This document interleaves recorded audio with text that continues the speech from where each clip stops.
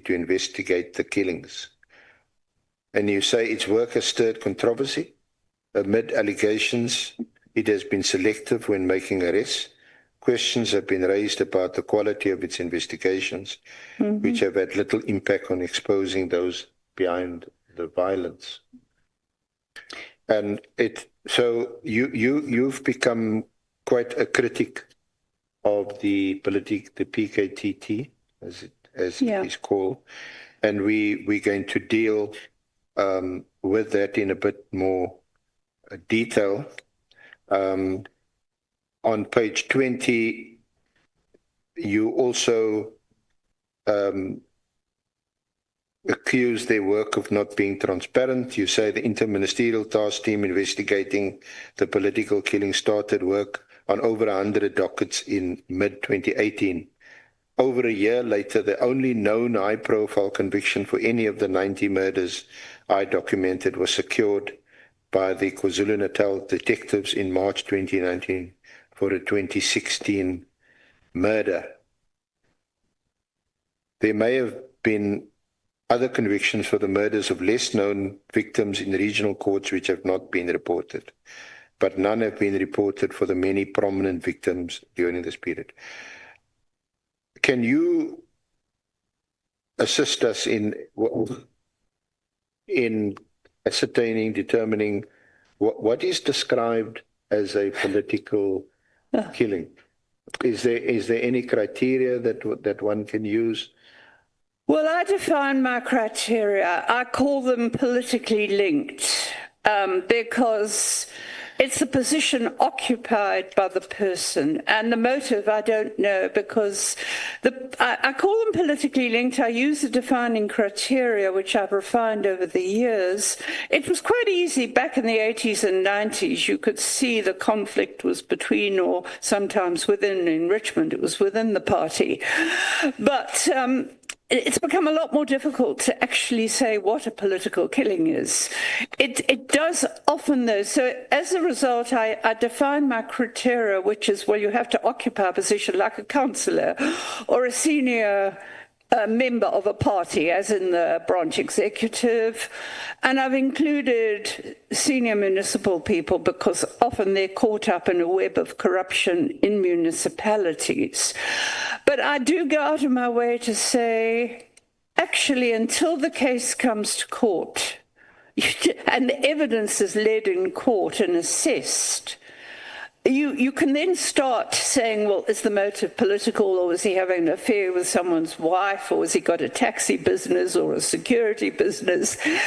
I mean, that's not political per se, but so, and I know this because over 20 years ago, I served on a small committee which was established by then Minister Twete, because the white farmers, does this sound familiar, were saying they were getting targeted for political racist reasons.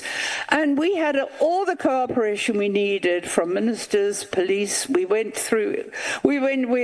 talked to prosecutors, investigators, everything, victims, families, even prisoners in prison.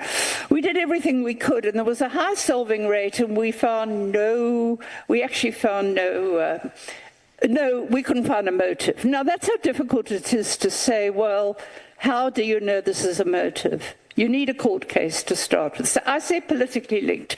And my problem with the task team is that I have never known how they define the cases. I have heard they've taken dockets that have got nothing, as far as I know, to do with politics. I have no idea what the base they're working from. So it's impossible to say X percentage of it. You have to start with the universe. You know, who are you describing? Where are the dockets? Even now, I'm battling to work it out because I don't know which dockets they took and which didn't. And the figures have tended to shift somewhat over the years.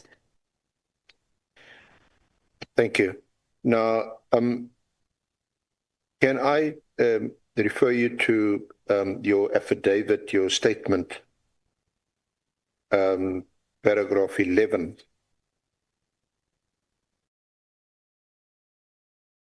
I want to just refer to your engagement, as it were, with former Minister Kele and also the communication you had with the then Provincial Commissioner Mkhwanazi. Yeah. Okay. I had complained to the Portfolio Committee, everything should be on record with them, about Clearly's involvement in operational matters, which I knew he was involved in. Everybody knew he was involved in. I mean, if you talk to people who've had experience, I mean, when I tried to find out, when some relatives of a man who'd been arrested told me that their relatives were all getting abused by this task team to try and get them to make statements. These were people who contacted me. I met with them. They told me about it. And I said, okay, well, who is heading the task team? They didn't know. They gave me a name that I phoned, and it was a policeman who said, well, he was with the task team and he wasn't anymore. And I said, well, who's running it? And he said, oh, Clearly's running it. Oh, okay, well, that I'm not surprised about because, you know, I know I've heard that otherwise. The other thing I know he's running it is that in the Magaka case, Sindisa Magaka, I know this from crime intelligence itself, but it was leaked to the media, not by me, that crime intelligence had supplied the money for the guns that attacked 3 people, ANC people in Mzimkhulu, and 1 died. It was Sindisa Magaka. Okay, now that report was somehow leaked to the media. And it transpired, and I checked this out, it transpired that the head of intelligence at the time had given the report to Clearly, which is not his operational role. The head of intelligence is supposed to give it to the National Commissioner, and he didn't do that. And the National Commissioner said public in the media he didn't know anything about it. I mean, I've never asked him about it, but I can believe it, because if you also, I don't know if it's included in this, but it's even on the internet, or it was. It's a protected disclosure by former Deputy Minister Vuma, General Vuma, Deputy National Commissioner, and she talks about how Clearly was constantly interfering and trying to get this procured and that procured. She was investigating. She says in her protected disclosure, she said she was investigating corruption, and then Masemola was told to get rid of her, and she was suspended. I think she's not back. So, I mean, it was, and I complained to Parliament about it. I said he shouldn't be running this team himself. And the former late Honourable Chairperson said, no, of course he shouldn't be running itself. But she said, we talked to him about it, but of course nothing was done. Because if I talk to people who've experienced the task team, they say that he was seen with Khumalo. So I just wanted to investigate it. Okay, now, then what happened is in 2021, I have known Tabiso Zulu since he was at high school. He did some research for me at one stage. And he, of course, got into big trouble. I said to him, he went to the Morani Commission to tell them what happened to Sindisa Magaka. I said to him, you know, don't stick your neck out. And he did. No, he said, I've got to do it. And then the problem started. He got security threat assessments from the police. Even the public protector said he was to have protection, and he didn't get it. Clearly took it on review. He refused.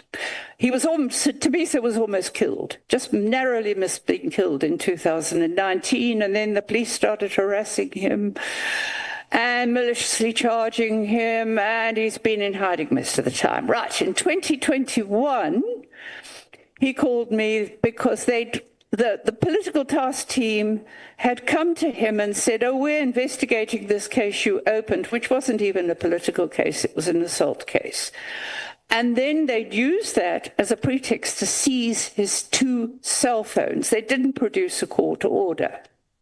Then they maliciously charged him again. When he got the cell phones back after my intervention, including speaking personally to Khumalo and writing a letter to Mkhwanazi about it and copying it to Parliament, nothing ever happened. That's MDH 5.1 on page 23. That's the letter to Mkhwanazi, 11 October 2021. It sounds like it. And I don't have to. MDH 5.2, which is on page 27, addressed to the Honourable Chair and members of the Parliamentary Police Committee. Yes. I also, at one stage, I thought I'd did an affidavit because somebody was going to investigate it. None of the cases Thabiso Zulu opened, and there's evidence, especially in the attempted murder, none have ever been got to court. And that's a political case if you try to shoot a political whistleblower. Yeah. So, and General Mkhwanazi himself, did you ever respond to you? Not in this matter that I recollect. The only time, I've written a lot of letters to him about what's happening. I think I got one response from him, but because it was, I sent him, I think I'd have to check back, quite frankly, but I have sent him a lot of letters, including about what happened in July 21, when he wasn't around. He was nowhere to be found, not even on the phone, while the place was looted and burning. Okay, now, I have written a lot to him, and the only letter I can, off the top of my head, reply, I remember sending him pictures of some armed security guards with rifles in one of the towns. And I said, you better check. I think I sent him the pictures and said, you know, are these people allowed to carry guns like this? And I never heard another word, but I think he indicated that he would investigate it, but it was years ago now. But I also put on record with Parliament in 2020, a couple of years back, before the last Parliament changed, that clearly was going around telling people that I heard from police that they were not supposed to talk to me. So maybe Mkhwanazi had orders from clearly not to talk to me. Now, Dr. Das, can we just move on to some of the reasons why you demanded the disbandment of the PKTT, and you deal with that from paragraph 15 onwards on page 10 of your statement. Yes. May I just go back, though, because directly informing that is under 13.1.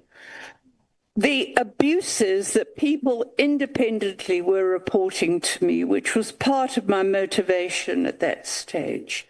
Yeah, sorry. Yeah. Okay, I thought they were catalogued in those. Oh, okay. Well, I can include that. But maybe highlight them. Maybe highlight 13.1, 13.2, 13.3, and 13.4. Yeah, okay. There was the emotional and physical abuse, the use of tubing.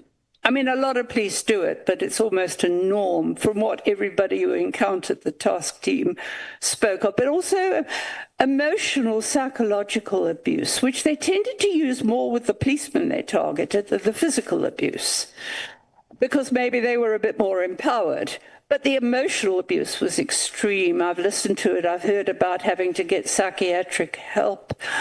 It's very clearly spelled out in information given to me by a man called Ronald Pillay, who refused to give false evidence against Mzintli. Mzintli is in one of the first 3 case studies I sent. Mzintli was a former MK member, actually, who was for years a senior road traffic inspector in the Lower South Coast. He reported corruption, and he reported the alleged real killers of the speaker, Wandile Mkhize.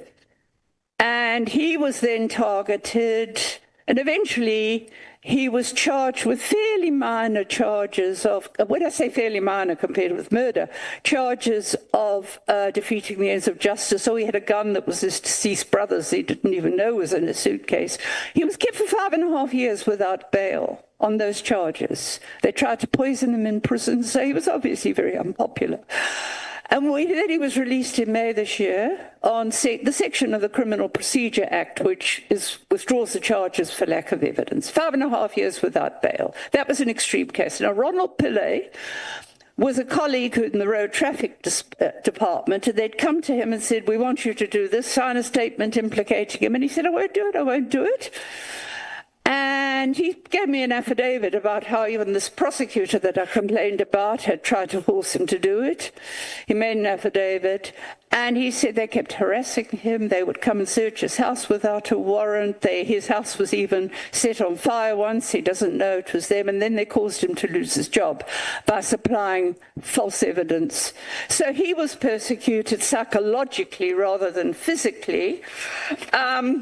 The other one is almost a norm, it seems, and this is, I've been told by virtually everyone I've interacted with, they just come in and search without a warrant. They don't produce an order when they take our phones. This was common. This was a common allegation. I mean, this is illegal. And I mean, the fact that I reported to Parliament the illegal seizure of a phone without a court order, and they were still allowed to carry on doing it. And that's what they did do. Okay, and the fabrication of evidence. I mean, this is a serious problem. I mean, there's a case now involving 2 policemen, a sergeant and a constable with clean records, in a station called Mkhwanazi, south of Durban. 3 years ago, they were on patrol one night, and they stopped a car that turned out to have armed hitmen with AK-47s. You see, they were all hyped up. He thought they were on Muti and going to kill a hit. Okay. They were going to get an excellence. They booked the guns in, they booked the prisoner in. They were going to get an excellence award, but they get arrested. In fact, the way they describe it was one of the Kumalas, there's lots of Kumalas in this team, lots of them. One of the Kumalas rocked up driving Mkhwanazi's BMW, apparently. So Mkhwanazi, instead of giving them an excellence award, was kind of colluding with the police who wanted to arrest them. Okay, they were arrested. They were charged initially. The only political killings that they could muster was the killing of a councillor in Margate, which is a good hour's drive from Mkhwanazi, and they were on duty that night. And there are OB entries, AVL entries, cell phone records to show they were in Mkhwanazi doing their job. That charge has never been withdrawn. They then manufactured another 3, which weren't even political, okay, that they killed one night apparently. They've got alibis for that. They've got alibis for that night. But the state drags its case out, on and on and on. They refused bail on grounds. I've seen the bail hearing transcript. The state finally finished its case 3 years later, wasting days and days of court time that they are paying for, their families are paying for. No evidence whatsoever produced to support the bail argument and let them out on bail. We're looking at that case now and how we can help them, because they deliberately delayed the hearings again for another 6 months. I don't know why the lawyer didn't apply for a withdrawal of the charges, because the state, according to a relative of theirs, which is a senior policeman, the state had not produced any evidence to support the charges. So, I mean, these are the stories I was getting, and this fabrication of evidence was a common theme. I mean, like the Dlamini case that the Honourable Adams has been pursuing. And he said, I mean, even that, somebody said, I got my information about Magaka, I think it was to the Madlanga Commission from Adams. And I've been working with Thabiso Zulu since the 90s. That's where I knew about Magaka. Anyway, but Adams said to me when I finally did speak to her, which was quite recently, I'd only copied him some of the stuff to the committee. And he said to me, you know, I can't even sleep at night thinking of what happened to that poor man. This is Dlamini. Another one who was seconded to the task team, and one of the convictions they got was his work too, and he was investigating Magaka and some of the other convictions they got, and he's been sitting in prison for 5 years because, well, his story was there were a couple of cases he was doing, one involving an Ngoma case that they were unhappy about, but these are his words, and he must give evidence himself. He said to me when I managed to speak to him, he said, well, along comes Khumalo and says, I must arrest Zandile Gumede. Zandile Gumede is the mayor of Durban, and she's already facing charges for corruption. I've got to arrest her for killing her husband. He said, but I can't do that. I've got no evidence to arrest her for killing her husband. I can't arrest without evidence. And these are his words. So he says, Khumalo says to me, I don't care whether you've got evidence. He said, the minister wants her arrested. He wants it in the media. These are Dlamini's words to me. He must give it himself to Malanga Commission. But he was unpopular enough to be charged with defeating the ends of justice. And a policeman who refused to support it also got charged with defeating the ends of justice. They're still sitting in prison 5 years later. So you can see why I was up in arms. I'm hearing horror stories, human suffering, dreadful stuff. Yeah. But Dr. Das, are these stories that you're hearing, they anecdotal? But is there some independent source, or how are these stories verified, if at all? I can only talk to people directly and corroborate. Like, for example, one of the cases I was linked to, I spoke to people in the community who were all saying, no, they've arrested the wrong people. The two brothers who knew who the right killers were killed themselves because they went to the police with the information. And I've spoken to people in the community, including a man who was told me how he was tortured, tubed. Very scared, very scared. Some people are too scared. I've tried to verify everything. I obviously can't. I mean, how can I check whether they're guilty or not? I can't until the case goes to court. And they're dragging it out. They're dragging these cases out. Some of the police, like one of the relatives is a policeman who's verified everything that is, and other people who've also kind of experienced that the task team said that, well, that's what they do, and this is what. Oh, in the case that Dlamini, the councillor that Dlamini had actually arrested, the charges were withdrawn. So, I mean, that is concrete stuff when charges are withdrawn. I can't verify. I have said to all these people, I've seen stuff they've written, because some of them have actually written stuff to the Public Protector, Justice Department. So that's the best I could do to verify, quite frankly. I want them to talk themselves. These court cases, do you monitor them? Are you able? Yes, as far as I can, especially the Bagaka case. I've been monitoring that since the very beginning. Honorable Ngola. No, thanks, Chair. Chair, the witness has made a concession that there are many Khumalos in the police service and stuff.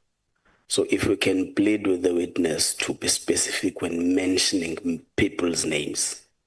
If the witness is referring to Mkhwanazi, there are numerous Mkhwanazis. If the witness is referring to Khumalo, there are many Khumalos. So the witness can she please be specific if referring to General Ndlandla Mkhwanazi, so that it's on record, or General Tumisani Khumalo, so that it's on record. Otherwise, we'll rush after people, wrong people, if this is our moving. Thank you. Do you want me? Yeah, you may proceed. Dr. Haas, you heard that. I think you yourself said there are many Khumalos. I think the Mkhwanazis thus far you referred to, that's General Mkhwanazi that you've written to.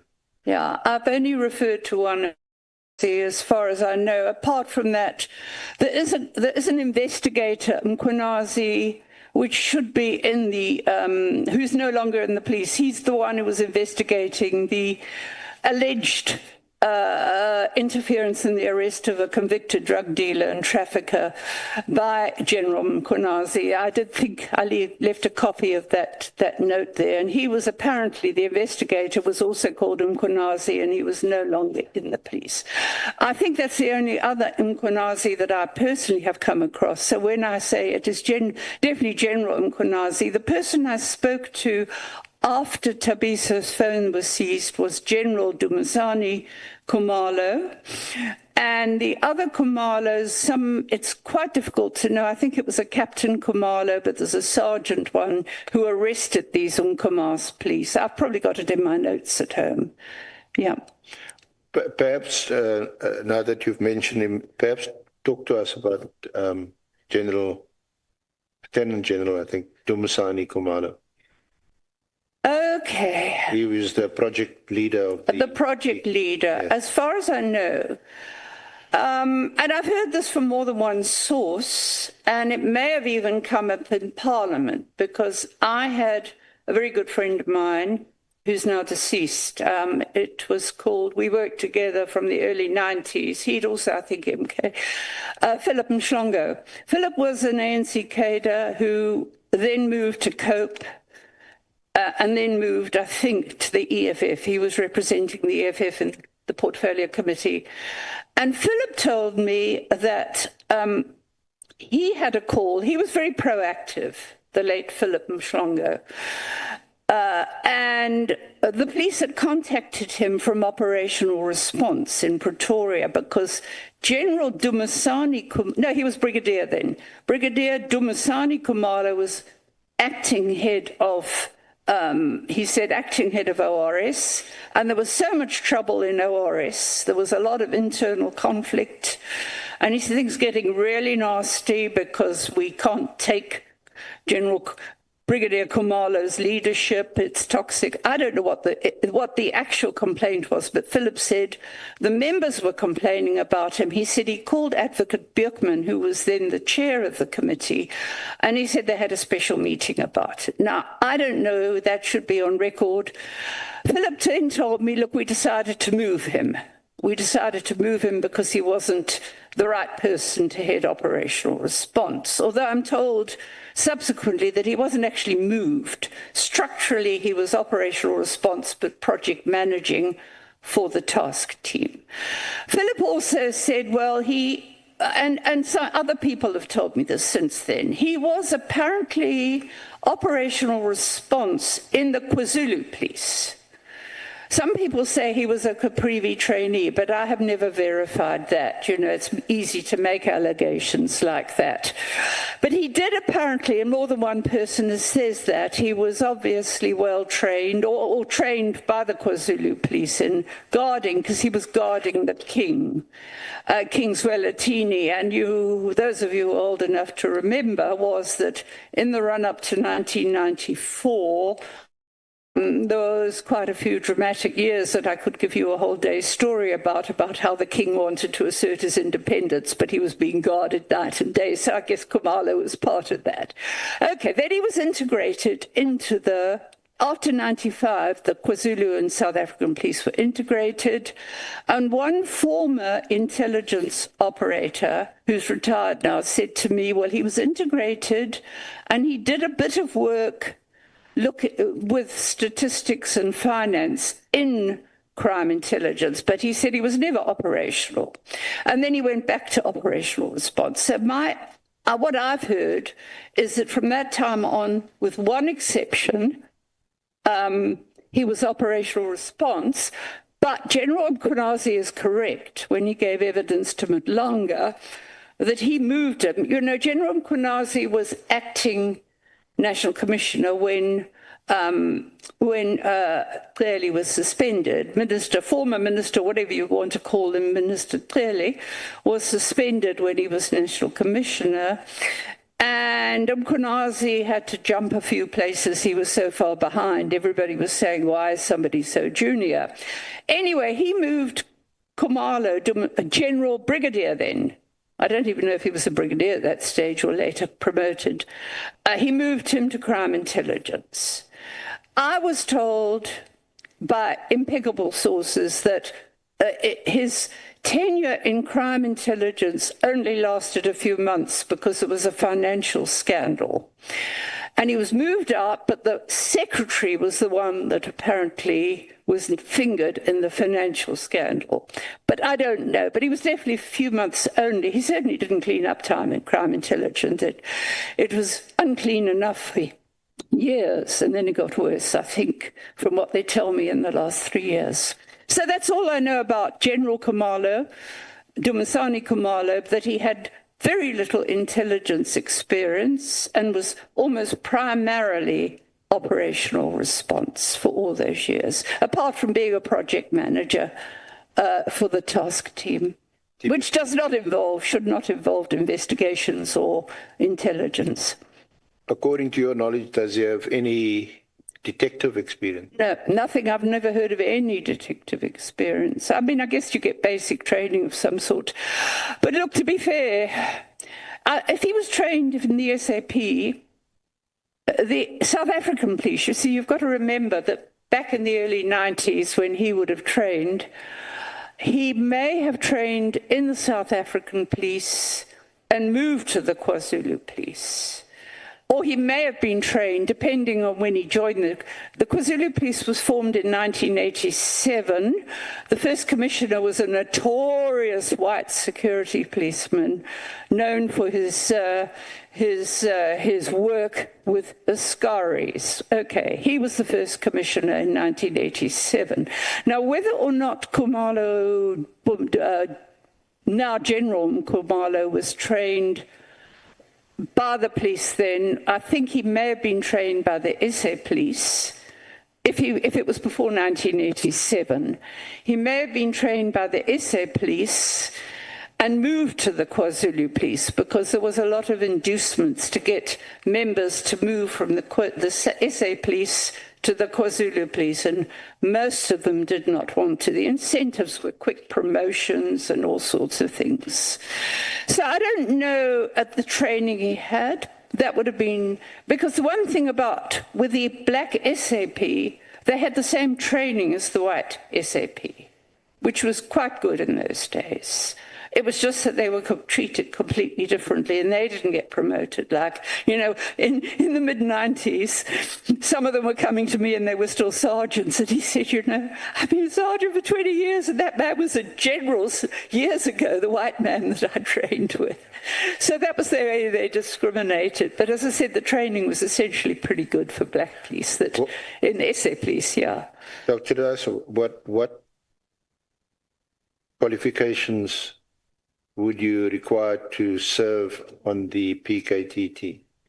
You would need to be, okay, this is the way the task teams work that I know of, even when they were established by, for specific purposes. That's the ones I had experience of in the 90s, working in the South Coast, Midlands, North Coast.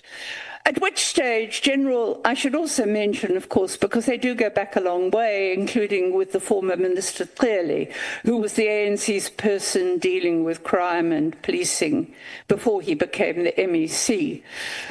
So they would have known each other for a long time. And General Mkhwanazi himself was trained from the beginning with operational response. In those days, it was called the Stability Unit, but we all called it the Instability Unit. They're the ones that used to go in and raid the homes of the UDF or the ANC people and see if there were any weapons and move them, and then the vigilantes used to move in and attack them. And I think that I haven't checked back, I'm very familiar with Shobishibani.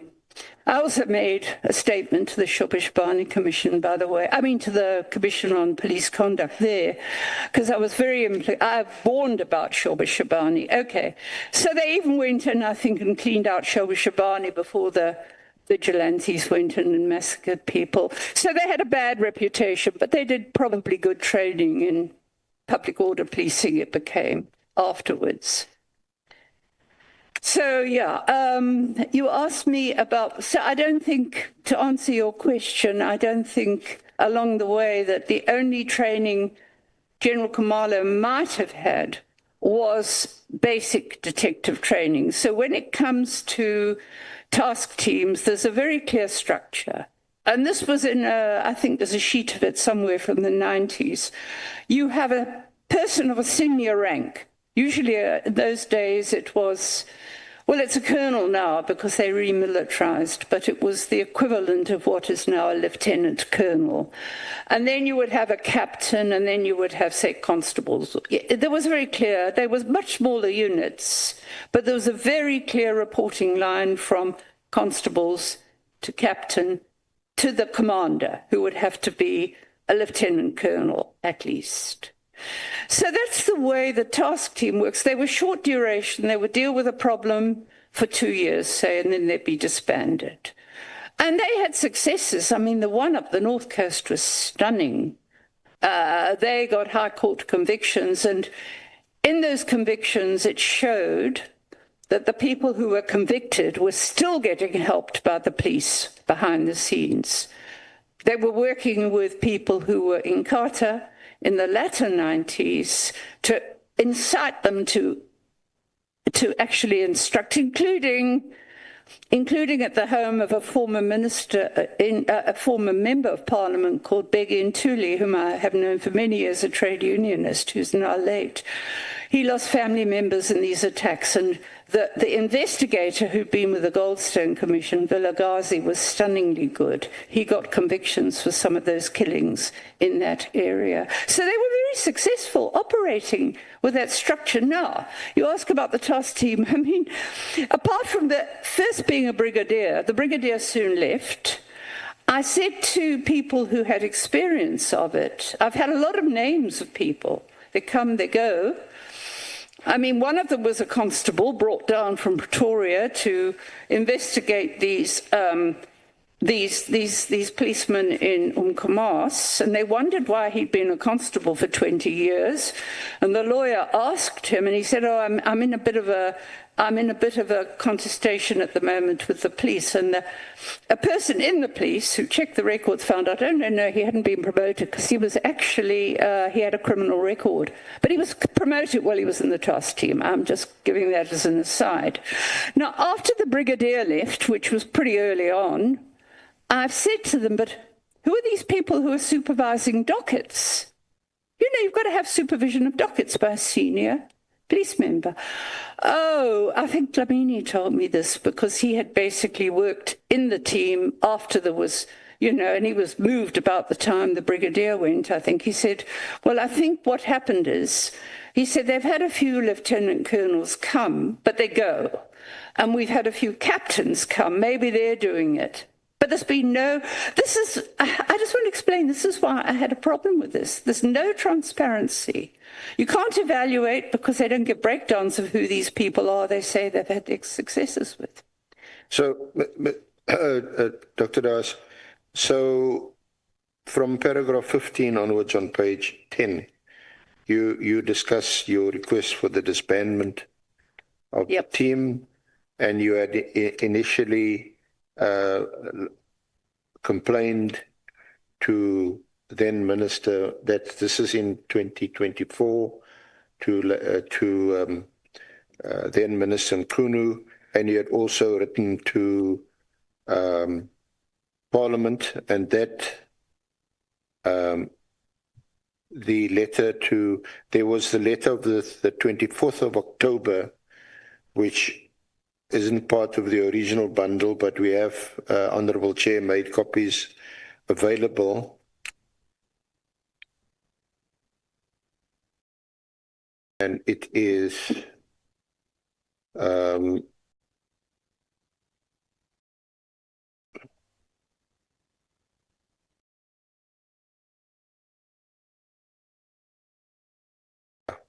it's also at page 53 in volume 2 of the annexes. Call for the immediate disbandment of SAPS political killings task team. This one. Yeah. Oh, yeah. Yes, yes. And the letter also to the Minister of the 13th of November 2024, which is in volume 1 at page 34, MDH6.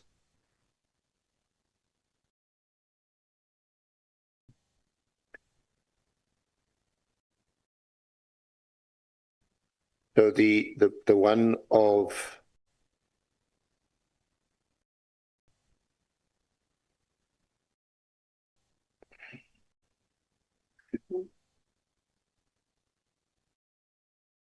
May I refer to the first one on page 53 in volume 2, which is addressed to Minister Mkhwanazi,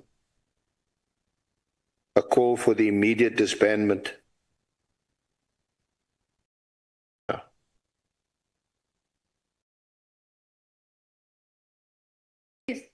And in the you write in paragraph 1, this letter and its 3 appendices is to request that for reasons as set out fully below, you take urgent and appropriate action to deal with the abuses and gross wastage of personnel and financial resources by the irregularly constituted political killings task team. I request that you, 1, instruct the National Commissioner SAPS to immediately disband the irregularly constituted, unnecessary and wasteful political killings task team and send its investigators back to the detective units established provincially and nationally in terms of the SAPS legislation. The National Commissioner must immediately stop the deployment of General Mkhwanazi, who heads Crime Intelligence, CIS, to this task team, which he did not have the qualifications and experience to command in the first place. Why has he been allowed to occupy these positions, for neither of which he has qualifications at the same time? And that was followed up with a November letter and then the directive of 31 December, which he got a copy, which we've now copied to the Honourable Committee.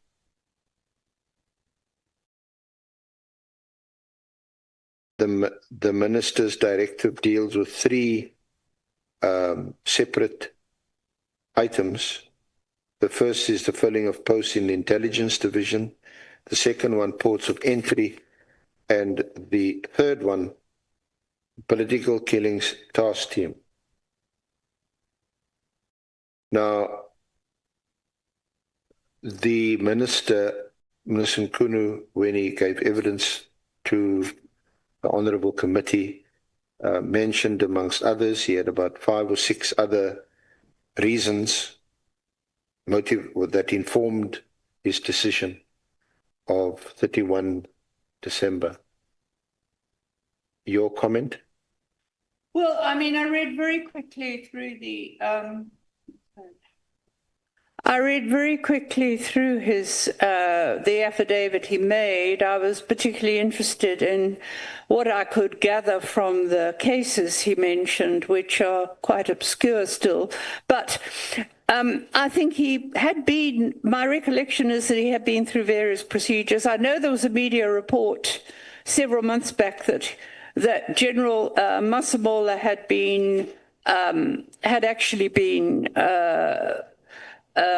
told that we couldn't afford to, the country couldn't afford to keep this expensive unit going, and I think my role in this is to say it wasn't necessary because we had perfectly good provincial teams, which I have explained, I've given details to. And I had never in my life, in all the years I've kind of worked with police, we've often cooperated. I've put them in touch with people when they're investigating, including back in the 90s. And I have never in my life heard of a task team running around with members of National Intervention Unit. What the police do, if they have to go into an area they think might be dangerous, they sign for a rifle to take with them in case they come under attack. And here I was getting, I think the first one I heard that were national intervention was when they seized Tabiso Zulu's phones. And then I heard that regularly the National Intervention Unit is with them. Now I can tell you, and this is one of my arguments, that at the moment we've got trucking mafias, we've got land and housing mafias invading land which is under interdict by armed men, and there's not a sign There's no sign of a national intervention unit or a public order unit. And they're running around with the task team, staying in expensive hotels. I then was told that actually a member who was a captain and promoted to lieutenant colonel, who by the surname of Finn, who's named by people in the task team, is actually cooperating the unit with General Dumisani Khumalo. He's kind of one of the commanders. Now that means then that we have the only people with oversight of a detective team are the National Commissioner, the Provincial Commissioner, the seconded NIU person, and General Khumalo, who's also head of intelligence. Now, that means there's 4 people there who are operational response and not even detectives running a team. I mean, it's just crazy. Absolutely. I've never come across this before. So that was the story of, you know, I did write that letter, yes, and I wrote the subsequent letters because I was horrified by what I was hearing, and I thought of the expense even then. I would hear, well, who's so-and-so? I'd ask a detective that used to work in the oh, I think he was with us and he's gone and he got promoted now. That's why he's now a colonel. But so I was getting reports from different people. When you put it together, it was all grossly irregular, plus my own experience of, as I said, the way they were running around. And I wasn't just told this by people who were accused, I was told it by families who'd seen them in court. And this year there was even a report, it's not in your bundle, I think, but after the disbandment, the national intervention was still in court for Dlamini's case, I think it was, and others. And they prevented family members from entering the court. I've got a whole lot of statements about it from them. So they were still running around. And that's why then after I sent the initial complaint, and I want to stress, I never thought the minister would act. I've never had ministers acting when I've asked them to do things before. So just before we get there, Dr. Das, did Minister Munu reply No. To your... But the letters went through. He never responded. As far as I know, I never got even, but I did send them to his office and they didn't bounce back. So I was assuming that he had received them. Now, while we talking about Minister Mkhwanazi, can you just reference from paragraph 24 on page 16 to 26 on page 17, any interaction, relationship, contact with Minister Mkhwanazi? Yeah. I was asked to do this and I want to do it because people are saying it was me who drove it and wrote the letter, which is nonsense. Let me just explain my history. When I was interacting with a lot of ANC people in the early 90s because they wanted to know what was happening, Professor Zulu and I were still producing reports. I've mentioned to you there were specific people, but Senzo Mkhwanazi was not one of them. There was Willis Mkhwanazi, who was a trade unionist, who became the premier of the province, but not Senzo Mkhwanazi, I think, at that stage. And the area he came from, he'd been under threat, I gathered, from... I was working very closely with Roy Ainsley, who was up the North Coast a lot. And he was doing the area that Senzo Mkhwanazi was in, and he was under threat. But it wasn't as badly as attacked as the areas I was working, which had a lot of trade unionists in. And he seems to have been in another role. I didn't deal with him then, but I probably met him at some stage. I remember a conversation I had with him in the 2004 elections when he had asked me to supply him with what was happening, problems at polling stations, because in those days, and it was very contested. That was the first election the ANC won in the province. And there was a lot of intimidation, were the police there? Were the police doing their jobs? I was phoning him and telling him, well, there's a problem at this station, that station. That was the conversation. He was quite grateful for it. He thanked me. And that's the only connection, the only conversation. I must have met him at some stage because I was always getting asked to do things like opinions on traditional leadership and all sorts of things. And I must have met him. I probably met him when the ANC won the province. They had a huge gathering then. Paulus and I were at it. Shamila Batoy was at it. There were lots of people at it, and I probably met him then. And but I don't remember him specifically. But I had his phone number. I had his phone number in a book from years ago. I think a book from the 90s probably, or early 2000s. But when he was appointed minister, and I thought, well, I need to send him stuff now. I can't send it clearly because clearly was the one that was causing the problems. And I was writing to Parliament about it. And the president, I might have even written to the president at some stage about the problems, especially about Thabiso Zulu, because, of course, clearly wouldn't give him protection. Anyway, but I then phoned somebody in the ANC and said, have you got Senzo Mkhwanazi's number? And he said, well, here it is. And I found out it was the same number I had in my notebook for many years ago. Okay, so I sent him a text message. Or it might have even been a WhatsApp, I can't remember. But I noticed that with his WhatsApps, he does turn on disappearing messages, so I can't remember what I sent. But I sent him a message, and I said, please, could you give me the number of your PA?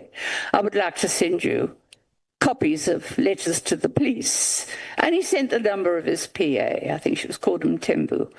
That was the only contact I had with him before I wrote the letters. And then after I wrote the letters, I had no contact with him until a month ago. What is it now? End of November? About a month ago, maybe a bit more. I got a call from one of the really good police that I've been working with for a few years. He's based nationally. And he has lots of information. He was in the police for a long time. He gets it. I've noticed a lot of these police get their colleagues' information. He knows a lot. He said, I really need to get hold of Minister Mkhwanazi. Can you let me know how to get hold of him? I said, well, I don't want to. I never give people's telephone numbers without their permission. He said, it's really urgent. He needs to know this. Okay, so I then phone Mkhwanazi. This is about a month ago or more. The line is bad. I'm not hearing him too well. I say, look, I have a policeman who wants to give you information. How should he do it? And he sent me the name in a message. He sent me the name of somebody that I could contact to give the information to, or put him in touch with this policeman. I did phone this. No, I contacted this person and I gave him the information, which he said he would pass to the minister. Now, I didn't know the man that I interacted with. So what I did was, to be on the safe side, I sent the information to Advocate Pekole, because I knew he wasn't, I presumed he wasn't anymore in the office of the minister, because there was a new minister by then. But I thought, well, at least he's a lawyer. He was a lawyer for Mkhwanazi, and then he would make sure he got hold of this police member. Anyway, I then heard from the police member that everything had worked out and he provided the information, and he thought it might have been followed up. But that was out of my hands. I was just the messenger in that case. And I could assure my policeman contact was actually quite chuffed. He said, no, they've taken my evidence and I think they're following it up. Anyway. You can't mention the person's name. No, I certainly can't. I can't. I'm sorry, I can't. Look, I can't answer a question like this, and I'll tell you why. I work with a very strict code of ethics. You know, there's a whole history in social science, including under apartheid. The social scientists are used by governments for spying purposes. It was notorious, Operation Camelot in America. And as a result of that, the American anthropologists adopted a very strict code of conduct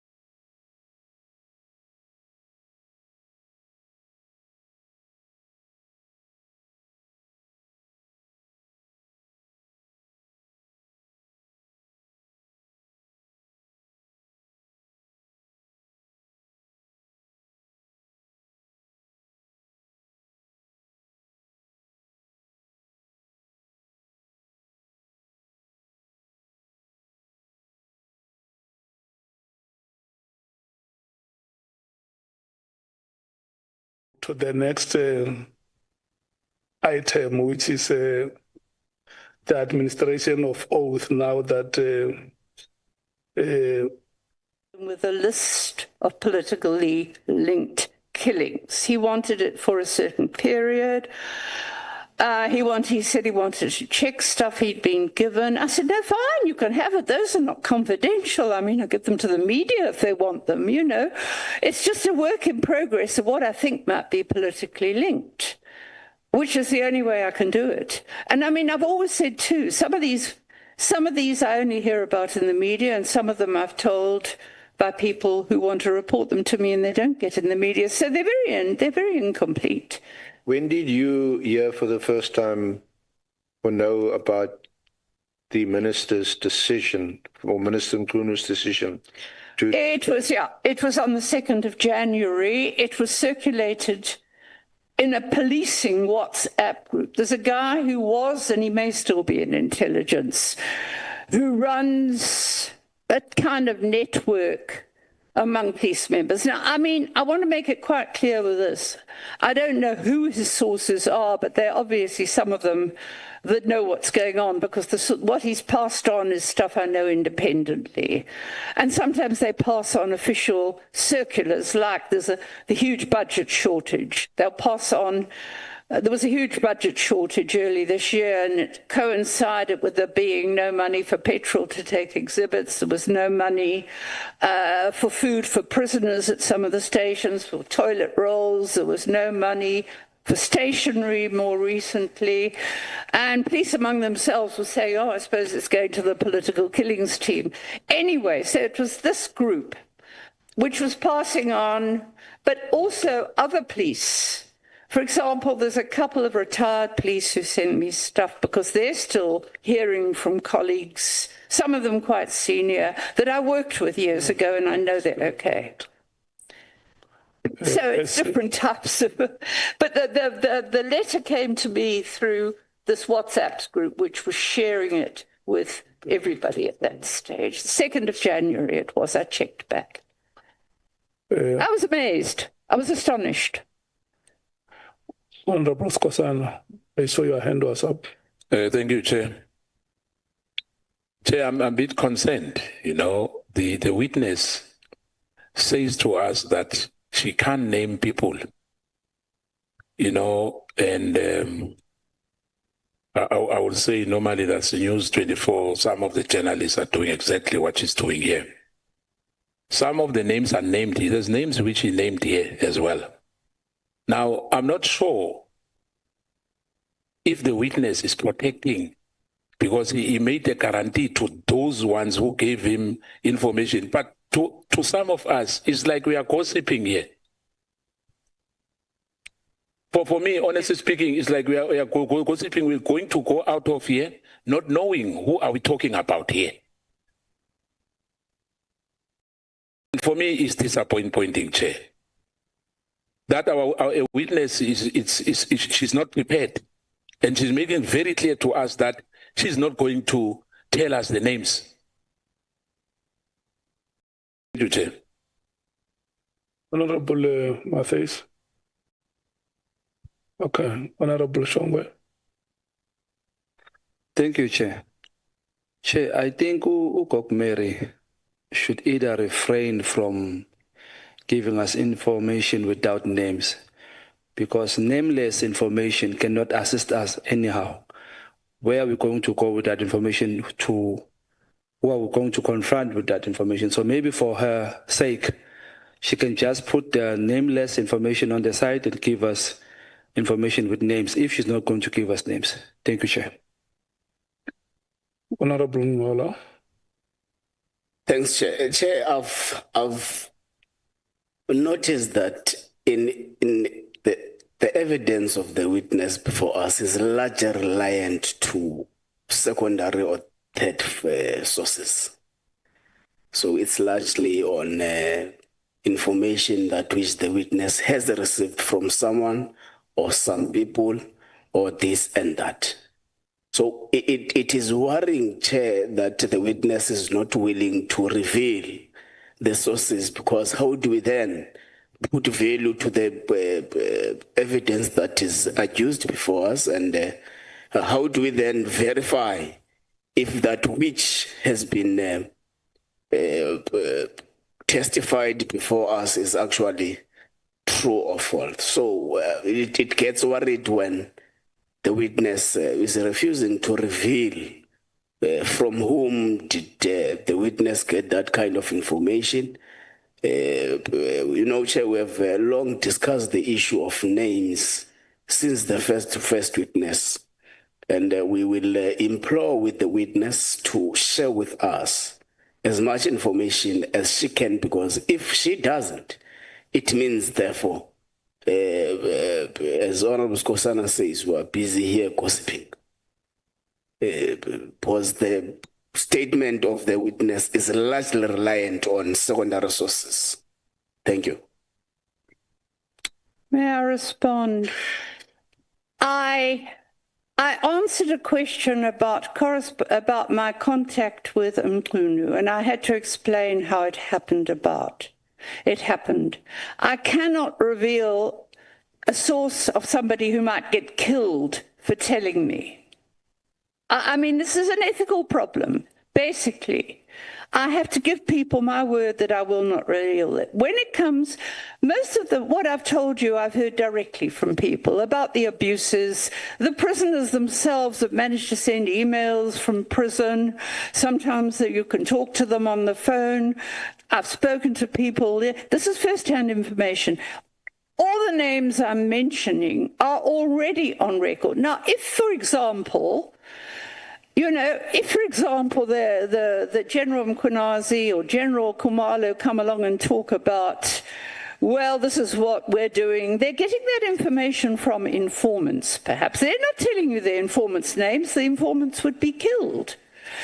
It's the way I've been doing this. It was part of my training as a social worker. I had to take an oath of confidentiality when I was still a student.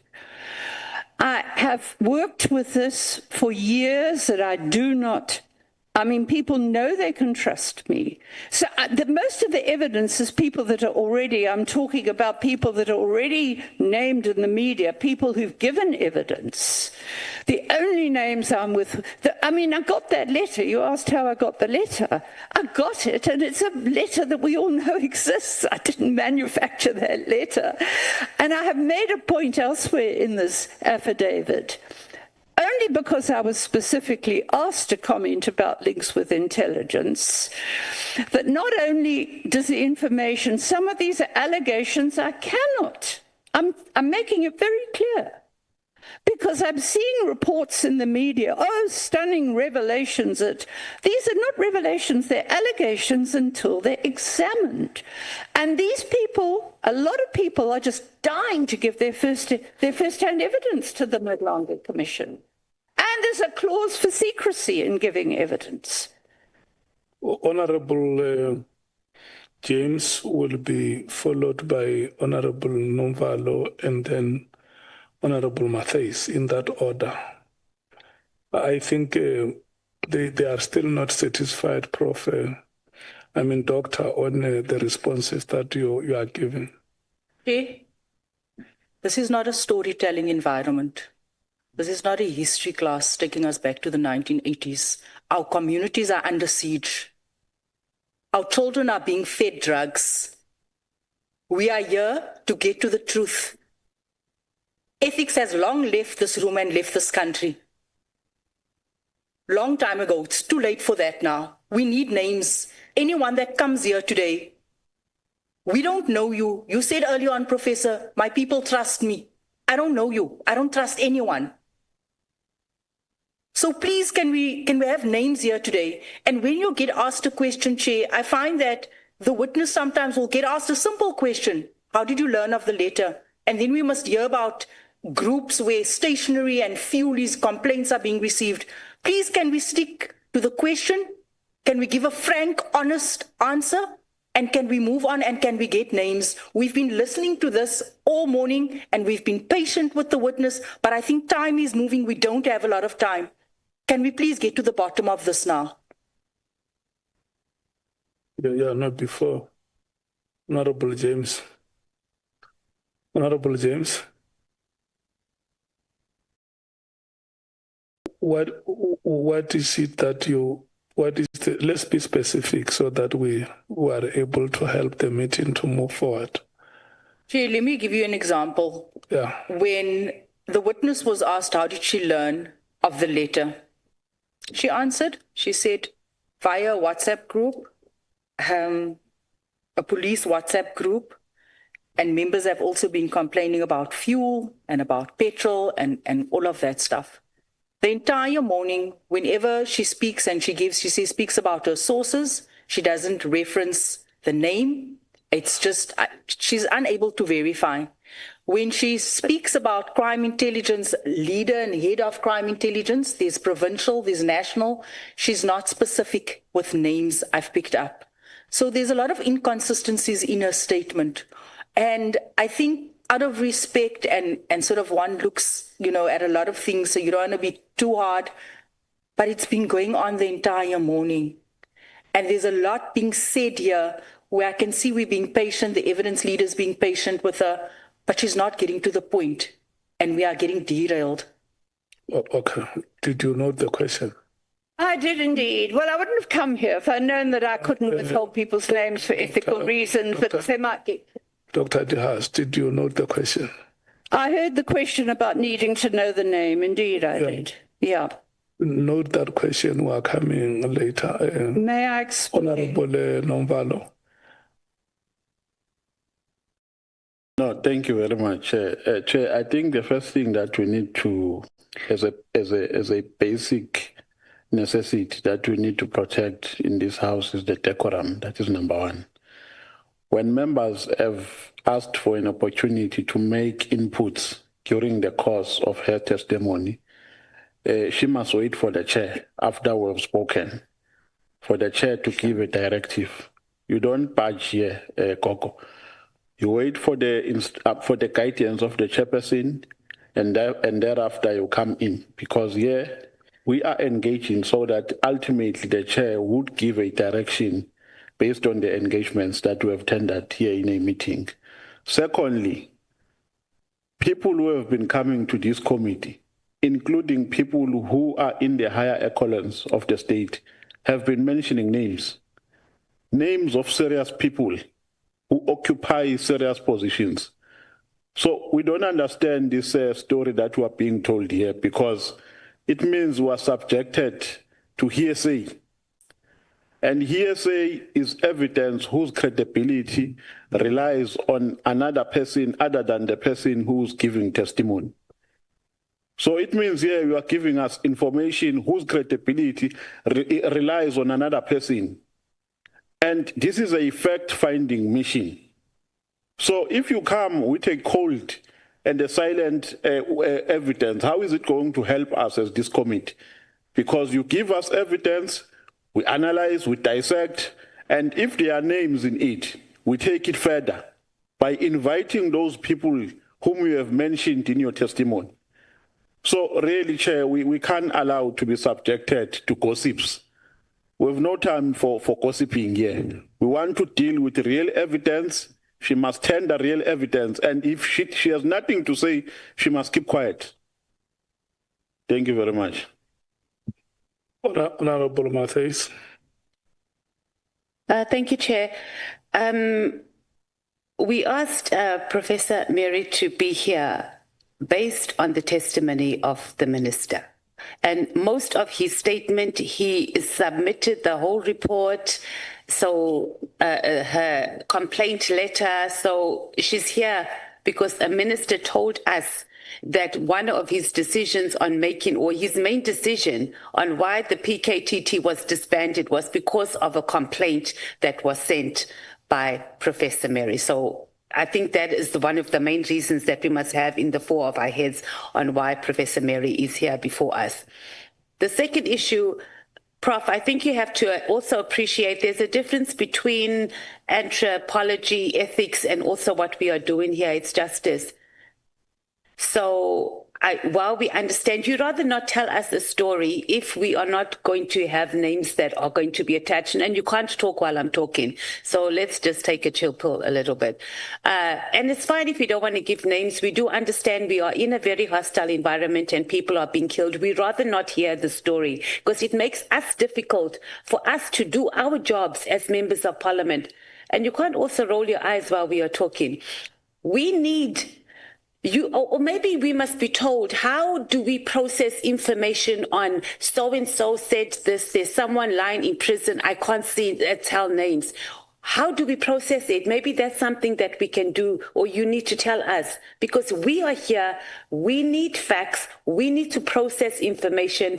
As my colleague said, there are witnesses that we need to come. We'd rather not hear the story if we are not able to verify that information, because as members of parliament, we are here to execute justice, we are here to do an inquiry.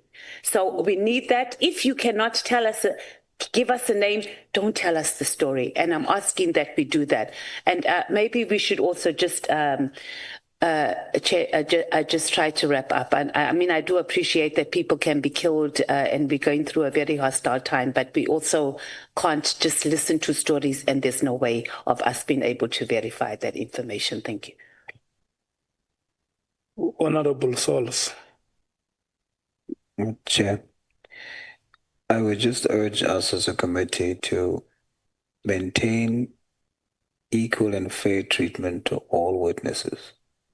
The terms of reference doesn't say. People like that, don't come here and always undermine us, and it's so unnecessary. And you hold us back here in the committee because you are unnecessary, Honourable Souls. Just say, let the minister, let the witness do it in camera. There's no problem.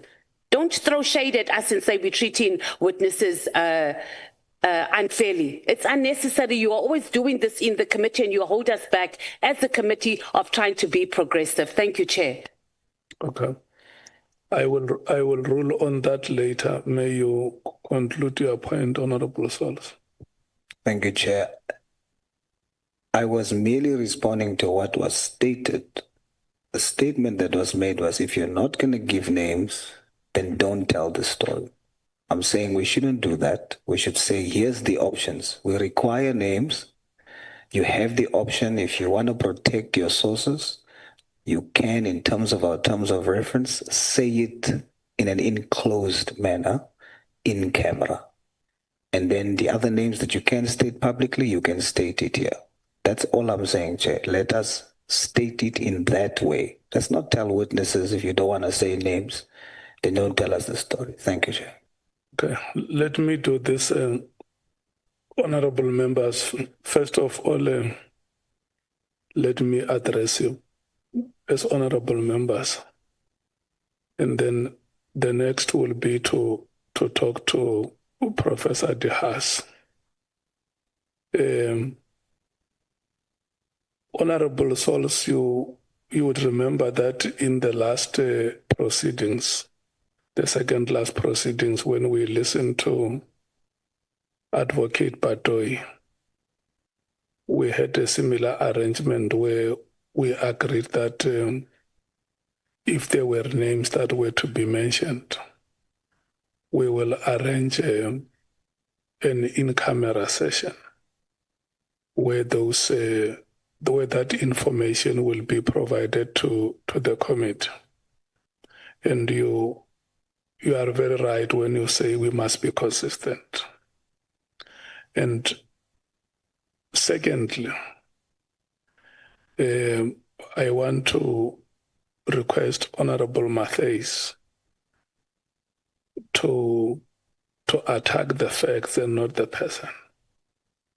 If there is something that Honorable Sols says, let's address ourselves to the facts that he presents or the view that he propagates than to attack him as a person. Because once you say this is what he always does, I think it's ad hominem.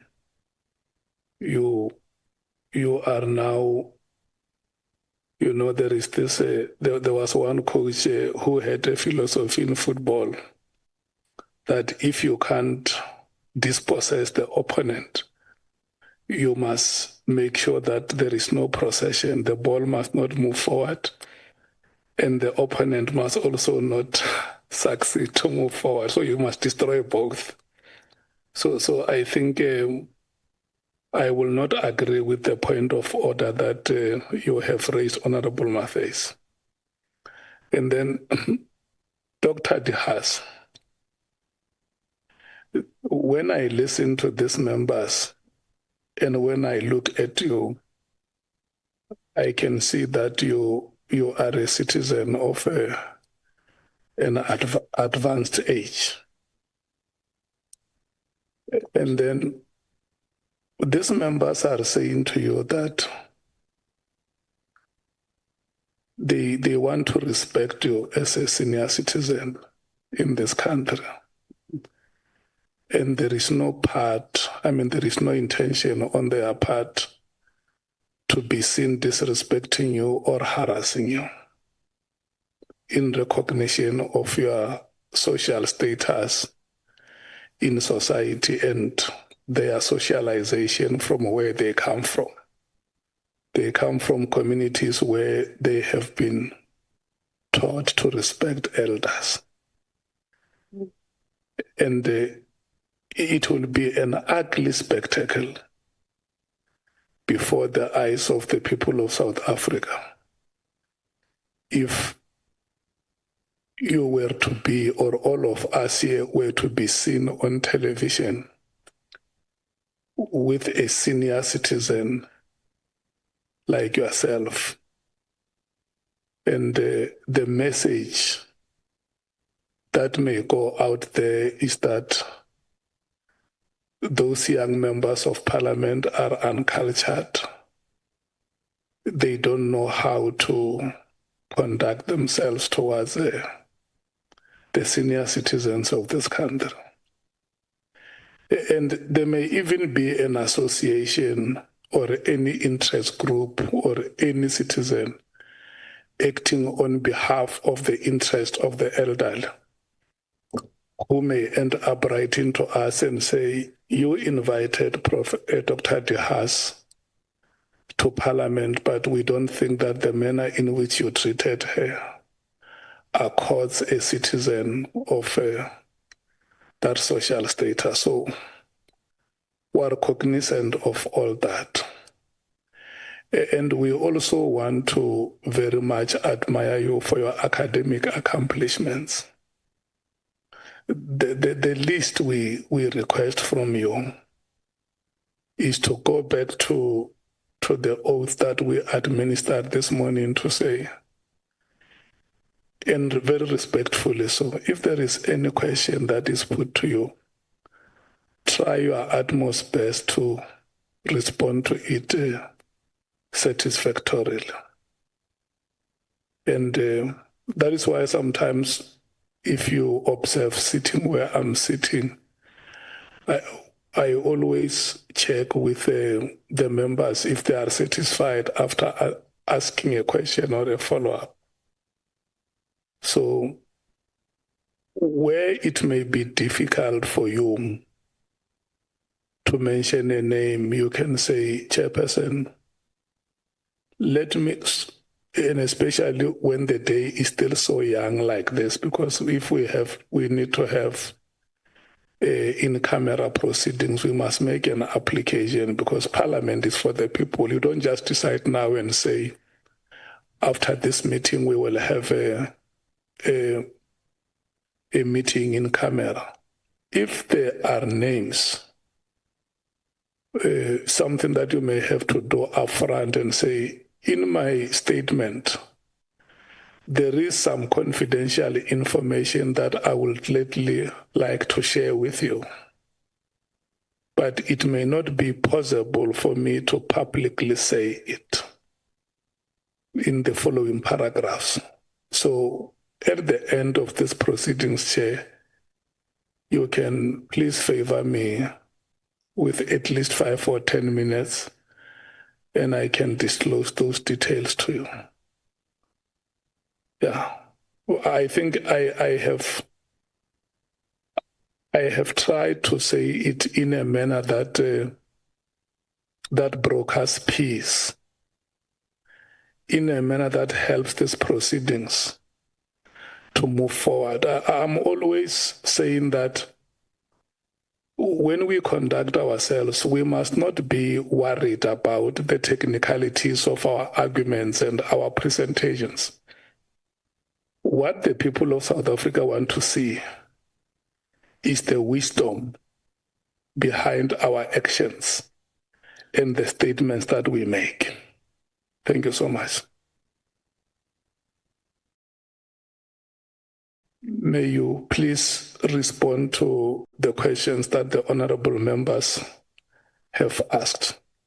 Certainly. And I mean, there's very few names I haven't mentioned. I mean, when they're names of police, I can't mention them because they will be persecuted and lose their jobs. They may lose their lives. Let me explain. And it's one of the reasons why I am outraged that we should have a team that focus on a few dozen people that may or may not have been killed for political reasons. I sit in a province, I myself have found myself under surveillance. I have just had to debug my phone without a court order. The phone, my calls were all getting diverted.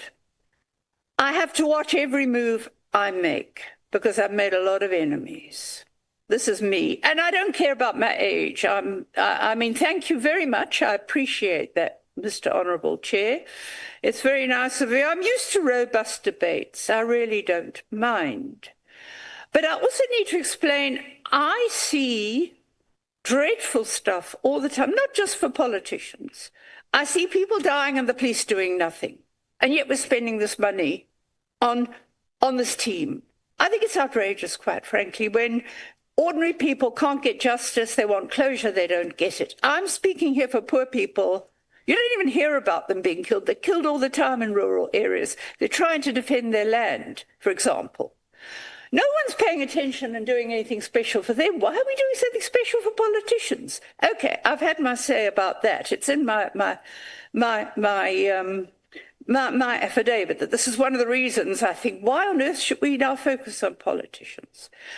I mean, there's relatively few people whose names I have not mentioned. I mean, I didn't mention the name of the person I passed the information to, the policeman, because I can't do it without checking if that's okay. But there's another reason here. I mean, it doesn't interfere much with all these people I'm talking about.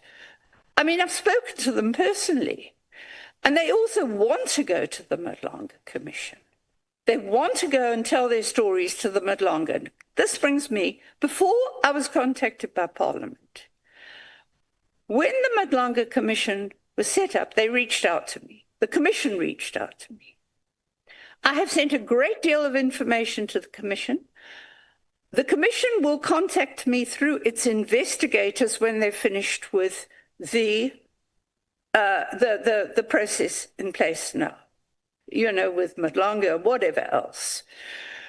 Okay, they have a team headed by a forensic person, and those are the people that will do the investigations. I appreciate what Parliament is doing. As I said, I've been trying to ask Parliament this for years, to follow up on the complaints about policing and about even the task team. So I appreciate this move. I appreciate your asking me, but if you had said to me, we're going to insist, you must remember, I mean, even I know, I'm not a lawyer, but even I know that you have the right to remain silent in court, even if you're an accused. I assume I'm not being accused. So I cannot, this is built into me. It's required by an International Association of Human Rights Defenders that I'm affiliated with, Frontline Defenders. You take every step to protect anyone who's vulnerable. And people who give me information that might lose their jobs or their lives, by my giving a name, are vulnerable. So I would just have to say thank you very much, but I cannot carry on, because don't forget that at this stage we have the Madlanga Commission with specialist investigators. They can check out whether what I'm saying, they can talk to people firsthand. And as I've said to you, people are dying to talk to the Madlanga Commission when they get as far as looking at the task team. So, as I said, I came here because I was invited and I thought it was the right thing to do. I gave the answer to this question and saying, I can't tell you the name of the person who wanted to contact Mkhwanazi, because I was asked to give any information I had, which I have done truthfully, about my contact with Mkhwanazi, with Cedric Ngabindi, with Sabia, and with, I was asked specifically by Parliament to give this information, and with Advocate Pakoli. And that's the only reason I've done it.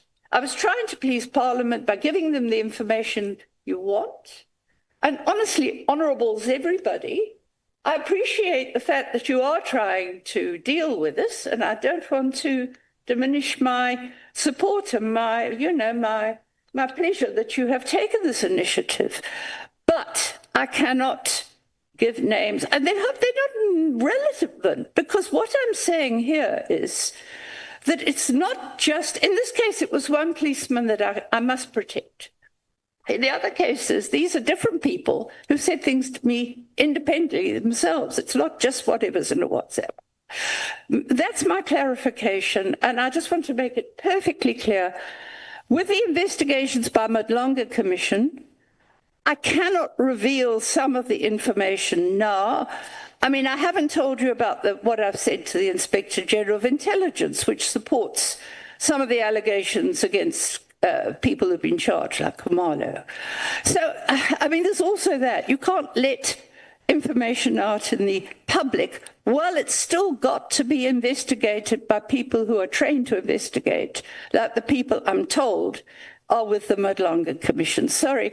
I hope everybody will, and if you don't like what I'm saying because I'm not giving you all the names, then I'm afraid I just can't carry on. I'm sorry about it. I mean, even in court, you have the right to remain silent. And I'm doing it only for ethical reasons. I live in a very violent province. I hardly move myself now because I could get killed. So I have to take every step to protect people. Yeah, no, very respectfully, let me check with you. What are the names that you are willing to give, and what are the names that you are not willing to give? I'm only giving names that are on public record. I mean, the people I'm talking about are paid by taxpayers. They're police. They're prosecutors. That's public information. It's all in my letters. The only information I'm not prepared to give, and I'm quite honest to say, and I've said it because I was specifically asked about intelligence. These are all allegations. I've heard them in some cases firsthand, not from whatever comes out of WhatsApp. I've heard them firsthand from people I know, but who have given it to me because they know I won't reveal the information. There's very few, I mean, you're not in a position, I mean, this has got to be investigated because they're allegations. So there are very few names I can't, I mean, like this policeman, I could not repeat his name, the one that said he had the information, he would be at risk. So it's not like there's a lot of names in there that I'm not revealing. I'm saying I've spoken to people, all these people I wrote about in the cases, I've spoken to them personally. I mean, I followed up on my first letter. I spoke to the two lawyers in Cape Town. Their approaches were also in the minister's affidavit. I've spoken to the policemen and their lawyers. I've spoken to the lawyers. Let's move to the next question. Are you, because your first answer is that there are names that you can reveal because these people are public office bearers. You can always reveal those names. Yes. And are there names that you will be prepared to reveal in camera? No, because they are still subject to the but longer commission inquiry, and they have investigators, specialized investigators, I'm told. This is what I try to get done on. I just want them to get into the hands of the right police, the right investigators, the right prosecutors. I'm not in a position to follow up. I say they're allegations. So where you base your evidence, or where you have made statements in your written submission to us based on the information that you got from the sources that you are not prepared to mention. Yeah, and there aren't many of them. Sorry, I beg your pardon. Is it your submission that the committee must not consider that information because it's not substantiated?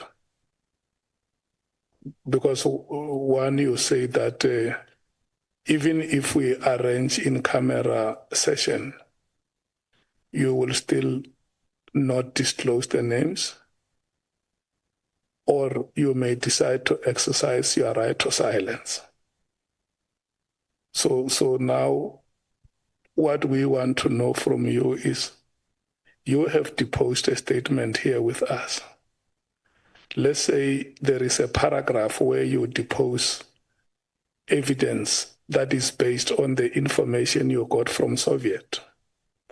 Then you say, no, I cannot give you the name of Soviet. How does the committee proceed with such evidence? Because if the committee may want to invite Soviet here to come as a witness to come and corroborate the evidence that you have provided here. So it means that evidence must fall off because it's unsubstantiated. Is that how we must understand that? There's not, can I just explain here? Most of what I'm saying is firsthand to me. It's hearsay to you. It's all hearsay to you.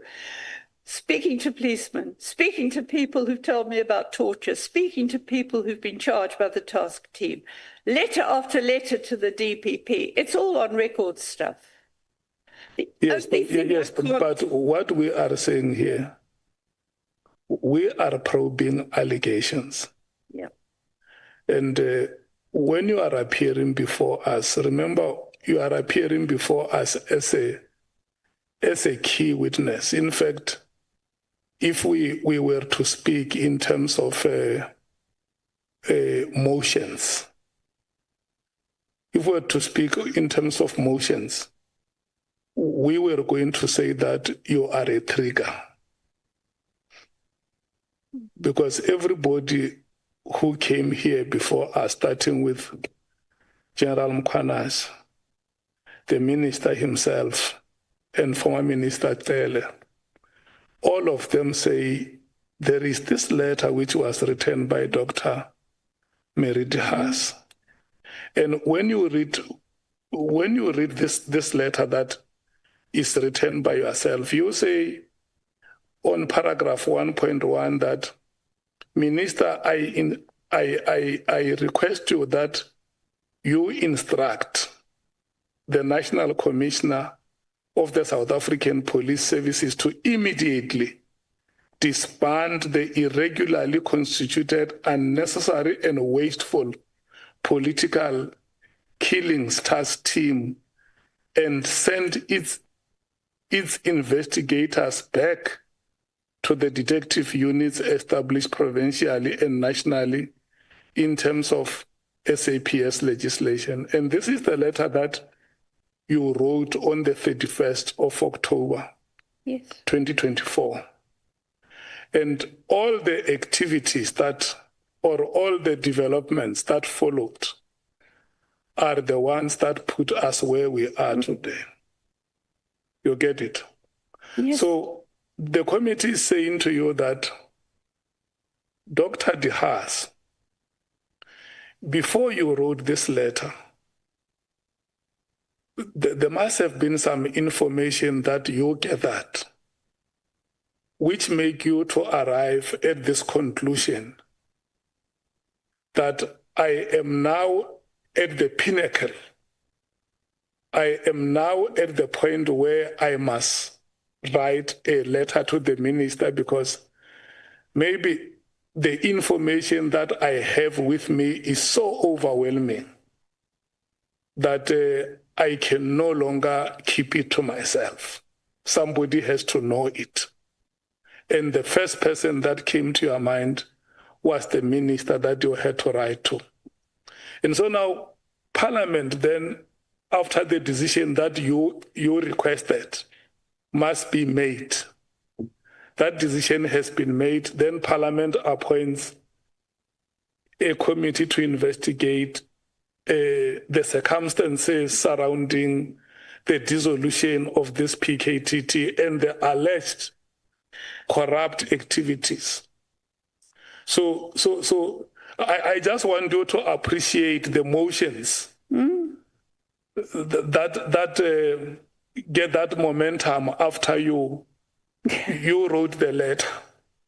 You get it? I do. And so now members of Parliament are conducting an investigation. They have invited you.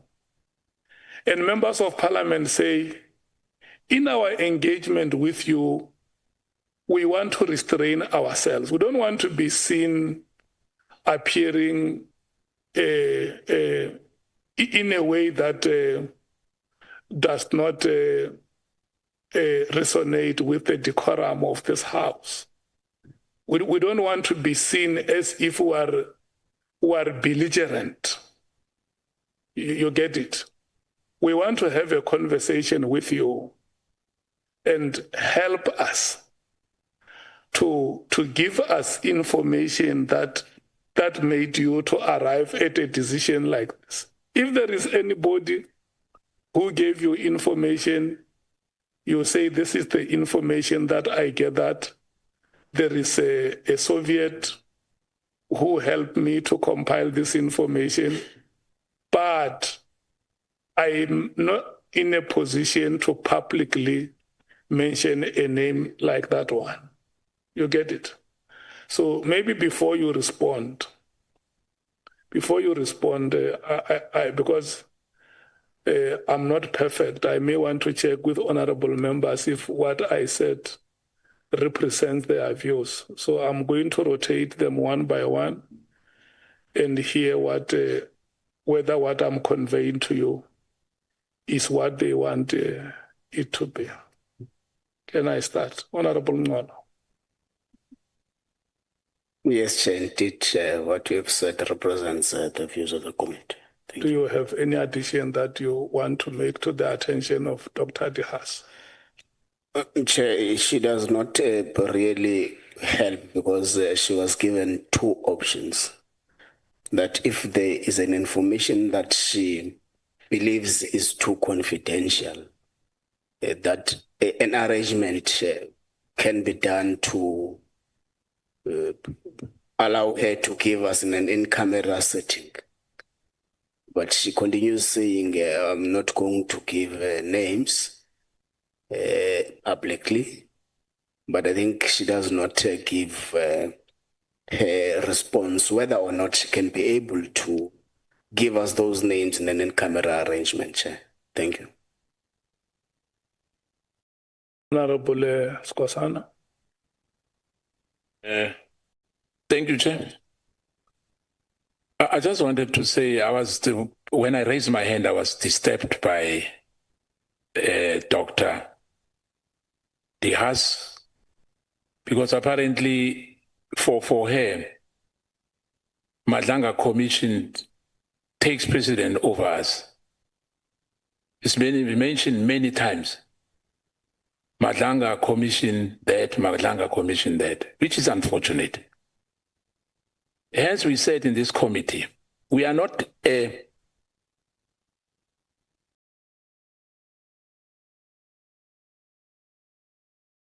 are not accountable to Madlanga Commission. Madlanga Commission is a separate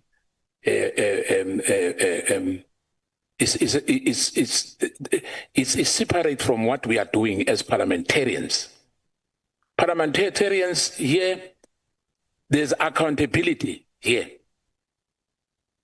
you know, whatever happens there is the president prerogative to have the Madlanga Commission established.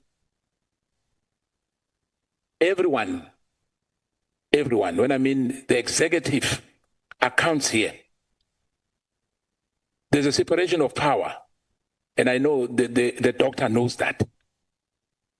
You know, I'm a bit traumatized about Madlanga Commission, every almost a sentence you made now.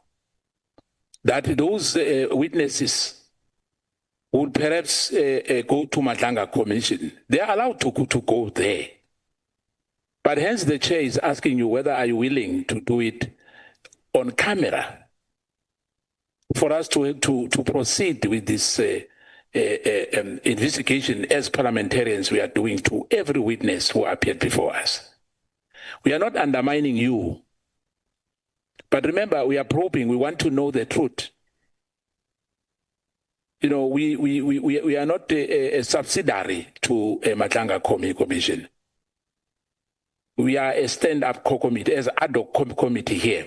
We need to take this to Parliament, which is an ultimate in this country. We are lawmakers. And we heard you, you know, your statement is before us, you know, but hence we want to have a bite on it, to know the truth. There's no ulterior motives against you or anyone or any other witness here. We don't have a hidden agenda. We just want the truth. But if we can't now have the names, it's fine. You must just say that you are not willing. Perhaps we'll adjourn as a committee and take a decision. How are we going to go forward? You know, with you as a witness. But with due respect, there's nothing against you as a person. We just read your statement, and your statement speaks for itself.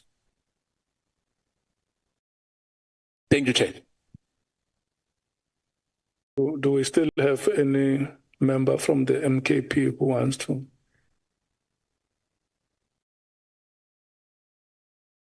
Yeah, no. Thanks, Chair. Chair, we've been partly covered by what Honorable Skosana has said.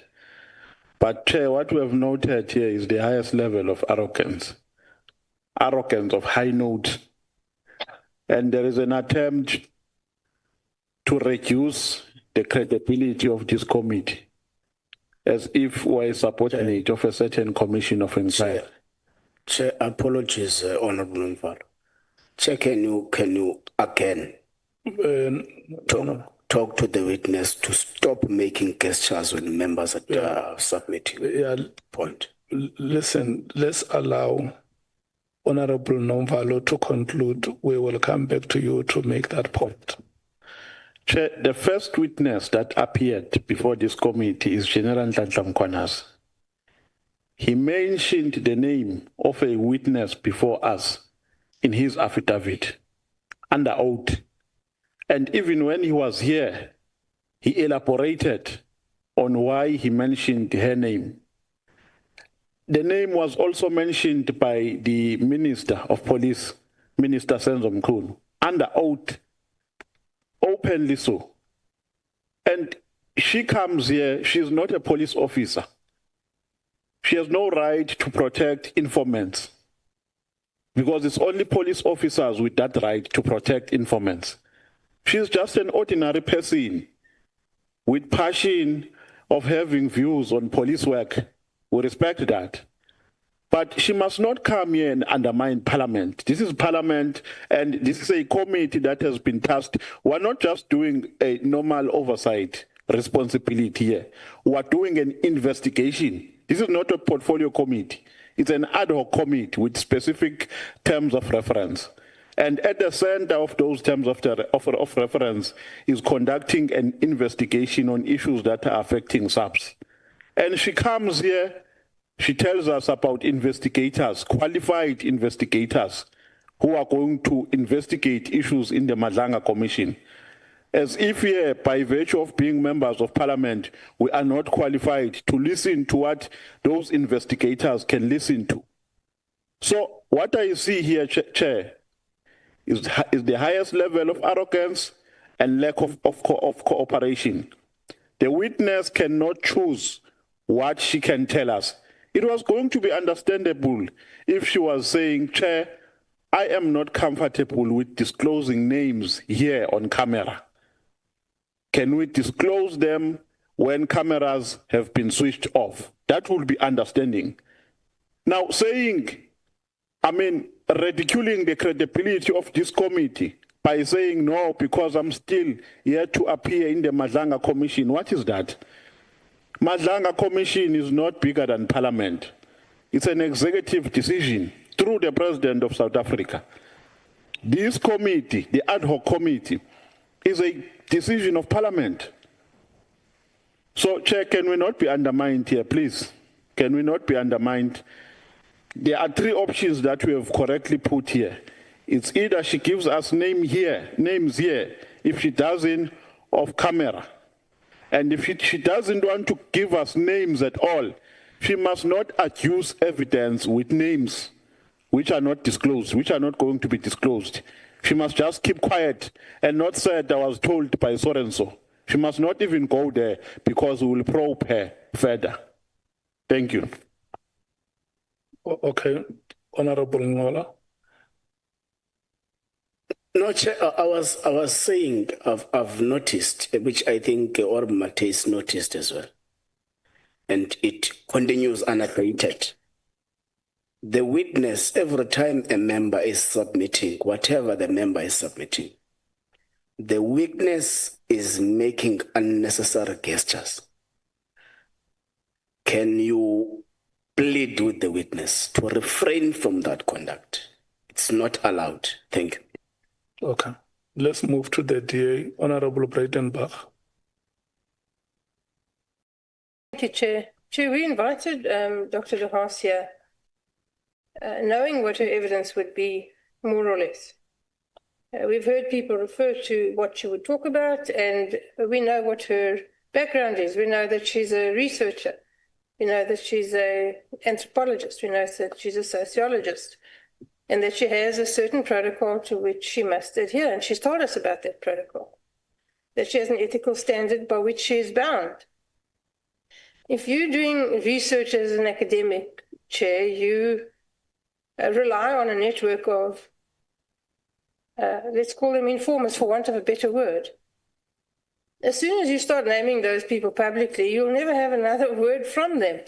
She'll be unable to conduct her research. She'll be unable to do her job. She'll be unable to make the contribution that she's making. And it's no different to any of the other witnesses, Chair. We've had many witnesses, and all of their evidence is, well, 90% of the evidence has been hearsay. Nobody has led any evidence before this committee. No one's produced any evidence. We've had a lot of information. Any one of us who thinks that we've heard evidence is deluded. I don't see what the fuss is about this particular witness. Thank you, Chair. Honorable Cameron. Honorable. Okay. Honorable Matthews. Yeah, thank you, Chair. We aligned with you. I think it's just important that there should be a reminder to our witness that this is Parliament. We are Parliament of the people. The difference between the Commission and this ad hoc committee, Prof, is that whatever our findings are here and also what our recommendations are, it's binding.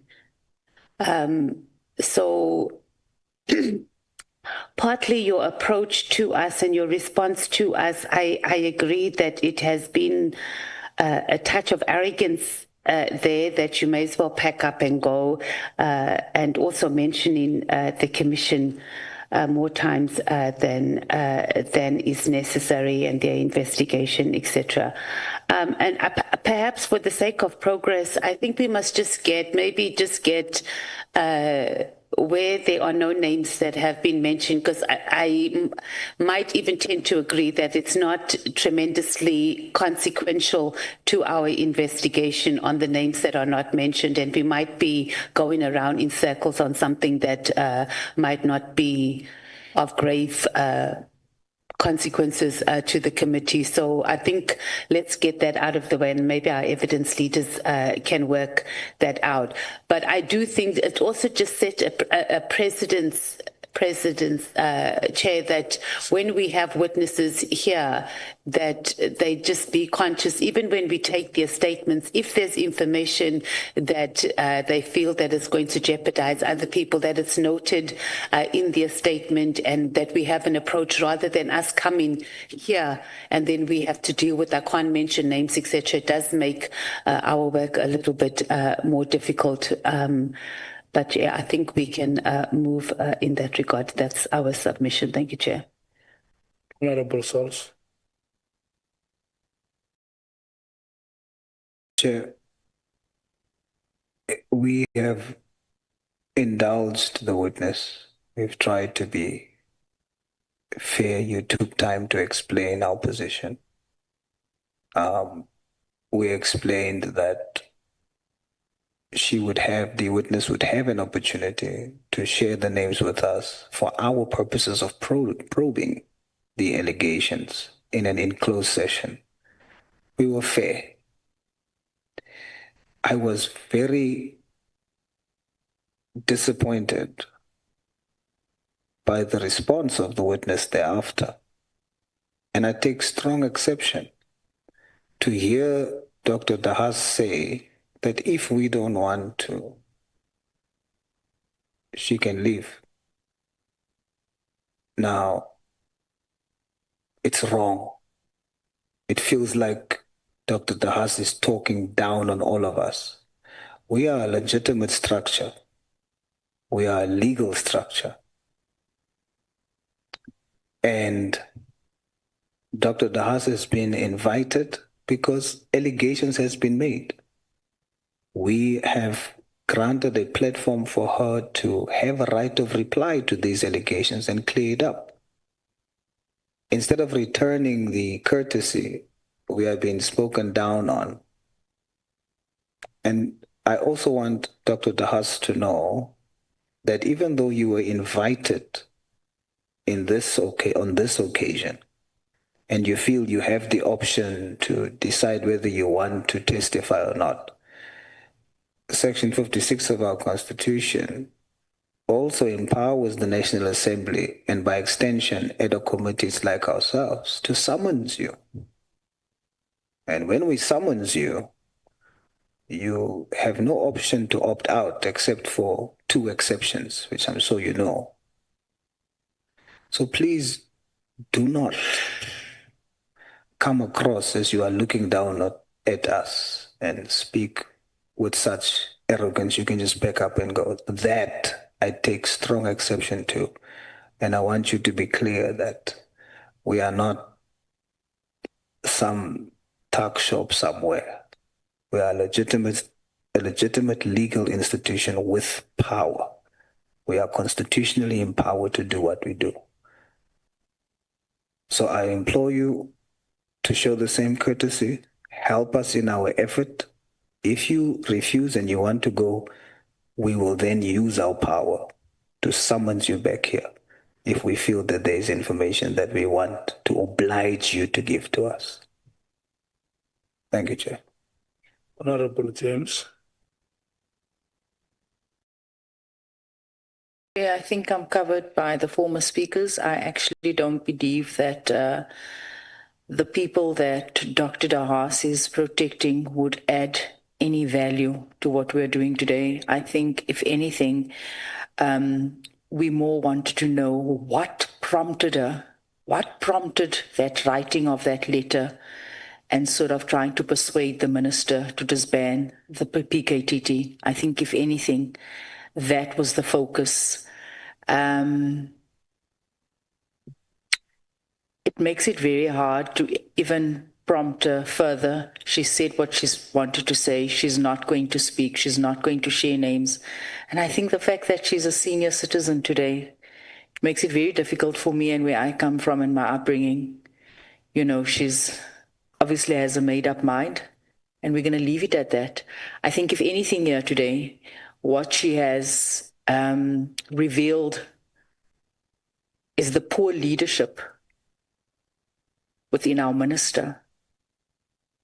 Because in his testimony, one of the things, the driving factors that led him into authoring that letter was Dr. Mary de Haas. So it would have been interesting today for us to hear from her who are those people that was poking and prompting and the whys, but she's not able to tell us that. The focus today is her input towards the minister disbanding the PKTT. She's not willing to tell us, in or off camera, she's made it clear. Where do we go further? Thank you, Chair. Let's see.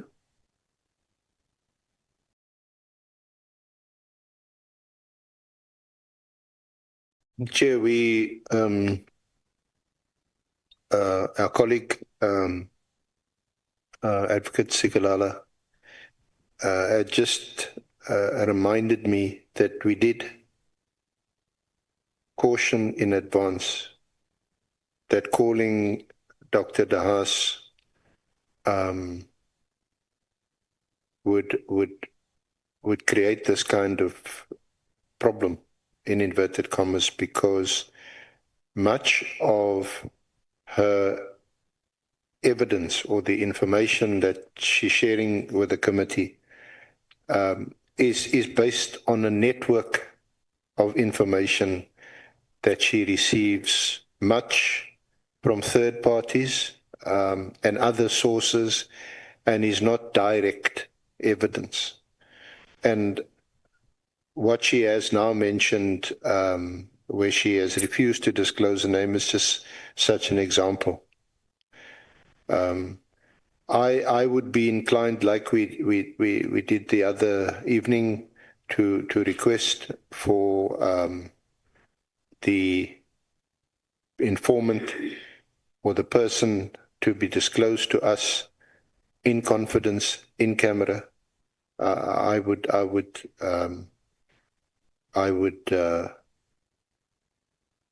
request that, but I also do. One also has to have respect for her as an academic.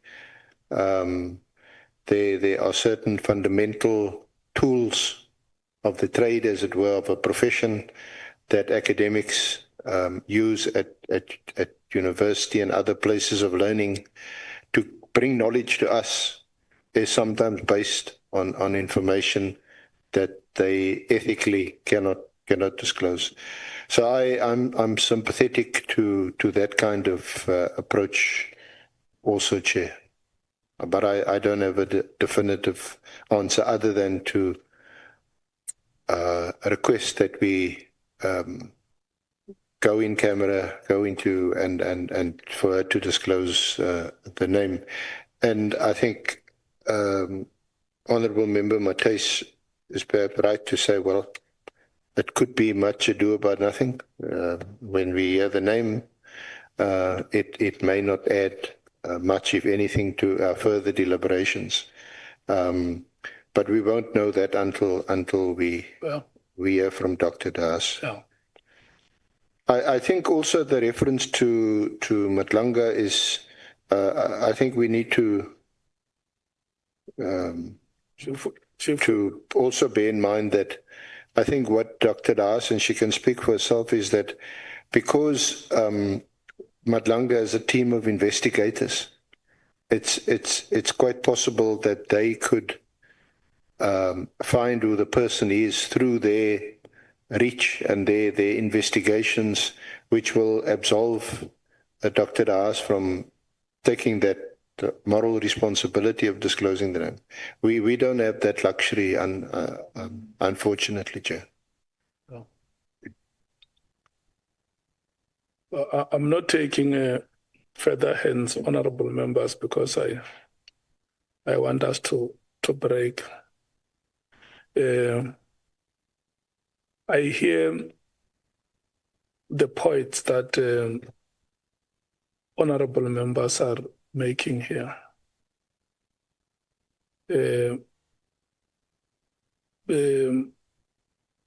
point of academic networks,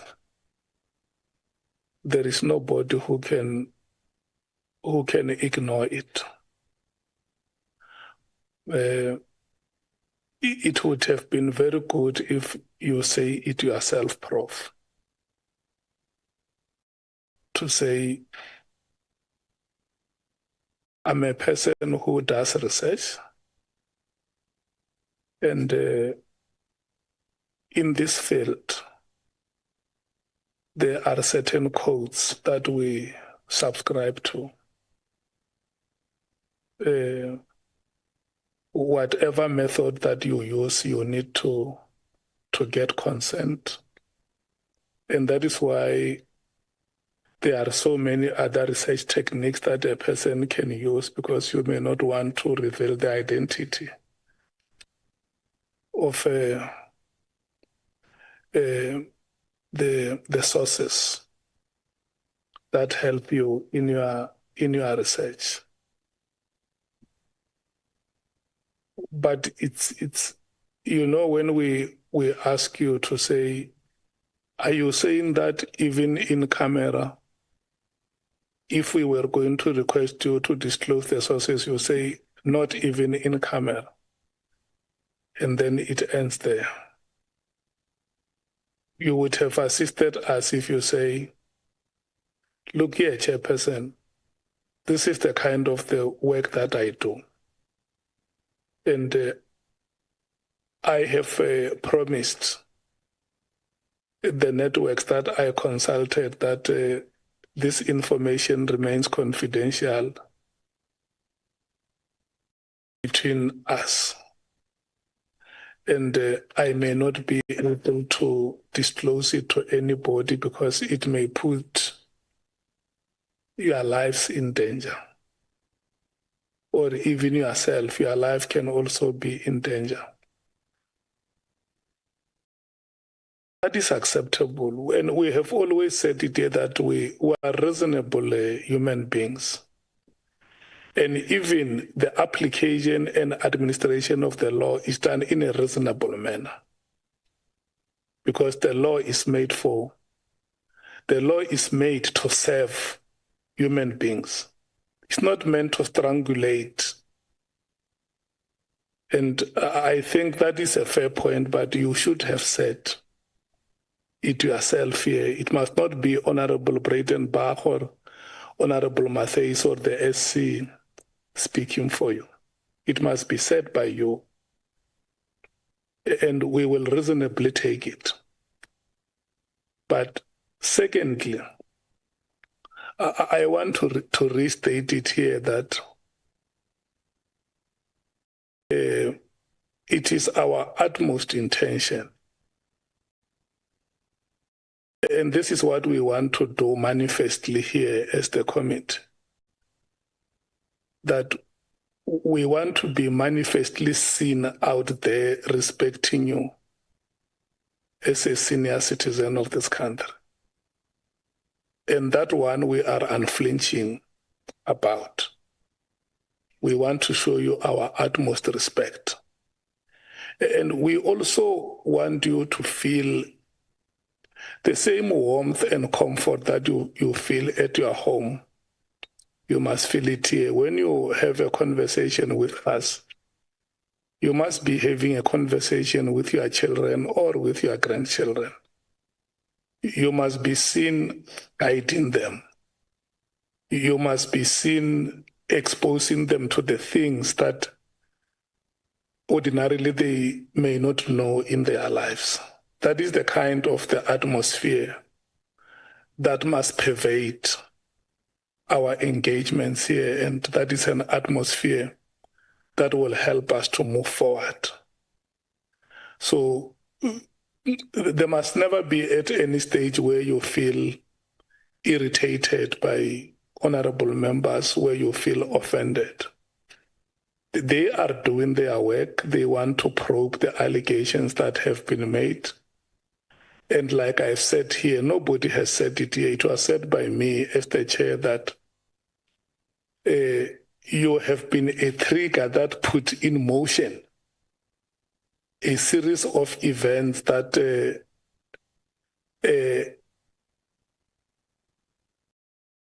ultimate was a letter that was written by the minister. And some of the words that are used in your letter are the words that were used in the letter the minister wrote to the police commissioner. You see? Not all of them. I saw one word immediately. Is one word that has featured very prominently in these hearings. It's used in the letter which you wrote in October and the letter which was written by the minister on the 31st of December. So that is why it's very, very critical, Dr. Haas, that, and look, where I'm sitting, I'm not convinced that we have reached a stage where we will say no, or either of us will say you take it or you leave it. We haven't reached that stage. And we can't even reach that stage with a person of your quality, a senior citizen, an accomplished academic. Sitting here, we can't reach a stage where we say, look, you either take it or you leave it. We can't do those things. No. And I will emphasize it. It must never be the technicality of the statements that we make. It must never be about the techniques of our arguments. What we want to see being foregrounded here is the wisdom that makes this country to move forward. That's exactly what we want to see. So, honorable members, before we break, let me get the commitment of Dr. Haas that when we come back, we are going to move forward and she will try her best to cooperate with the committee and give the answers to the best of her ability. Dr. Haas. Thank you.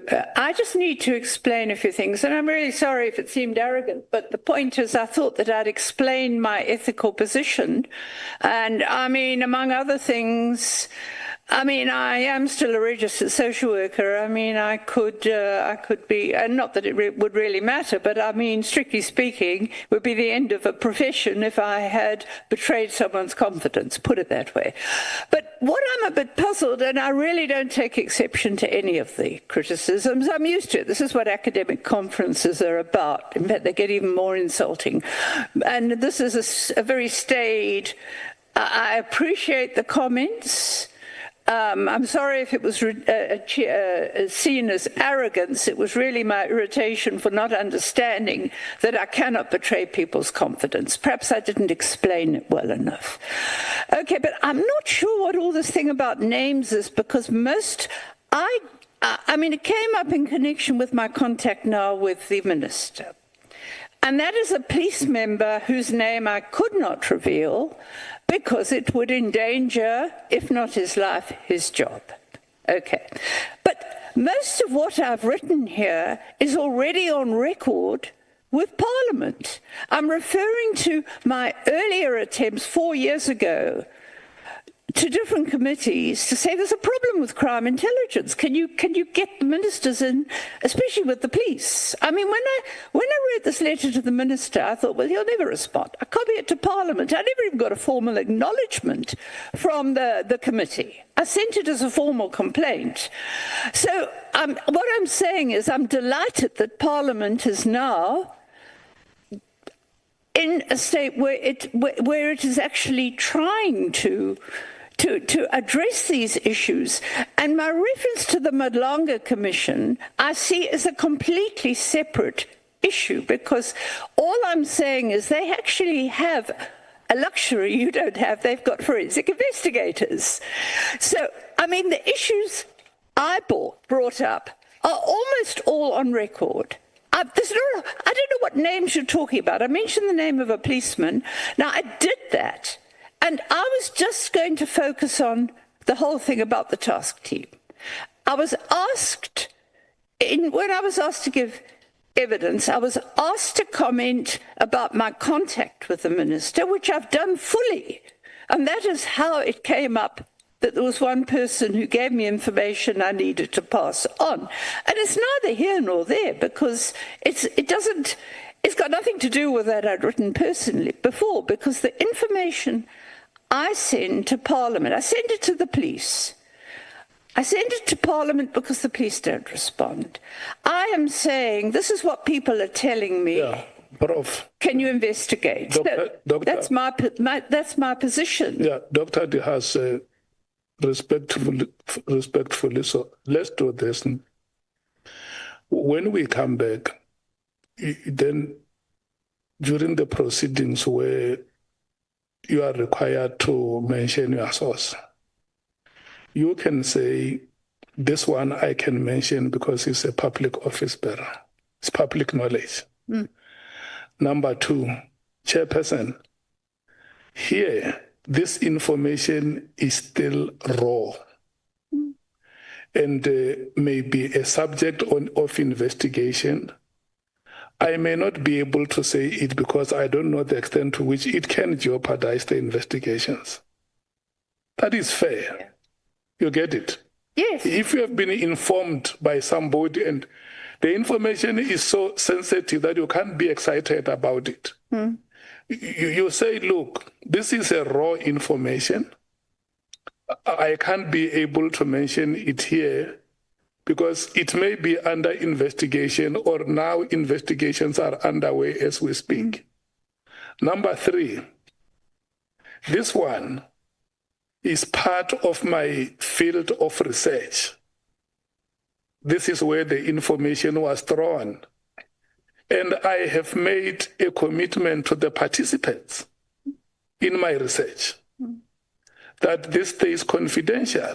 I think everybody knows it. That, like I explained, that you can use different assembly methods in a research, or you can identify your participants. But you can't go out. Like now, if somebody does a research about the PKTT, it's a very, very sensitive terrain. And then you go there, you meet people, they give you information, you come and produce a document. But you can't mention where you got those things because it's unethical, it's unprofessional within the academic circles. So we will want you to say those things where you feel you have comfort to give us the names. And here I'm uncomfortable. I may not give us those names for the following. You know, I think how the members understood it is when you just say it bluntly without any explanation or substantiation to say the reason why, even if we go in camera, I can't give you the information is for the following reasons. You get it? I mean, if I have to remind you, at some point you even said, I can exercise my right to silence. And for sure, I assume that is what could have offended the members. You could, look, at your age, you could have gathered some euphemism to say it in such a way that your juniors, they keep on following you without any qualms. Is it very clear? Is it clear to you? Even so. Did you hear me? I didn't hear the last sentence you said. Yeah, no, I'm saying at your age, yeah, you could always find better ways. You know, older persons in society, they always have this delicate ways to process fragile and sensitive matters. Yeah. Yeah. Can you do that? Well, my problem is that I'm still very much in academic circles and I haven't really changed very much over the ages. So maybe that's the problem I'm having. But I mean, I do want to distinguish, though, between what I think Parliament can do, and I'm very happy it's doing. And I really want to emphasize, I was not going to give evidence about intelligence because it is all allegations. I have personally spoken to operatives, so some of it is firsthand to me. Yeah. But everything else is on record. Yeah, no, but to conclude on this point before we break, you and I are now making a commitment in these proceedings that when we come back, we are going to see the delicate ways that you use to process fragile and sensitive matters. That is the commitment we are getting from you. Thank you so much. So where I put it, I guess. Yeah. Honorable members, it's almost 14 hours now. May we please break and come back at 15 hours.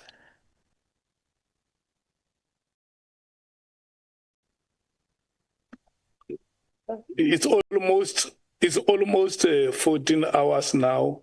You'll come back at 15 hours. No, 15 hours. I want you to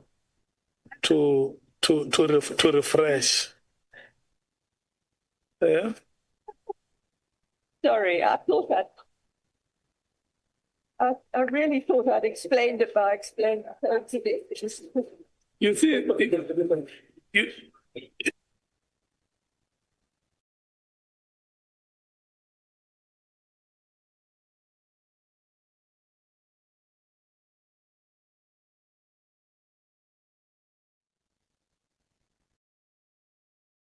what is it that let's be specific so that we are able to help the meeting to move forward. Chair, let me give you an example. Yeah. When the witness was asked, how did she learn of the letter? She answered, she said, via a WhatsApp group, a police WhatsApp group, and members have also been complaining about fuel and about petrol and all of that stuff. The entire morning, whenever she speaks and she speaks about her sources, she doesn't reference the name. It's just, she's unable to verify. When she speaks about crime intelligence leader and head of crime intelligence, there's provincial, there's national, she's not specific with names I've picked up. So there's a lot of inconsistencies in her statement. And I think out of respect and sort of one looks, at a lot of things, so you don't want to be too hard, but it's been going on the entire morning. And there's a lot being said here where I can see we're being patient, the evidence leader's being patient with her, but she's not getting to the point, and we are getting derailed. Okay. Did you note the question? I did indeed. Well, I wouldn't have come here if I'd known that I couldn't withhold people's names for ethical reasons, but they might get... Dr. Haas, did you note the question? I heard the question about needing to know the name. Indeed, I did. Yeah. Note that question. We are coming later. May I explain? Honorable Nomvalo. No, thank you very much. Chair, I think the first thing that we need to, as a basic necessity that we need to protect in this house is the decorum. That is number one. When members have asked for an opportunity to make inputs during the course of her testimony, she must wait for the chair after we've spoken, for the chair to give a directive. You don't budge here, Coco. You wait for the guidance of the chairperson, and thereafter you come in, because here we are engaging so that ultimately the chair would give a direction based on the engagements that we have tendered here in a meeting.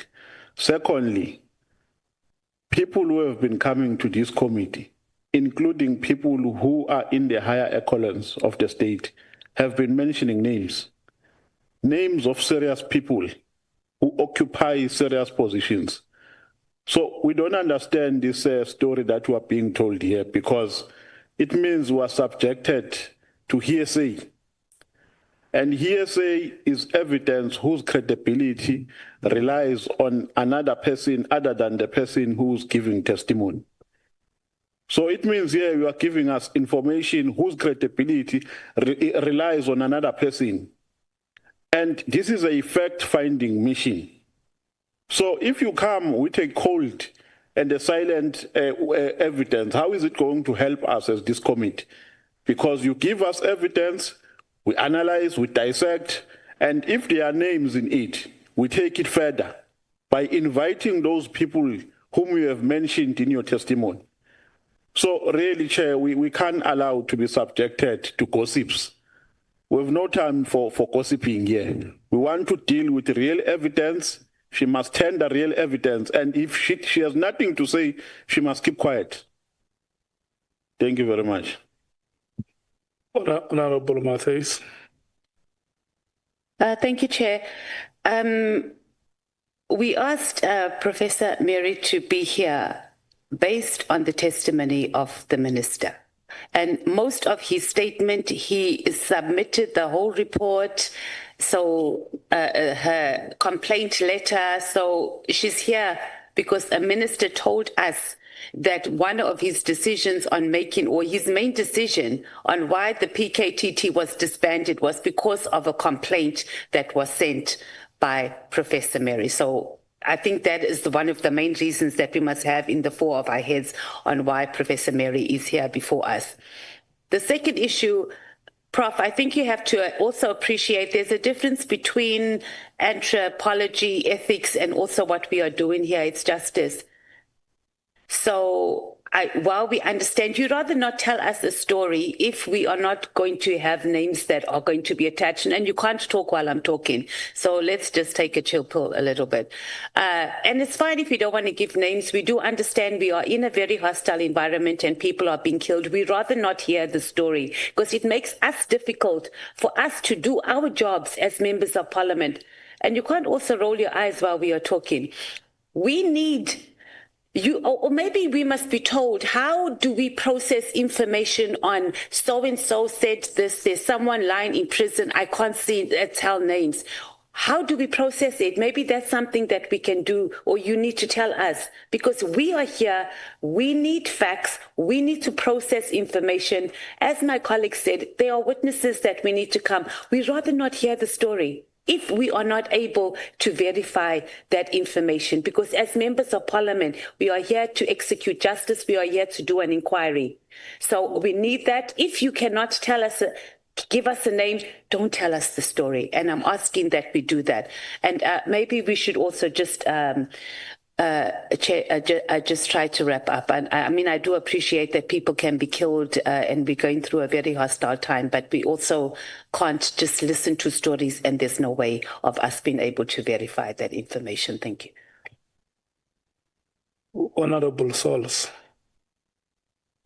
Chair, I would just urge us as a committee to maintain equal and fair treatment to all witnesses. The terms of reference doesn't say if you don't give names, you must not tell the story. It gives an option to share a name in camera. You can share it in an enclosed setting. So let's treat all witnesses the same. If may I finish?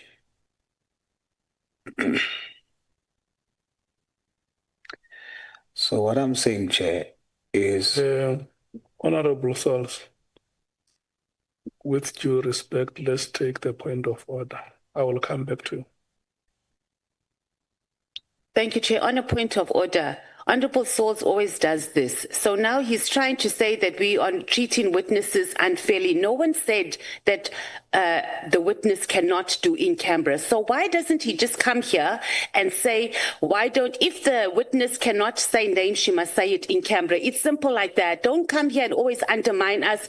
And it's so unnecessary. And you hold us back here in the committee because you are unnecessary, Honorable Sols. Just say, let the minister, let the witness do it in camera. There's no problem. Don't throw shade at us and say we're treating witnesses unfairly. It's unnecessary. You are always doing this in the committee and you hold us back as a committee of trying to be progressive. Thank you, Chair. Okay. I will rule on that later. May you conclude your point, Honorable Solis. Thank you, Chair. I was merely responding to what was stated.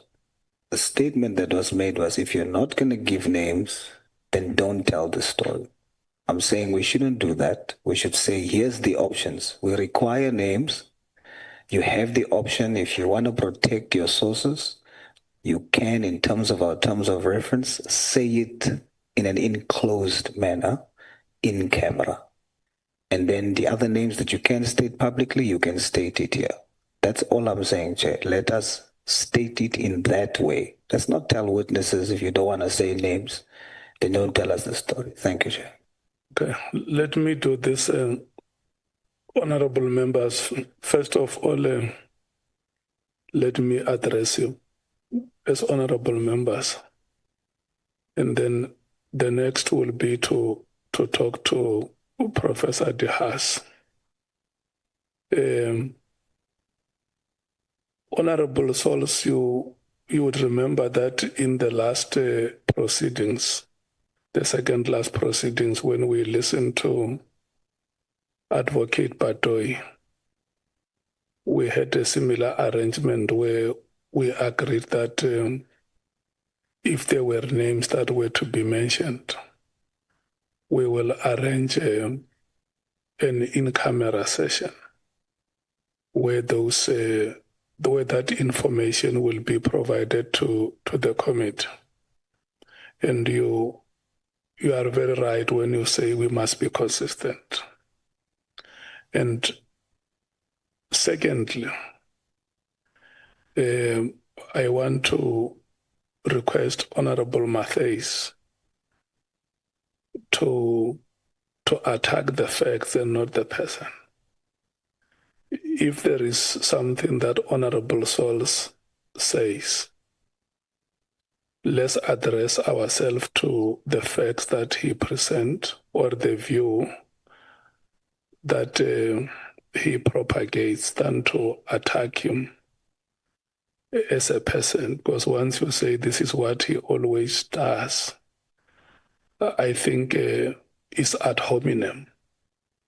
You are now, you know, there is this, there was one coach who had a philosophy in football that if you can't dispossess the opponent, you must make sure that there is no pressure and the ball must not move forward. So I think I will not agree with the point of order that you have raised, Honorable Matthys. And then Dr. Haas, when I listen to these members and when I look at you, I can see that you are a citizen of an advanced age. And then these members are saying to you that they want to respect you as a senior citizen in this country. And there is no there is no intention on their part to be seen disrespecting you or harassing you in recognition of your social status in society and their socialization from where they come from. They come from communities where they have been taught to respect elders. And it will be an ugly spectacle before the eyes of the people of South Africa if you were to be, or all of us here were to be seen on television with a senior citizen like yourself. And the message that may go out there is that those young members of parliament are uncultured they don't know how to conduct themselves towards the senior citizens of this country. There may even be an association or any interest group or any citizen acting on behalf of the interest of the elderly who may end up writing to them. That is why sometimes if you observe sitting where I'm sitting, I always check with the members if they are satisfied after asking a question or a follow-up. So where it may be difficult for you to mention a name, you can say, Chairperson, let me, and especially when the day is still so young like this, because if we need to have in-camera proceedings, we must make an application because Parliament is for the people. You don't just decide now and say, after this meeting, we will have a meeting in camera. If there are names, something that you may have to do upfront and say, in my statement, there is some confidential information that I would gladly like to share with you. But it may not be possible for me to publicly say it in the following paragraphs. So at the end of this proceedings, Chair, you can please favor me with at least 5 or 10 minutes, and I can disclose those details to you. Yeah, I think I have tried to say it in a manner that that brokers peace, in a manner that helps these proceedings to move forward. I'm always saying that when we conduct ourselves, we must not be worried about the technicalities of our arguments and our presentations. What the people of South Africa want to see is the wisdom behind our actions and the statements that we make. Thank you so much. May you please respond to the questions that the honorable members have asked. Certainly. And I mean, there's very few names I haven't mentioned. I mean, when they're names of police, I can't mention them because they will be persecuted and lose their jobs. They may lose their lives. Let me explain. And it's one of the reasons why I am outraged that we should have a team that focus on a few dozen people that may or may not have been killed for political reasons. I sit in a province, I myself have found myself under surveillance. I have just had to debug my phone without a court order. The phone, my calls were all getting diverted. I have to watch every move I make because I've made a lot of enemies. This is me, and I don't care about my age. I mean, thank you very much. I appreciate that, Mr. Honourable Chair. It's very nice of you. I'm used to robust debates. I really don't mind. But I also need to explain, I see dreadful stuff all the time, not just for politicians. I see people dying and the police doing nothing, and yet we're spending this money on this team. I think it's outrageous, quite frankly, when ordinary people can't get justice, they want closure, they don't get it. I'm speaking here for poor people. You don't even hear about them being killed. They're killed all the time in rural areas. They're trying to defend their land, for example. No one's paying attention and doing anything special for them. Why are we doing something special for politicians? Okay, I've had my say about that. It's in my affidavit that this is one of the reasons I think, why on earth should we now focus on politicians? I mean, there's relatively few people whose names I have not mentioned. I mean, I didn't mention the name of the person I passed the information to, Mkhwanazi, I mean the policeman, because I can't do it without checking if that's okay. But there's another reason here. I mean, it doesn't interfere much with all these people I'm talking about. I mean, I've spoken to them personally, and they also want to go to the Madlanga Commission. They want to go and tell their stories to the Madlanga. This brings me, before I was contacted by Parliament, when the Madlanga Commission was set up, they reached out to me. The Commission reached out to me. I have sent a great deal of information to the Commission. The Commission will contact me through its investigators when they're finished with the process in place now, you know, with Madlanga or whatever else. Okay, they have a team headed by a forensic person, and those are the people that will do the investigations. I appreciate what Parliament is doing. As I said, I've been trying to ask Parliament this for years, to follow up on the complaints about policing and about even the task team. So I appreciate this move. I appreciate your asking me, but if you had said to me, we're going to insist, you must remember, I mean, even I know, I'm not a lawyer, but even I know that you have the right to remain silent in court, even if you're an accused, and I assume I'm not being accused.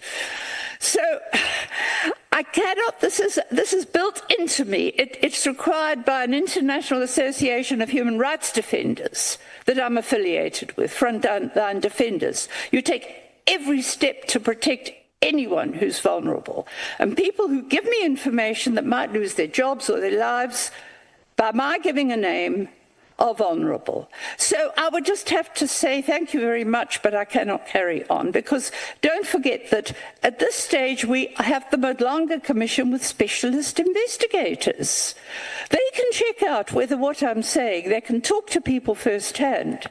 And as I've said to you, people are dying to talk to the Madlanga Commission when they get as far as looking at the task team. So as I said, I came here because I was invited and I thought it was the right thing to do. I gave the answer to this question and saying, I can't tell you the name of the person who wanted to contact Mkhwanazi, because I was asked to give any information I had, which I have done truthfully, about my contact with Mkhwanazi, with Cedric Ngabindi, with Sabia, and with, I was asked specifically by Parliament to give this information, and with Advocate Pakole. And that's the only reason I've done it. I was trying to please Parliament by giving them the information you want. And honestly, honourables, everybody, I appreciate the fact that you are trying to deal with this, and I don't want to diminish my support and my, you know, my pleasure that you have taken this initiative. But I cannot give names, and they're not relevant, because what I'm saying here is that it's not just, in this case, it was one policeman that I must protect. In the other cases, these are different people who said things to me independently themselves. It's not just whatever's in a WhatsApp. That's my clarification, and I just want to make it perfectly clear. With the investigations by Madlanga Commission, I cannot reveal some of the information now. I mean, I haven't told you about what I've said to the Inspector General of Intelligence, which supports some of the allegations against people who've been charged, like Khumalo. So, I mean, there's also that. You can't let information out in the public. Well, it's still got to be investigated by people who are trained to investigate, like the people I'm told are with the Madlanga Commission. Sorry. I hope everybody will, and if you don't like what I'm saying because I'm not giving you all the names, then I'm afraid I just can't carry on. I'm sorry about it. I mean, even in court, you have the right to remain silent. And I'm doing it only for ethical reasons. I live in a very violent province. I hardly move myself now because I could get killed. So okay. I have to take every step to protect people. Yeah, no, very respectfully, let me check with you. What are the names that you are willing to give, and what are the names that you are not willing to give? I'm only giving names that are on public record. I mean, the people I'm talking about, are paid by taxpayers. They're police. They're prosecutors. That's public information. It's all in my letters. The only information I'm not prepared to give, and I'm quite honest to say, and I've said it because I was specifically asked about intelligence, these are all allegations. I've heard them in some cases firsthand, not from whatever comes out of WhatsApp. I've heard them firsthand from people I know, but who have given it to me because they know I won't reveal the information. There's very few, I mean, you're not in a position, I mean, this has got to be investigated because they're allegations. So there are very few names I can't, I mean, like this policeman, I could not repeat his name, the one that said he had the information, he would be at risk. So it's not like there's a lot of names in there that I'm not revealing. I'm saying I've spoken to people, all these people I wrote about in the cases, I've spoken to them personally. I mean, I followed up on my first letter. I spoke to the two lawyers in Cape Town. Their approaches were also in the minister's affidavit. I've spoken to the policemen and their lawyers. I've spoken to the lawyers. Let's move to the next question. Are you...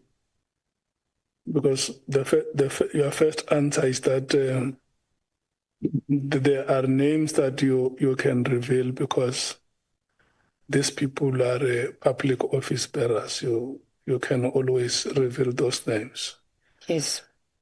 And are there names that you will be prepared to reveal in camera? No, because they are still subject to the Madlonga Commission inquiry, and they have investigators, specialized investigators, I'm told. This is what I try to get done on. I just want them to get into the hands of the right police, the right investigators, the right prosecutors. I'm not in a position to follow up. I say they're allegations. So where you base your evidence, or where you have made statements in your written submission to us based on the information that you got from the sources that we are not prepared to mention. Yeah, and there aren't many of them. Sorry, I beg your pardon. Is it your submission that the committee must not consider that information because it's not substantiated? Because one, you say that even if we arrange in camera session, you will still not disclose the names, or you may decide to exercise your right to silence.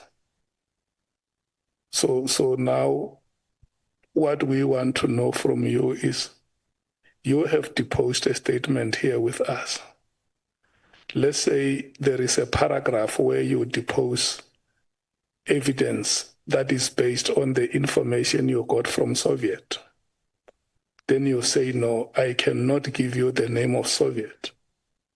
How does the committee proceed with such evidence? Because if the committee may want to invite Soviet here to come as a witness to come and corroborate the evidence that you have provided here. So it means that evidence must fall off because it's unsubstantiated. Is that how we must understand that? There's not, can I just explain here? Most of what I'm saying is firsthand to me. It's hearsay to you. It's all hearsay to you. Speaking to policemen, speaking to people who've told me about torture, speaking to people who've been charged by the task team, letter after letter to the DPP. It's all on record stuff. Yes, but what we are saying here, we are probing allegations. Yeah. And when you are appearing before us, remember, you are appearing before us as a key witness. In fact, if we were to speak in terms of motions, if we were to speak in terms of motions, we were going to say that you are a trigger. because everybody who came here before us, starting with General Mkhwanazi, the minister himself, and former Minister Tele, all of them say there is this letter which was written by Dr. Mary Haas. And when you read this letter that is written by yourself, you say on paragraph 1.1 that, Minister, I request you that you instruct the National Commissioner of the South African Police Services to immediately disband the irregularly constituted, unnecessary and wasteful political killings task team and send its investigators back to the detective units established provincially and nationally in terms of SAPS legislation. And this is the letter that you wrote on the 31st of October, 2024. And all the activities or all the developments that followed are the ones that put us where we are today. You get it? Yes. So the committee is saying to you that Dr. Haas, before you wrote this letter, there must have been some information that you gathered which make you to arrive at this conclusion that I am now at the pinnacle. I am now at the point where I must write a letter to the minister because maybe the information that I have with me is so overwhelming that I can no longer keep it to myself. Somebody has to know it. And the first person that came to your mind was the minister that you had to write to. And so now Parliament then, after the decision that you requested must be made, that decision has been made, then Parliament appoints a committee to investigate the circumstances surrounding the dissolution of this PKTT and the alleged corrupt activities. So I just want you to appreciate the motions that get that momentum after you wrote the letter. You get it? I do. And so now members of parliament are conducting an investigation. They have invited you. And members of parliament say, in our engagement with you, we want to restrain ourselves. We don't want to be seen appearing in a way that does not resonate with the decorum of this house. We don't want to be seen as if we are belligerent. You get it? We want to have a conversation with you and help us to give us information that made you to arrive at a decision like this. If there is anybody who gave you information, you say, this is the information that I gathered. There is a Soviet who helped me to compile this information, but I'm not in a position to publicly mention a name like that one. You get it? So maybe before you respond, because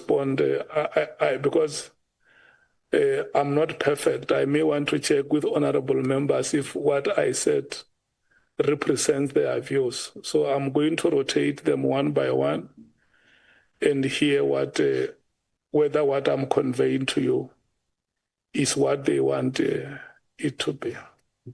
Can I start? Honorable Mkhwanazi. Yes, Chair, indeed, what you have said represents the views of the committee.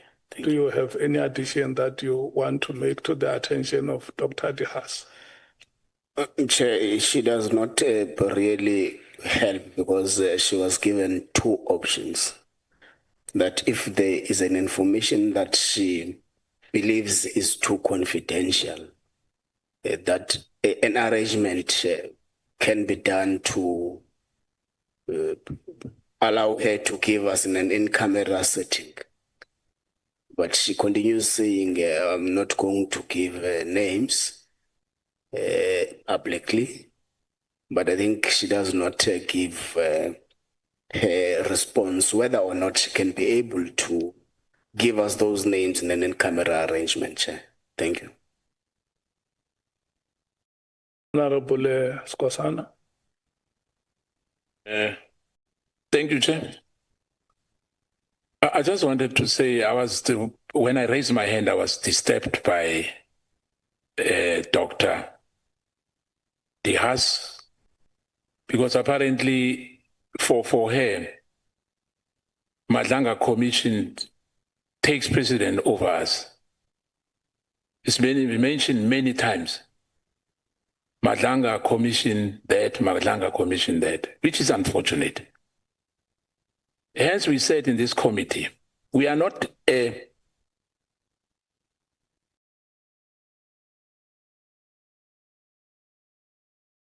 accountable to Madlanga Commission. Madlanga Commission is a separate.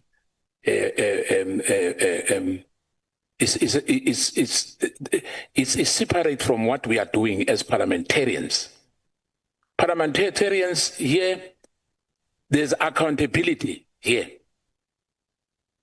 You know, whatever happens there is the president prerogative to have the Madlanga Commission established. Everyone, when I mean the executive accounts here, there's a separation of power. And I know the doctor knows that. You know, I'm a bit traumatized about Madlanga Commission, every almost a sentence you made now. That those witnesses would perhaps go to Madlanga Commission. They are allowed to go there. But hence the chair is asking you whether are you willing to do it on camera for us to proceed with this investigation as parliamentarians we are doing to every witness who appeared before us. We are not undermining you. But remember, we are probing. We want to know the truth. You know, we are not a subsidiary to a Madlanga Commission. We are a stand-up committee, as an ad hoc committee here. We need to take this to Parliament, which is an ultimate in this country. We are lawmakers.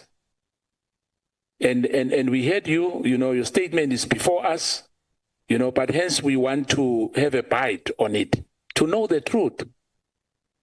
There's no ulterior motives against you or anyone or any other witness here. We don't have a hidden agenda. We just want the truth. But if we can't now have the names, it's fine. You must just say that you are not willing. Perhaps we'll adjourn as a co-committee and take a decision. How are we going to go forward? You know, with you as a witness. But with due respect, there's nothing against you as a person. We just read your statement, and your statement speaks for itself. Thank you, Chair. Do we still have any member from the MKP who wants to?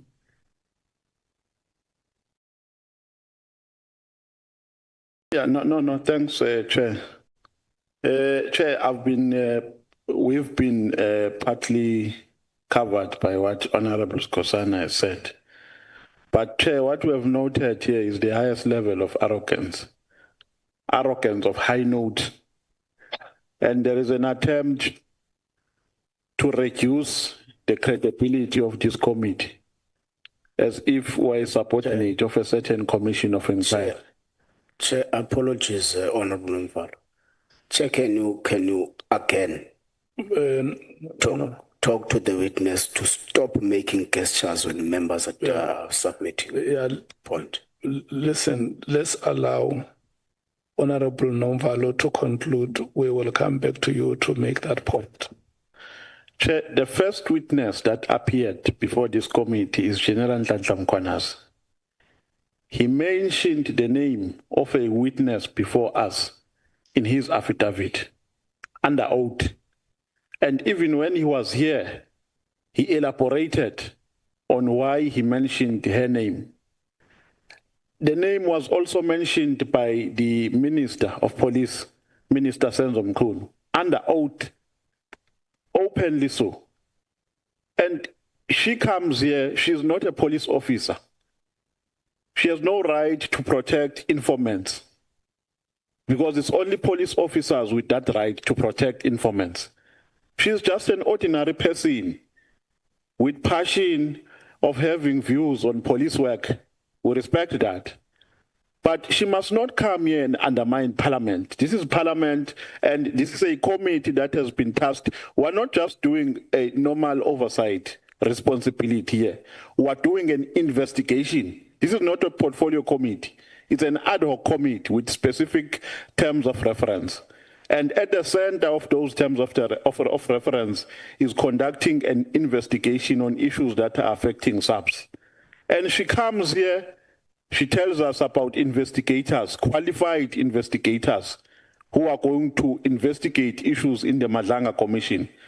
As if here, by virtue of being members of Parliament, we are not qualified to listen to what those investigators can listen to. So what I see here, Chair, is the highest level of arrogance and lack of cooperation. The witness cannot choose what she can tell us. It was going to be understandable if she was saying, Chair, I am not comfortable with disclosing names here on camera. Can we disclose them when cameras have been switched off? That will be understanding. Now saying, ridiculing the credibility of this committee by saying no because I'm still here to appear in the Madlanga Commission. What is that? Madlanga Commission is not bigger than Parliament. It's an executive decision through the President of South Africa. This committee, the ad hoc committee, is a decision of Parliament.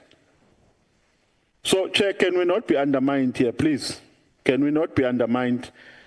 There are three options that we have correctly put here. It's either she gives us names here, if she doesn't, of camera. And if she doesn't want to give us names at all, she must not adduce evidence with names which are not disclosed, which are not going to be disclosed. She must just keep quiet and not say that I was told by so-and-so. She must not even go there because we will probe her further. Thank you. Okay, Honorable Ngola.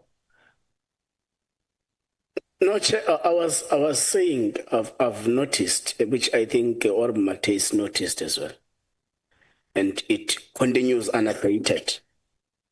The witness, every time a member is submitting, whatever the member is submitting, the witness is making unnecessary gestures. Can you plead with the witness to refrain from that conduct? It's not allowed. Thank you. Okay. Let's move to the DA, Honorable Breitenbach. Thank you, Chair. Chair, we invited Dr. de Haas here, knowing what her evidence would be, more or less. We've heard people refer to what she would talk about, and we know what her background is. We know that she's a researcher. We know that she's an anthropologist. We know that she's a sociologist, and that she has a certain protocol to which she must adhere. And she's told us about that protocol, that she has an ethical standard by which she is bound. If you're doing research as an academic, Chair, you rely on a network of, let's call them informers for want of a better word. As soon as you start naming those people publicly, you'll never have another word from them. She'll be unable to conduct her research. She'll be unable to do her job. She'll be unable to make the contribution that she's making. And it's no different to any of the other witnesses, Chair. We've had many witnesses, and all of their evidence is, well, 90% of the evidence has been hearsay. Nobody has led any evidence before this committee. No one's produced any evidence. We've had a lot of information. Any one of us who thinks that we've heard evidence is deluded. I don't see what the fuss is about this particular witness. Thank you, Chair. Honorable Cameron. Honorable. Okay. Honorable Mathis. Yeah, thank you, Chair. We aligned with you. I think it's just important that there should be a reminder to our witness that this is Parliament. We are Parliament of the people.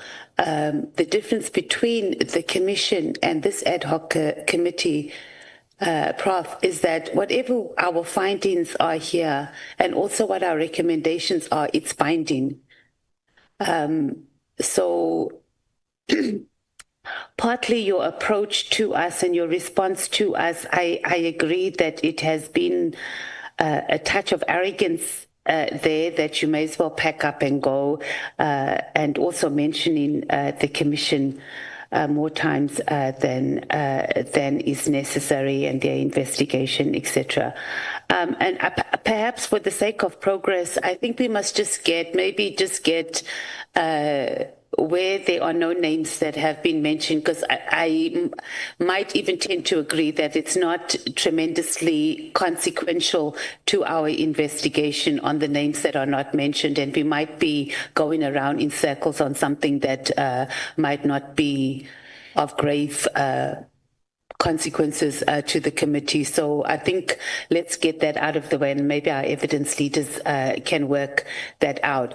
But I do think it also just set a precedence, Chair, that when we have witnesses here, that they just be conscious, even when we take their statements, if there's information that they feel that is going to jeopardize other people, that it's noted in their statement, and that we have an approach rather than us coming here and then we have to deal with, I can't mention names, etc. It does make our work a little bit more difficult. But yeah, I think we can move in that regard. That's our submission. Thank you, Chair. Honorable Source. Chair, we have indulged the witness. We've tried to be fair. You took time to explain our position. We explained that the witness would have an opportunity to share the names with us for our purposes of probing the allegations in an enclosed session.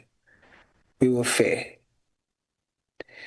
I was very disappointed by the response of the witness thereafter. And I take strong exception to hear Dr. Haas say that if we don't want to, she can leave. Now, it's wrong. It feels like Dr. Haas is talking down on all of us. We are a legitimate structure. We are a legal structure. And Dr. Haas has been invited because allegations has been made. We have granted a platform for her to have a right of reply to these allegations and clear it up. Instead of returning the courtesy, we are being spoken down on. And I also want Dr. Haas to know that even though you were invited on this occasion, and you feel you have the option to decide whether you want to testify or not, Section 56 of our Constitution also empowers the National Assembly, and by extension, ad hoc committees like ourselves, to summons you.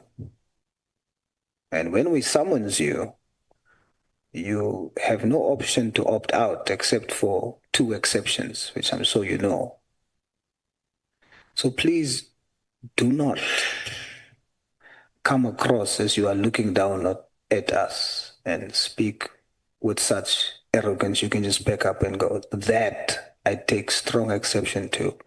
And I want you to be clear that we are not some tuck shop somewhere. We are a legitimate legal institution with power. We are constitutionally empowered to do what we do. So I implore you to show the same courtesy, help us in our effort. If you refuse and you want to go, we will then use our power to summons you back here if we feel that there is information that we want to oblige you to give to us. Thank you, Chair. Honorable James. Yeah, I think I'm covered by the former speakers. I actually don't believe that the people that Dr. Haas is protecting would add any value to what we're doing today. I think, if anything, we more want to know what prompted her, what prompted that writing of that letter and sort of trying to persuade the minister to disband the PKTT. I think, if anything, that was the focus. It makes it very hard to even prompt her further. She said what she wanted to say. She's not going to speak. She's not going to share names. And I think the fact that she's a senior citizen today makes it very difficult for me and where I come from and my upbringing. You know, she's obviously has a made-up mind, and we're going to leave it at that. I think, if anything here today, what she has revealed is the poor leadership within our minister. Because in his testimony, one of the things, the driving factors that led him into authoring that letter was Dr. Mary Haas. So it would have been interesting today for us to hear from her who are those people that was poking and prompting and the whys, but she's not able to tell us that. The focus today is her input towards the minister disbanding the PKTT. She's not willing to tell us, in or off camera. She's made it clear. Where do we go further? Thank you, Chair. Yes, sir.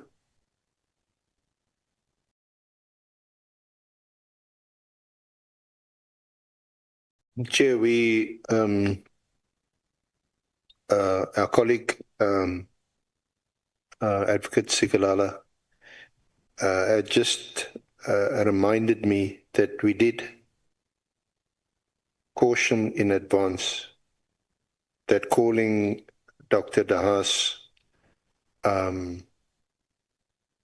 would create this kind of problem, in inverted commas, because much of her evidence or the information that she's sharing with the committee is based on a network of information that she receives, much from third parties and other sources, and is not direct evidence. And what she has now mentioned, where she has refused to disclose the name, is just such an example.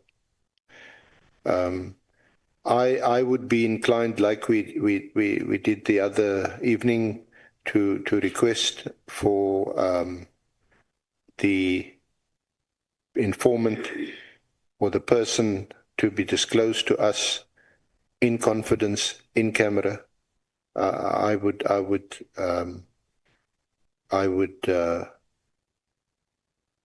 request that, but I also do. One also has to have respect for her as an academic.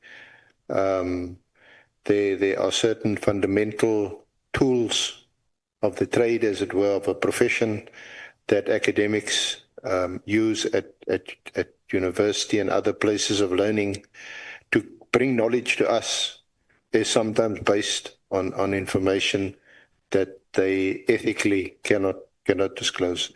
So I'm sympathetic to that kind of approach also, Chair. But I don't have a definitive answer other than to request that we go in camera, go into and for her to disclose the name. And I think Honourable Member Matthys is perhaps right to say, well, it could be much ado about nothing. When we hear the name, it may not add much, if anything, to our further deliberations. But we won't know that until we hear from Dr. Das. Yeah. I think also the reference to Matlanga is, I think we need to also bear in mind that I think what Dr. Das, and she can speak for herself, is that because Matlanga is a team of investigators, it's quite possible that they could find who the person is through their reach and their investigations, which will absolve Dr. Das from taking that moral responsibility of disclosing the name.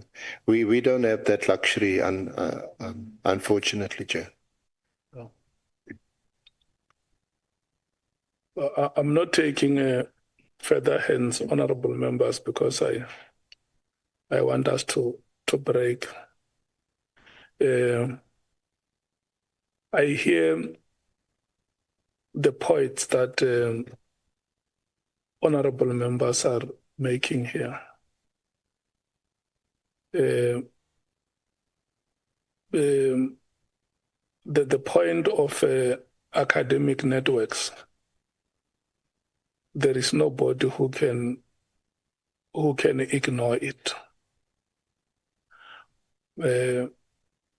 It would have been very good if you say it yourself, Prof. To say, I'm a person who does research,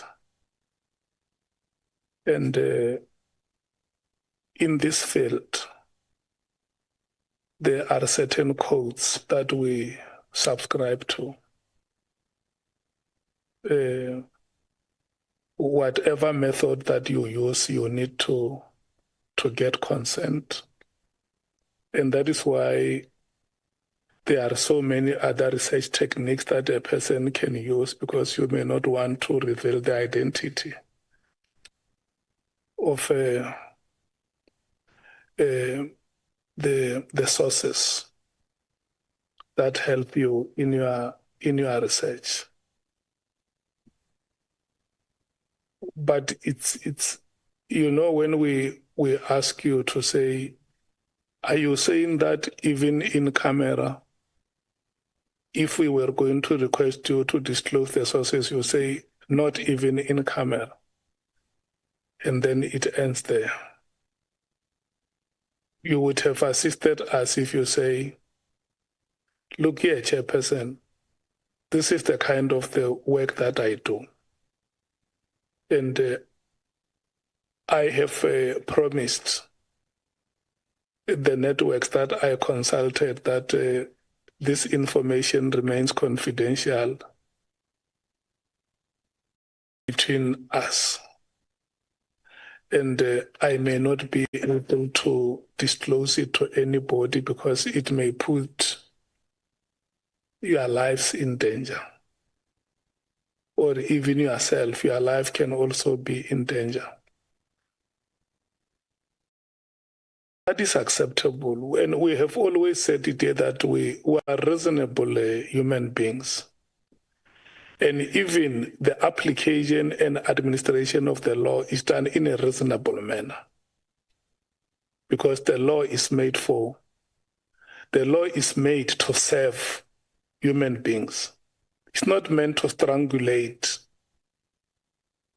And I think that is a fair point, but you should have said it yourself here. It must not be Honorable Breitenbach or Honorable Matthys or the SC speaking for you. It must be said by you, and we will reasonably take it. But secondly, I want to restate it here that it is our utmost intention,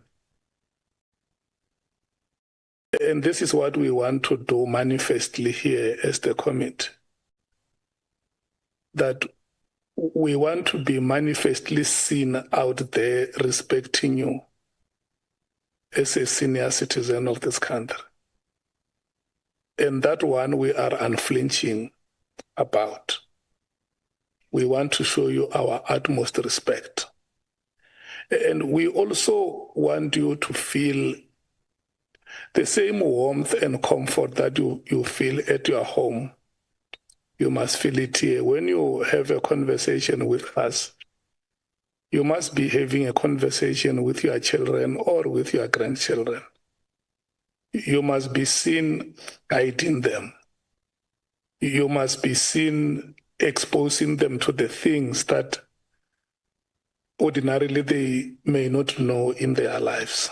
That is the kind of the atmosphere that must pervade our engagements here, and that is an atmosphere that will help us to move forward. So there must never be at any stage where you feel irritated by honorable members, where you feel offended. They are doing their work. They want to probe the allegations that have been made. And like I said here, nobody has said it here. It was said by me as the chair that you have been a trigger that put in motion a series of events that the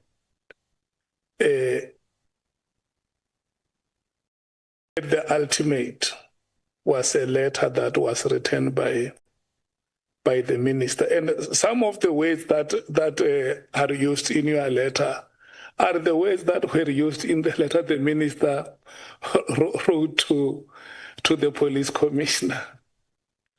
You see? Not all of them. I saw one word immediately.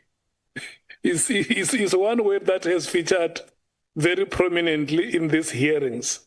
It's used in the letter which you wrote in October and the letter which was written by the minister on the 31st of December. So that is why it's very, very critical, Dr. Haas, that, and look, where I'm sitting, I'm not convinced that we have reached a stage where we will say no, or either of us will say you take it or you leave it. We haven't reached that stage. And we can't even reach that stage with a person of your quality, a senior citizen, an accomplished academic. Sitting here, we can't reach a stage where we say, look,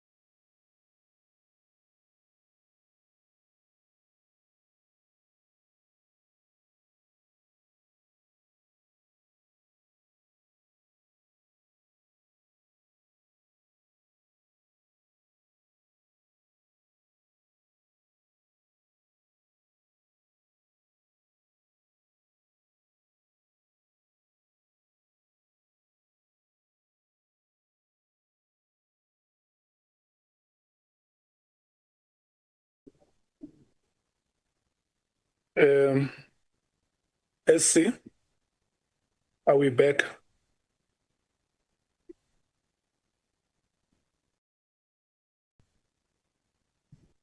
Are we back, SC?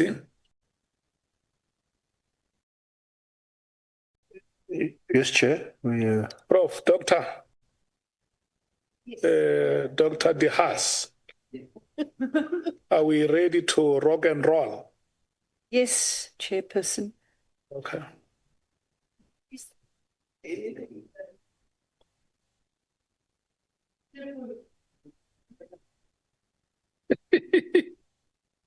Yeah.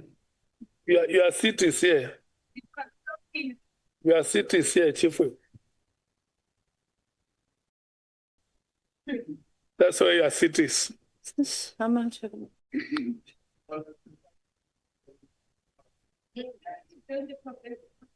No, there is no problem if you want to sit at the back. Yeah. Because Chief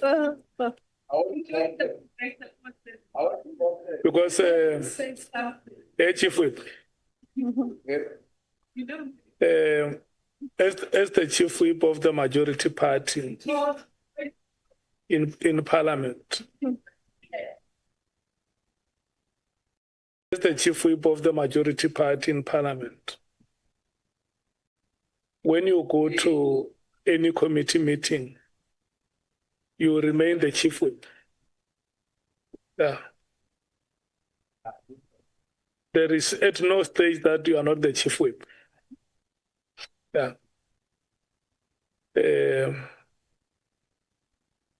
I want us to proceed. Yeah, I'm handing over back to you. Jay, are you still busy with Dr. Das on the last issue? No, we're done on that issue. She made a commitment that when we come back from the break, lunch. Yeah, we can tap from her wisdom, and I see you also want to compliment her. You asking her? I have asked her, and she committed that we are going to tap from her wisdom. So now, were you done with your questions, or you still want to lead evidence? Me? No, I mean the SC. Yeah, the advocate. Apart from the other issue that we had about naming the witnesses. The witness. I did have a few more questions. You still had few questions? Yes, Chair. How long does it take you to conclude those questions? Well, it always depends also on the witness, but it shouldn't be longer than 20 minutes, half an hour. Okay. Do you hear what the SC is saying, honorable members? The SC says in round about 20 minutes, he may be concluding leading evidence. So I want to request you to start reading yourself, because once he concludes, we may not have time to break.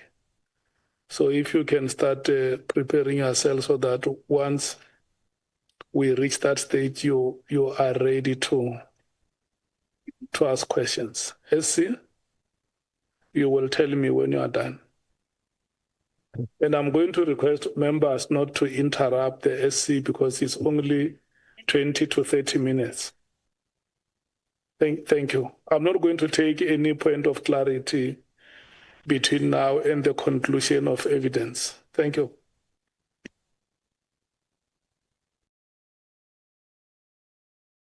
Thank you. May I proceed, Honourable Chair? Thank you, Honourable Members. Just, Dr. Dasa, just to recap, the reasons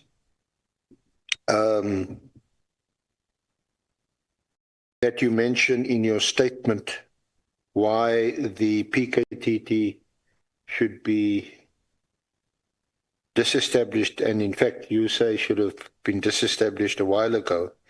You refer to at 17.1, where of your statement on page 11, it was completely unnecessary to establish the PKTT as our KZN provincial team had already made important breakthroughs in high-profile political cases. At 17.2, you refer to the structure of the PKTT, which you say is completely irregular. I make this point as I've been working with task teams which have always been set up with clear structures of command and oversight and of limited duration. At 17.3 on page 13, nor is there any good reason whatsoever for a team of detectives to focus on you put political killings in inverted commas. And this is, I asked you this earlier, they have never defined what exactly they mean by this term. And they are known to have taken dockets for which they have no mandate, such as those involving cases of alleged fraud and or gross municipal corruption, which is the mandate of the Hawks, the Directorate for Priority Crime Investigation, as per the SAPS Act. Lastly, it's the costs is prohibitive. And those reasons, Dr. Das, they correspond also more or less with the reasons given to us by Minister Mkhwanazi when he gave his evidence. So just a brief comment on any of them or all of them.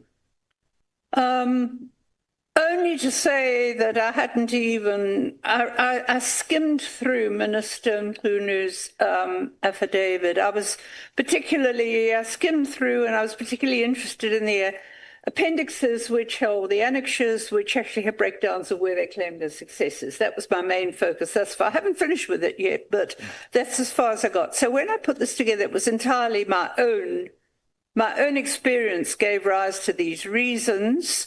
Particularly, I mean, one of the may or may not have got into an annexure is the stunning successes of our provincial team dealing with the carnage in Glebeland's hostel, which carried on because there's been other massacres since. So, and the fact that a lot of what they claim, I know they claim as successes, were actually on virtually the evidence that was ready for prosecution was done by the provincial members who'd been, even as clearly admits, seconded to the team.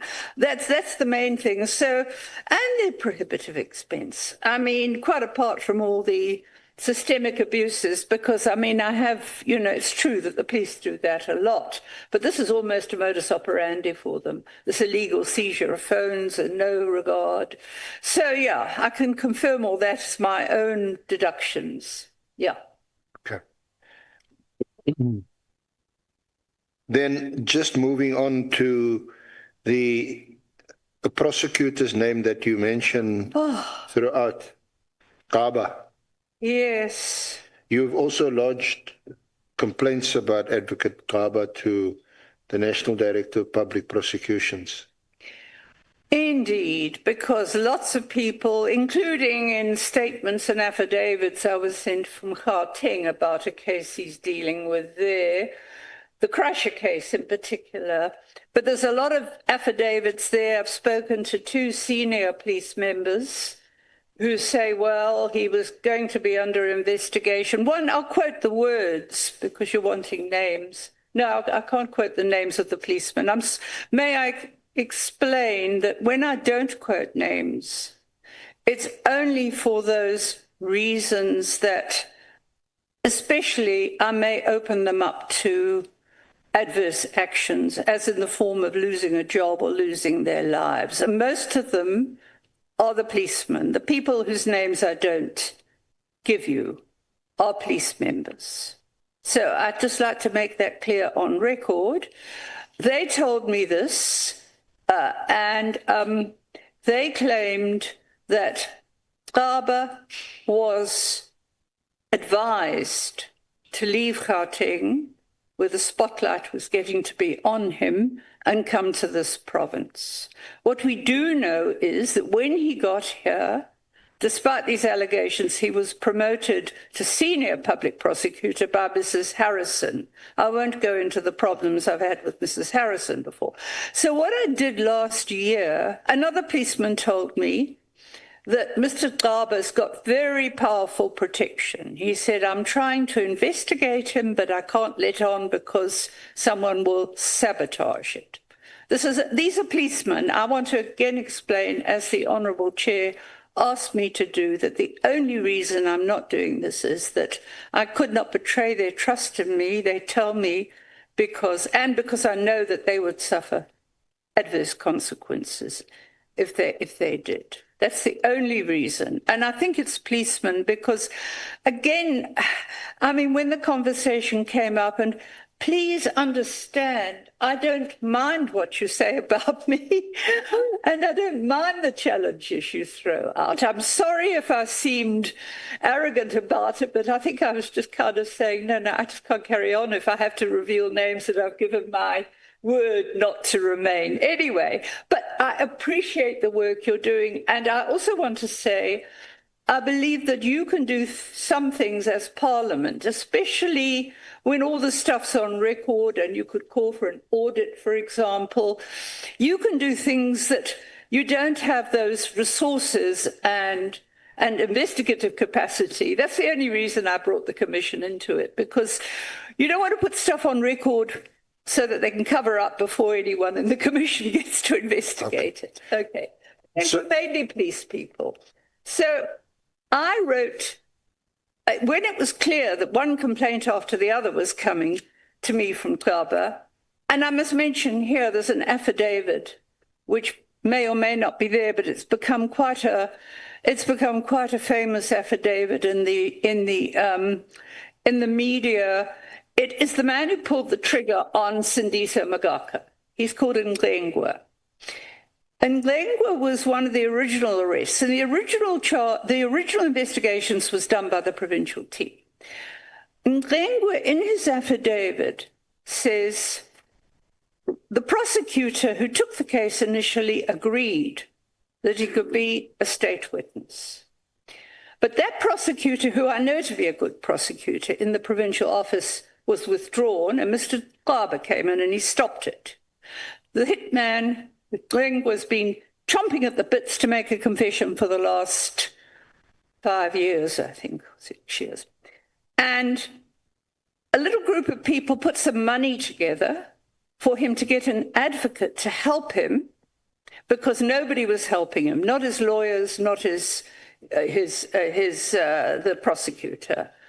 And that is the confession is the result of that, where it specifically names Kaba as obstructing justice when he wanted to confess, right? And somebody else has made an affidavit. Mr. Pillay has made an affidavit that I should have attached there also to say, and he had witnesses, because they were in the office when this happened, of one of the prosecutors that Kaba was trying to get him to force his statement. Okay, I've been getting all this since late last year. I wrote to the National Director of Public Prosecutions, which I've done with other cases, to contest. And I said, can you please send in an independent senior prosecutor or other advocate just to check all those dockets? These are the allegations. I started off very politely. I said, this is not fair on Mr. Kaba that he gets all these allegations. He should be able to clear his name if it can be cleared. And if not, we should know. Okay. I just got the replies back all the time. First reply was, Mrs. Harrison will check. I said, Mrs. Harrison is the very person who appointed him to senior public prosecutor. How can we call her independent? I'm asking you to bring in somebody senior from another province. To this day, they won't do it. So that's that story. But I think in some of these cases, there's going to be a lot of corroborating evidence coming out when the cases finally get to court. But as I've said to you, tracing these cases out, there's a kind of what they call the Stalingrad option of deliberately delaying hearings. Oh, well, sorry, I'm not available. Another 6 months goes by. Okay. And in one case where Mr. Tabas said this prosecutor has got to suddenly not use those 3 days. There's a High Court judge in Pietermaritzburg called Judge Singh. She actually needs Mr. Shange. Mr. Shange is his deputy that he takes instructions from. I checked the whole High Court rolls on the Pietermaritzburg High Court. There is no case set down for 3 days. There's a Singh here and a Singh there, but no Singh running a case for 3 days. So it seemed to me that that was not quite honest. Okay. I think I asked you this morning when we consulted, why haven't you lodged a complaint with IDEC? Well, I actually didn't know that I could. Thank you for telling me. Well, it sounds like corruption to me. Yeah, no, that's what you defeating the ends of justice, withdrawing cases, enrolling cases, withdrawing them, and you also say lying, because now you just look at a court roll and you see there's no judge. No, there's at least one free day of those 3 days where no judge of Singh is presiding, according to the court roll.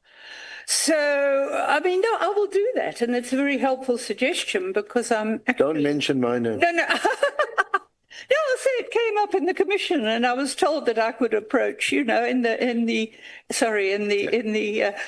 ad hoc. But I will definitely do that because I okay. Then I just wanted to your interactions. I think we've already heard from you about Minister Mkhwanazi, and then just the remaining two, Advocate Bakoli and Mr. Kabinde. Yeah. You deal with Kabinde at paragraph 27. Yeah. I can answer that quite quickly. I mean, and there's no sort of unknown sources here. This is what I experienced personally. Mr. Ngabindi, I know he was at IPID, and I don't think I dealt with him there, but I couldn't be sure because I did do quite a bit of interaction with IPID head office, but I don't remember dealing with... I remember the reports about him falling out with McBride, but that was about as much as I could remember about him. And then what happened was that after Minister Mkhwanazi was suspended and there was a new minister... I didn't know who to send my complaints to because I do have to write a complaint about the state of policing in the province. And I asked Patricia, I'm in almost daily interaction with Patricia almost. We deal with a lot of stuff together. And Patricia Mashali, Mrs. Mashali. And she said, oh, look, Ngabindi is the head of the office there, try him. And I did, and I sent him a couple of things. And I got a response to say that there would be a new person who hadn't quite started. And she is, I think, she's an... What did I say she was called? I think she's a General Pino. Yeah. So she's quite efficient. I sent to her and she acknowledges and says it's been sent on. That's how I dealt. Then I phoned Ngabindi after the police, and it seems that our police were paid to go up there and do all these actions against.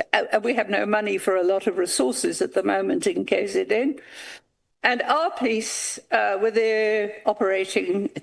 going into Ngabindi's home, beating his brother allegedly. So I just phoned to ask if he'd opened a case about his brother, and he said he had, and I think he said there wasn't a warrant. I didn't deal with him after that. And just on Patricia Mashale, also raised it with you this morning, that Minister Mkhwanazi had also referred a number of complaints, a whole bundle of complaints to the IGI, but had received a report back to say that I think it's between 70 to 80% of those complaints had no substance. I must confess. I'm just asking you the extent to which you do rely or have relied also on Patricia Mashale's network. No, thank you. Yeah. A lot of the information she's given him, I followed up independently. Okay. And I think the problem, because she was adamant she'd given proof of what she'd said. And she records also for other corruption reported to her by her former husband. And that was why they'd seized her phone and they wanted this and that and the other. But on the whole, I mean, in terms, all I relied on her with this was to say, well, who can I contact there? And she knew who to contact. And I realized I actually facilitated this. Suddenly, in answer to the question there, suddenly there was a call to say we need to meet with Patricia Mashale, and I facilitated it. I said, will you meet with them? And she actually said to me, and I think her husband did too, former husband, can we trust this person? I said, well, I don't know. I think you can. I don't know. And then when you must remember also, of course, that there was no Inspector General of Intelligence until I think last year. There was a hiatus between the resignation of Dr. Dindwe, or the end of term of Dr. Dindwe. So I'd been interacting with an advocate in the office, not the head of the office. Then in come the new head, and I got a message to say all directives, all my queries must go to his PA. In other words, not to keep sending it to the advocate. So we're not absolutely sure whether or not the information was accurate. But normally I've checked out her stuff and verified it with people that she's reported, and I've spoken to them directly. Then you also mentioned Advocate Piccoli. You said you met him once? Once. I only met him once. I knew he was the legal advisor for the minister. I think I'd heard that along the way somewhere, because I had admiration for him based on what happened some years back to him. And I heard he was in the office and acting for the minister. And then he said he was coming to Durban on business, and I met him in Professor Zulu's office, because he'd arranged to meet someone who used to be a senior student of Professor Zulu's. So we combined it, but the discussion was general. He did ask me, he said, did you write these letters? Yes. He asked me for clarification, but I want to stress at no stage did he indicate that there was even a consideration of disbanding. He just asked me to verify, and then we branched off a whole lot of other stuff, including like he was shocked when I told him about the guy who'd planted the grenade at the university and nobody knew was working for the security police. And then you also mentioned Lieutenant General Sabir. Oh, now that's another interesting one. I had no contact with Sabir. I didn't much like the man because he brought one of these spurious legal actions against Patricia Mashale over a fairly trivial thing, and she wasn't even served with the papers. Anyway, by the end of January, I was deeply concerned about the fact that there was no sign of any disbandment of the task team, and I was getting more and more problems about the prosecutor. It was a combination.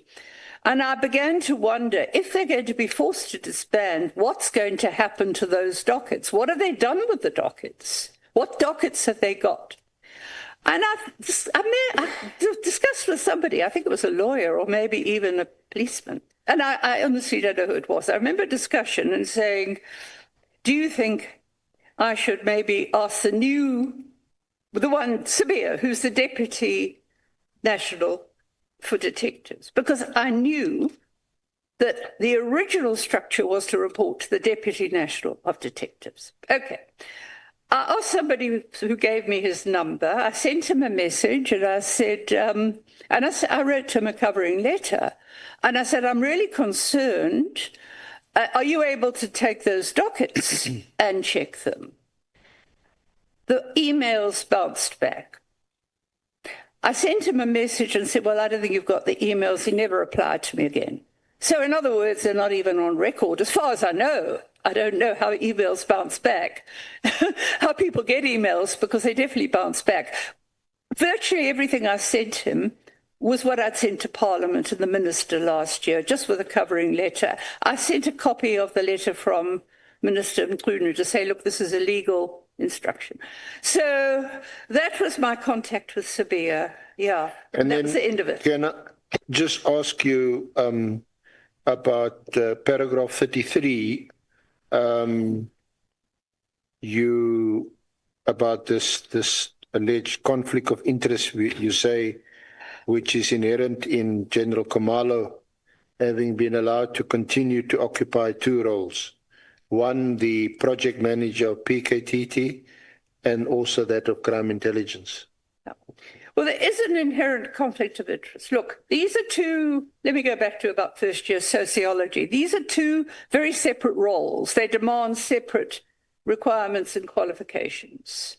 One is managing finance, and as I said, there were allegations that there were problems there with the PKTT. And the other, of course, the project manager one, the other one was the fact that he was in crime intelligence, which also involves approving the financial expenditure by intelligence. And I've been getting all these, and these are first-hand contacts from police members. So again, forgive me, Chairperson, but I can't reveal the names because of this whole question of maybe endangering them, and because they know that I've said I won't reveal their identities. So that's the only reason. I think the only people I'm not naming are police members. But when I heard this I was getting messages from people I know, senior, saying there's a whole restructuring going on. And I was talking, and there was one individual member who'd been in crime intelligence for a long time, and he was saying, I don't know what to do, because there are regulations about what you pay to informants and rewards. Like if you get a big drug bust, they're supposed to get a reward. He said, I can't do that. I can only offer them 3,000 rand, and they're risking their lives. I mean, police informants are risking their lives. Some of them get killed. I said, well, I don't know. I checked with the officer of the IGR, but the new IGR wasn't there. I think I checked with the advocate there, and she said, well, you better come and tell us. And I said, but he's too scared to. I think they'll just lose their jobs if their names leak out. I don't know what happened. There was actually, I didn't go to the media. Somebody went to the media, and there was a report to the same effect. Okay, so it's finances in two positions, because the minute after General Khumalo was appointed to head crime intelligence, I was also getting from individual members of crime intelligence saying, we've got no vehicles. We thought these vehicles were bought for us. We're having to use public transport, and that's a risk to us. We don't know why we're not getting the vehicles. We think the money's going to the political killings task team. Well, I don't know. This is what I mean about a conflict of interest, two roles. So that was the first thing. He should never have been in both these positions at the same time. That's what I was saying. The other issue with him, and this is what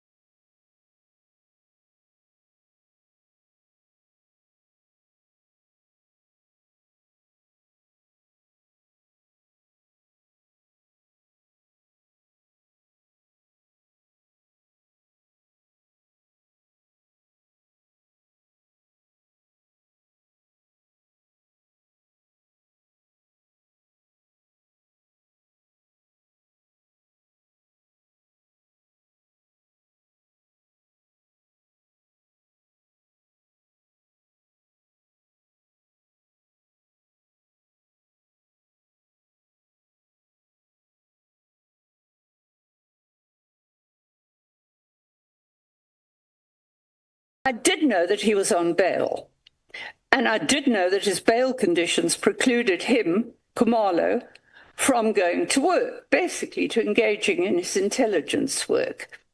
And he was talking about what had happened since he'd been given bail, which he should not have been involved in. So that's why I raised the issue of these conflict of interest, because it creates the impression maybe this is where the money's going, so there's no money for crime intelligence. I don't know. I mean, I'm asking people to, one of the things you'll see I'm asking the committee, your ad hoc to do, is to push for proper audits. The only people that can deal with this sort of complaint is the Office of the Inspector General of Intelligence. And sometimes I've got round to copying stuff to Scopa, but I really want to push for a proper independent audit of both especially of the KwaZulu-Natal budget, because it was used up very early in the year. So this creates these perceptions that money's going to the task team because of its expenses. So that's what that was about, just to put that in. And then just lastly, you make some suggestions, urgent actions that are required at paragraph 36.1. Sure. Expediting the implementation of the overdue legislation to restore civilian oversight to the intelligence services, including financial independence and competent staffing at the Office of the IGI. In 36.2, an immediate independent audit of the KZN policing budget and of all PKTT expenditure. And in 3, there must, without delay, be an audit of all the guns which have been in the hands of the PKTT. You want to explain? Yeah, I do. I would like to, because look, I was very close to what was happening in July 2021. I even had former students phoning me in panic. And sending messages on and telling me what was happening in Phoenix and all sorts of, even police were sending me messages about what was happening and the role of private security companies in Phoenix. So I knew that, I've written up a chapter in it in a book on protest, but I'd read through, for example, the report by the committee chaired by Dr. Sidney Mkhwanazi, and that was in 2018, about restoring civilian oversight to the intelligence services. And he said it was urgent. Now, I think it's common knowledge that finally that legislation was passed last year. That is, how many years now? 6 years after it was deemed urgent, and it was only enacted this year. And there's all sorts of, in a separate annexure, I've just done a memorandum about the security situation in KwaZulu-Natal. You see, after July 21, I thought there might be a focus on getting better intelligence, because from more than one senior person, including a senior minister at the time, that after Jacob Zuma was arrested, nothing was coming through from KwaZulu-Natal. Mkhwanazi was nowhere to be found. Even his phone was off. One minister went off. One minister was very irate. She just couldn't understand how the man didn't have his phone on when the province was burning. Anyway, I thought we might pay attention to intelligence, but it's actually deteriorated from what the members tell me. One member I spoke, who was a long-time member a couple of weeks ago, said, well, it's virtually collapsed in KwaZulu-Natal.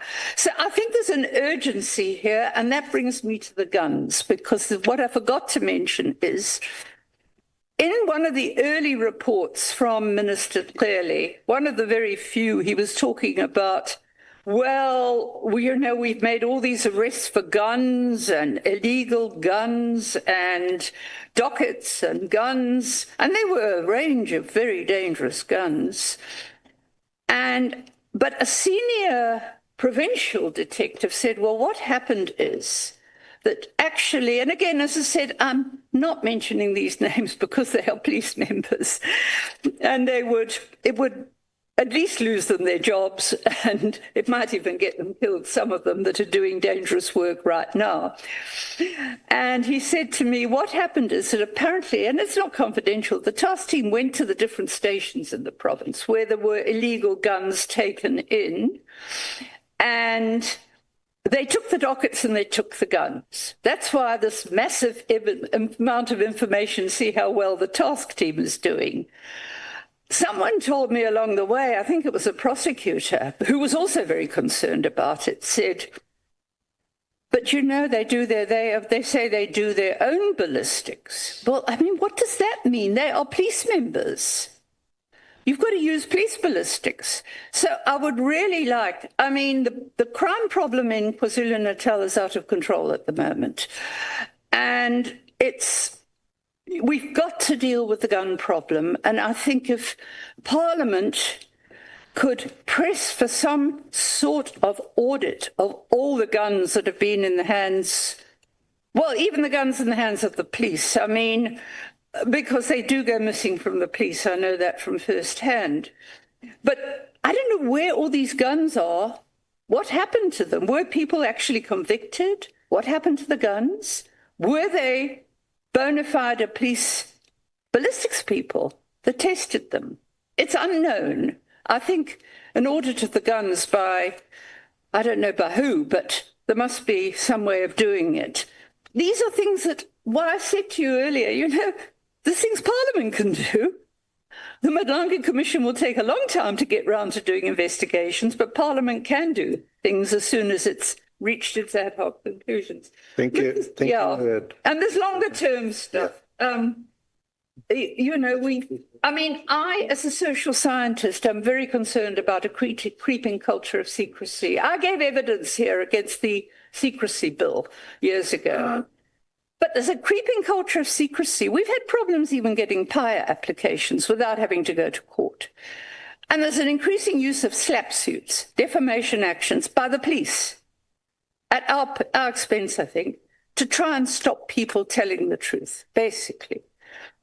I mean, just last week we were saying that they're doing this against people who are also trying to protect land rights of Indigenous people. So, I mean, that is longer term. We've got to expedite that legislation. The other longer term thing, and again, a policeman phoned me just before I came and said, look, we are among ourselves, we're talking. He's a retired senior man. And we've decided we've got to restructure the police. I said, yeah, I've said that. We have to restructure. And these are longer term things. But at the same time, we have to keep it in mind. I mean, there's a national development plan that's got some good ideas. Okay, Doctor. Thank you. Merci. Thank you. Thank you very much, Dr. Dan. Thank you, Honourable Chair. Are you done? Thank you. Hope so. Okay. We are now going to the next session, Doctor, where we are going to allow these honourable members of Parliament to ask you questions. And I'm going to request that in your responses, you must be crispy. Yeah. You must be crispy. Yeah, so that because the time that we allocate to a member, if a member asks you one question and you take the whole time of a member responding, Okay. then it means the member forfeits his or her right to ask questions. Yeah. Okay. How much time do you want me to allocate to honorable members? Mm-hmm. A member.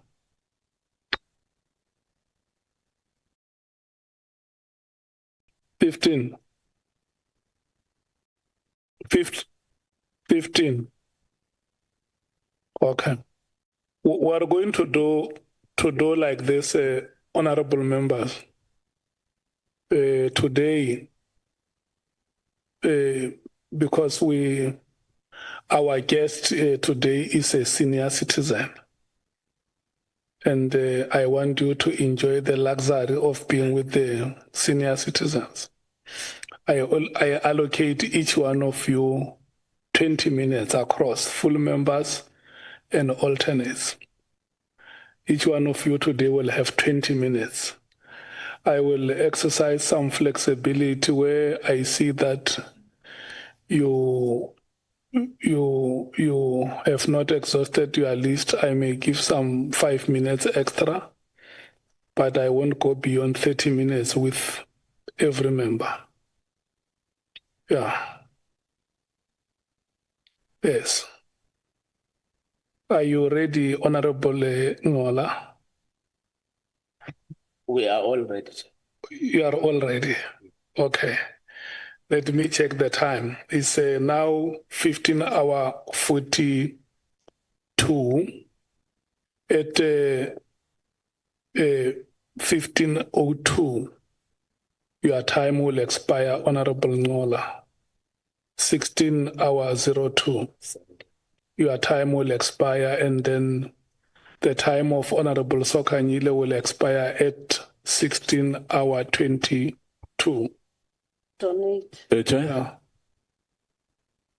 Honorable Skosana. Oh, I thought you were giving us 15 minutes each, so you're giving us half an hour. No, I'm giving each one of you 20 minutes. Oh, okay, thank you. Yeah. You don't have to use all of it. So listen, Honorable Ngola, your time starts at 15:43. So it will now end at 16:03. Your time starts now. Yeah, thanks, Chair. Honorable Sokanyile is going to make a humanitarian donation if my time ends. Thank you very much, Prof. Doc. Are you an expert in policing? Yeah, sorry. I beg your pardon? Go to the mic, Doc. Yeah, okay. Are you an expert in policing? An expert in, sorry, in? Policing. Policy, I know quite a bit about it, actually. Not policy. Yeah. Not policy. Policing. Policing? Yeah, policing services. I did research on policing in the 90s. I wrote a report on policing based on research. And I have written a lot of stuff on violence that includes assessments of policing. I think I did a conference paper on policing. I don't know what an expert on policing is, actually. I mean, short of being a lawyer who knows all the laws and things like that. Yeah. So was that research an academic research? It was academic. Yeah. I mean, the research report, the research was academic. I did in the late 90s. So you were doing it with which accredited higher education institution? At the University of Natal, where I was teaching anthropology, and now it's the University of KwaZulu-Natal because it amalgamated with the University of Durban Westville. There were two universities, and we're now University of KwaZulu-Natal, by which time I had retired. Okay. So let's go to your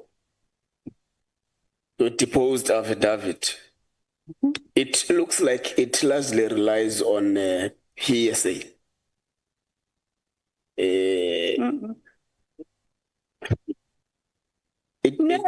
I'm saying it looks like. It looks like it. Yes, because in each and every paragraph you make mention that so-and-so said this, so-and-so said this, so-and-so said this.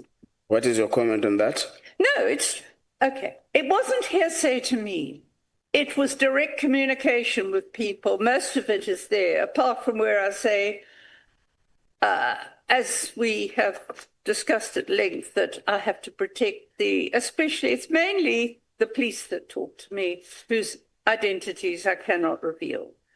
But the information I compiled as part of this report is direct information from people who've experienced the task team or have worked as a detective with the task team, including lawyers for some of the people who've been charged by them. So for me, it's not hearsay. Now, I also want to stress that most of these people are dying to give evidence to someone about their own experiences. I have begged even police members to go and do it in camera, but a lot of people who've experienced this say, yes, I can't wait to go and give evidence myself. Okay. So you get information about PKTT from policemen, some of them, from community members, some of them, and from prisoners, yes. Some of them. Prisoners who have not yet been found guilty and are innocent in terms of the Constitution until they're found guilty. Okay. So do you apply the audi alteram partem rule after having received this information? I try to, but I don't get responses from... What do you mean you tried? Explain the tried part. Okay. I try to, how can I say? I tried to communicate when Tabisa Zulu's phones were seized without a warrant, without an order. I phoned General Khumalo personally. He couldn't explain it. He said he didn't know about it.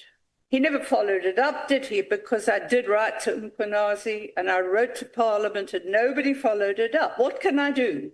I don't get responses from the police anymore. I complained to General Masemola about the fact that the... Doc, can you hold there? Yeah. I don't think you're answering. I know. Okay, you wanted me to be brief. Right. You are talking about... Wait, Doc. You are talking about you complaining about police action in that particular incident. The point I'm making is you receive information about the irregularities of the PKTT from people. But do you ever take time to ensure that you get the side of the story from the PKTT itself, so that whatever findings you formulate are based on both sides of the story? Do you get it now? I do indeed, but how do I get it if they don't want to give me the information when I write to them and ask questions? Okay, have you communicated with General Dumisani Khumalo, the project leader of the PKTT, when you received information about the things that is alleged the PKTT is doing? No, I stopped communicating with him because... So you did not solicit a view from the PKTT before making findings about the PKTT? Look, I am reporting what many people have said independently about the actions. I'm reporting in some of the stuff that's on court records with lawyers that are working for these people. I have tried, in the first days of democracy, I would get responses from the police. I've given up largely because I have a lot of letters on record. I mean, I wrote to General Masemola and said, the political killings task team, look, here are attached statements. What are you doing about it? I never got a reply. So that's why I copy to the police, so that they can say, come back to me and say, no, this is wrong, and give me an explanation. And they don't do it. Okay, let's pass that, Doc. Section 16, subsection 2 of the Powers, Privileges and Immunities of Parliament and Provincial Legislators Act requires you to give Parliament information wherever you are required to. Then on what basis are you refusing the ad hoc committee to give the information that it requires, including the names that were requiring you to give the ad hoc committee? May I just explain? I don't know. There's very few cases here where I have not spoken personally to people, and very few cases I've given names. The only people whose names I have not given are people that I cannot, according to my own professional ethics as a social worker, as an anthropologist, as a human rights defender, reveal names because they might endanger the lives of the people, and they are police members. I'm trying to explain this because I think the Honourable Chairperson put it very well. I thought I'd explain by referring to ethics. But I also I am not in a position to investigate them myself, and Parliament does not have the capacity in terms of resources to have a skilled forensic investigator to do some of the work that needs investigating. It's as simple as that. So I cannot go blurting out names of people who might be killed before there's an investigation. Okay, Doc, we'll pursue that. Let's go to your paragraph 5. Paragraph 5. So we're going to compare this paragraph against the background. You are saying that you can't say names of people who are in the police service because you might be risking them losing their lives. I mean, their lives or their jobs or getting persecuted. That's what you said, Prof. Well, those that are not, if I can just reply, these are people that are not already publicly named. All the people I'm referring to have been in court reports, have been in the media. I am referring to members who are not in the public domain. Yeah, because it looks like there are some you mentioned. You have mentioned Captain Fine of the National Intervention Unit, who was promoted at some point. You mentioned Magistrate Khumalo, who you say has even been reported to the Magistrate Commission. So as it appears, what would think that you mention those you don't like and you don't mention those you hold dear? What will be your view on that? Okay. Right. Everybody knows that Colonel Finn is running around with this task team. You know, the people are saying it, it's not secret. These are people we are paying. We taxpayers, these are public servants. We're entitled to name them if they're doing an official job like this. They're not, that's one thing. But Prof, you said, Doc, you said, apologies for interjecting. You said, there is a member of the police service who contacted you after the political killings task team dissolution letter, who wanted to give Minister Mkhunu information. So that person, you pay that person as a taxpayer as well, but you are refusing to mention him. But if that's the logic you want to use, that these are public servants, you pay them, you are taxpayers, but the same person you are hiding from Parliament is a person who is in the public service, who actually is under the payroll of the state. I think anyone who has access to intelligence information in the police is surely not named public. This man is just a very experienced detective. He's more or less retired. I think he may have retired by now. But he's very much, these retired detectives, I hear, keep in contact with each other, the retired police. Now, he would definitely be at risk. And I could not mention a name unless I asked him. He may end up giving evidence himself. I would like him to, but he has to decide. As for the magistrate Khumalo, it's in a report done for the court. Court proceedings are open. It's in a report done by the advocate for one of the accused in the case, applying for the case to be reviewed. Not only that, Magistrate Khumalo's name is on a charge sheet for our former Chief Magistrate Nzimande, who's being charged by the Magistrates Commission. And on the charge sheet is the very same Magistrate Khumalo's name as having paid to get his position. Now, that's a court document. It's public. So, you know, I mean, there's a difference here with people that talk to me in complete confidence and don't want to lose their jobs. And all I am asking is for people, and I mean, you wanted the information about my communications with Mkhwanazi. So if I'm going to be honest, I have to say, well, this is what I did. Oh, thanks, Doc. Let's go to your paragraph 13 and 14. You talk about people who are held in custody and who are refused bail. 13, yes. 13 and 14. Yes. We're talking about people who actually refuse bail and try to pinpoint that to the PKTT. Yes, so that's point 13, right? Yeah, yes. And 14 is speaking about almost the same thing. Yeah. So how is it a problem of the PKTT that people were refused bail by judicial officers?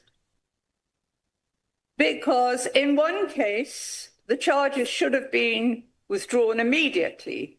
Within days of charging these members, I've been dealing with a lawyer for these members as well. Within days of charging the members, the PKTT, and it's the only political case, right, that's their mandate. The PKTT were on duty that night. There's OB entries, AVL entries, phone record entries, and a statement from their station, their commander, that they could not have got over an hour's journey away and killed someone. Right. That case was never withdrawn. The other three cases, the state dragged its heel by wasting court days. I mean, one day, 5 days set aside, the prosecutor gets to court, sorry, not using today, I'm not prepared. I don't know, how do you get away with not being prepared as a prosecutor that we are paying? They're paying lawyers for that day because the lawyer's only here when they get to court, that the prosecutor's decided he's not prepared. We've charted these delaying tactics, deliberate. That's the one where they didn't use the day when he went to the High Court. But now, you understand, Doc, that bail refusal is a judicial decision, not a PKTT decision or an NPA decision. I have explained that the problem goes back to Advocate Thaba, against whom there are very serious allegations, and all I wanted and asked of the National Director of Public Prosecutions that she would deploy a very senior, completely independent judicial person to check the dockets, and she refused to do. So that's the same prosecutor that there's another affidavit about how he's trying to fabricate evidence. Now, there are cases where police are given bail when they kill people. Most cases, the police get bail because they've got a fixed abode. And the case has been dragged on unnecessarily. Okay, no, it's fine. And there's a state in the Constitution says you are entitled to a speedy. That there should not be an undue. This is an unreasonable delay when it drags on like this. The minute the defense gets to be able to present its case 3 years after the beginning, and there's another 6 months delay.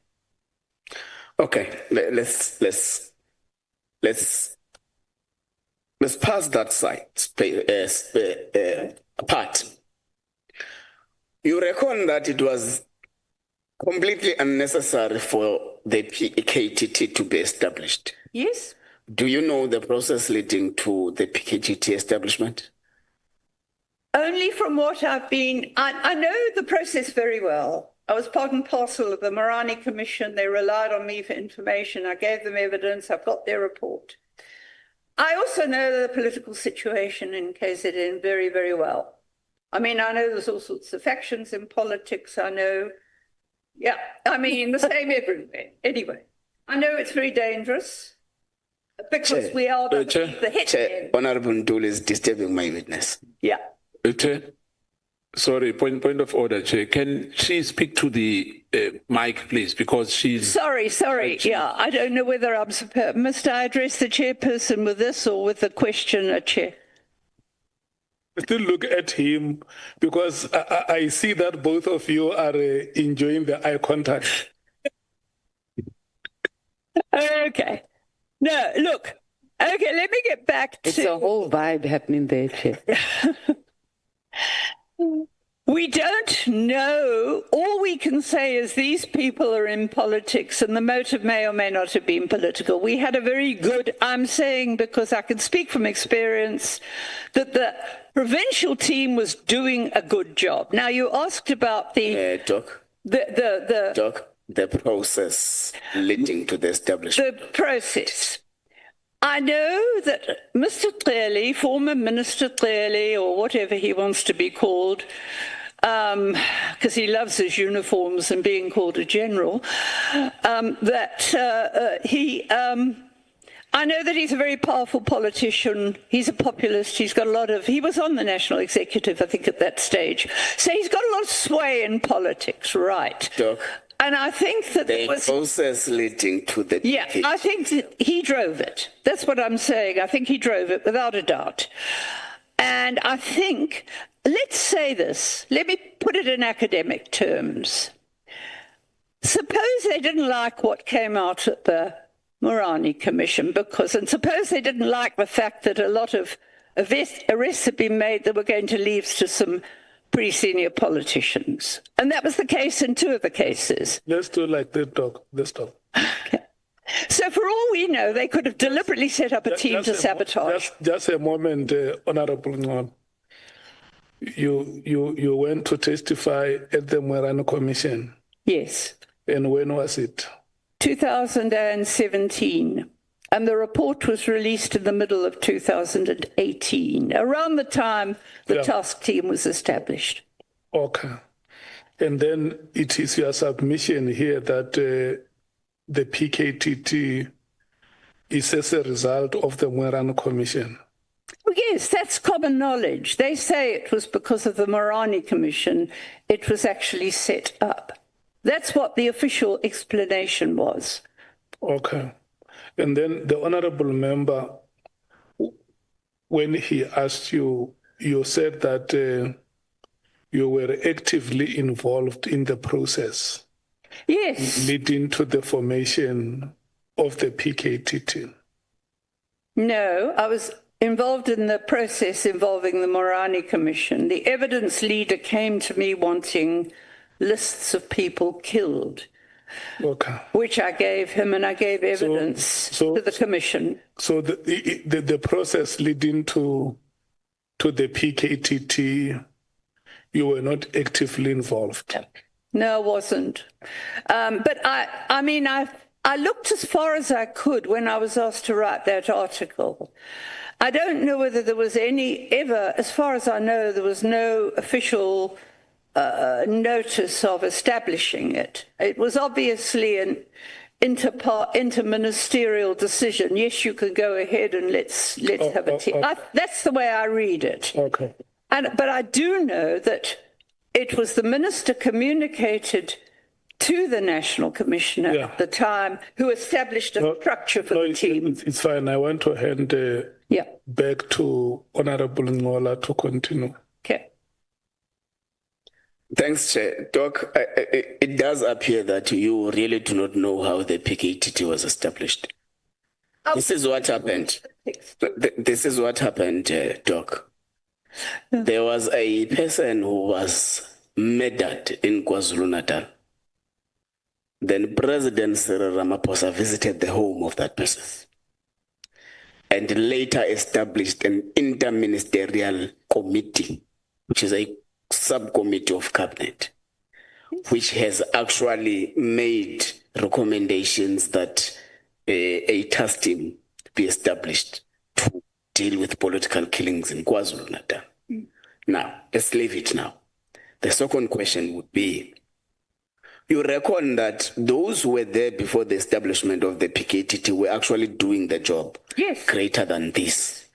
Do you know how many cases were registered, politically aligned killings registered before the establishment of the PKTT? Well, they were working from the lists I had. They've quoted the list that I gave to Morani Commission. And you mentioned, yes, I know the case you're talking about. It was a very prominent Ramaphosa supporter called Mkhwanazi in Pietermaritzburg.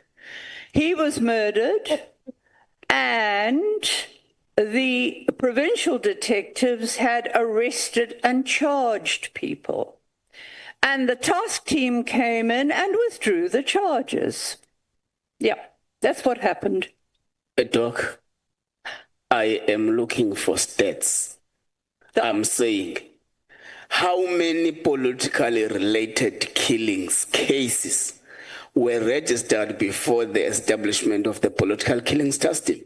I think it was, look, I don't have those lists with me, but they were at least, but that was up until the end of 2017, I think it was something in the region. It depends on the period. I think for the period Morani wanted, there were about 150 deaths. I think something like that, but I couldn't tell you offhand. I don't have the figures here. This was 150. Before, let's do this intervention, Doc. You know, South Africans are following the proceedings, and I announced it this morning that we sometimes get feedback about the things that they see and also matters that are of interest to them. The honorable member is asking you a question about a victim who was killed in KwaZulu-Natal. And I guess that he belongs to a family there. And the family may still be grieving by now because the chapter has not been closed. And I just want to persuade you to reconsider the statement that you made to say, no, he was a prominent Ramaphosa supporter. I don't think that will be appropriate. Okay. You can imagine a family of Mkhwanazi if they are watching the proceedings now, and their late family member is being described as somebody's supporter, not as a citizen who unfortunately lost his life due to the political killings that were happening in that project. Do you agree with me that it might have not been appropriate to frame it the way you did? Look, I'm not sure because it was common knowledge. It was kind of common knowledge within the ANC itself from people I spoke to because of the factions in the ANC. And that was why Ramaphosa came here, you see. So I'm not sure. I can't answer your question because I hadn't thought about it that way. Just listen to me, Doc. Yeah. When you come here, we say that the senior counsel must confirm that you are the witness that we expected. And the senior counsel, when he introduces you, he says, you are Dr. Elizabeth Mary and Haas. He does not say you are a supporter of a rugby football team or you are an affiliate of a congregation at a particular township or village elsewhere. You are Dr. Elizabeth Mary Ann de Haas, belonging to the de Haas family. If there is a family ceremony at home and they invite us, they say the Haas family invites you to come and celebrate with them on the achievements of their daughter. They don't say, we are inviting you to an event of a supporter of a Soviet Lahanyan. You do hear what I'm saying? No, I do. That's exactly why I say I must persuade you to understand that to describe a person as a prominent Ramaphosa supporter cannot be appropriate, and you must be persuaded to withdraw that statement. No, I'm happy to withdraw it. I only mentioned it because of President Ramaphosa coming here, because, you know, it was one of his main people in Maritzburg. So I'm happy to withdraw it. No, yeah, it's all about, it's not about who supports who, but the context within which the name is being mentioned is that even up to today, the family has not got closure on that matter. And so we should be able to gauge the emotions around the matter. And those who knew the late Mkhwanazi and those who are his family, every time the name is being mentioned, the fact that the family has not got closure on the matter, it always evokes emotions. Of course. Yes. And we must be measured in the manner we talk about the name. That's exactly what I'm saying. Okay, look, thank you for that. I'm quite happy to withdraw it. It was a response to the honourable member's question about comment about President Ramaphosa coming here. That's all.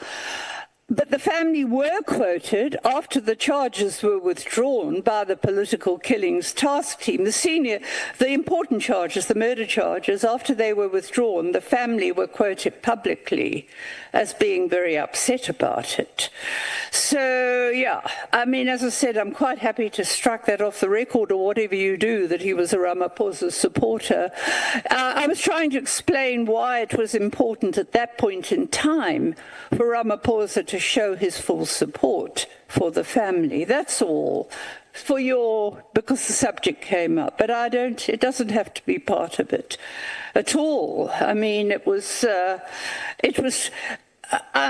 finish that comment there, that the thing is that President Ramaphosa would have been very sympathetic to one of their key people provincially, when was this, 2018, he'd just been appointed Minister of Police. He would have been very supportive to a suggestion that there be a special team. It stands to reason, you know, that he would support it. But my thing is this: I suspect that the motivation was, well, let's keep a good eye on what's happening here. Let's not be Honourable Ngola. Do you still have further questions? But carry on. Thank you, Chair. Doc, do you know how many politically related cases were registered after the political killings task team establishment? I've got a list, but not with me. Doc, do you know how many? I don't know how many. I can't tell you the number because I haven't even got a tentative number. The list is at home. Do you know how many accused persons have been convicted after the establishment of the PKT? I'm trying to find out. You don't know, Doc? There are no, I cannot get records of the dockets they took. Doc, you don't know? Yeah.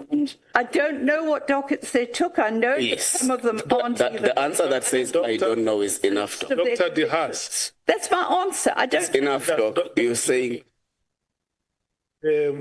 The honourable member, at the time you wrote this letter in October, did you know how many convictions have been... I had a rough idea from the public releases. That's all, because I couldn't get details anywhere.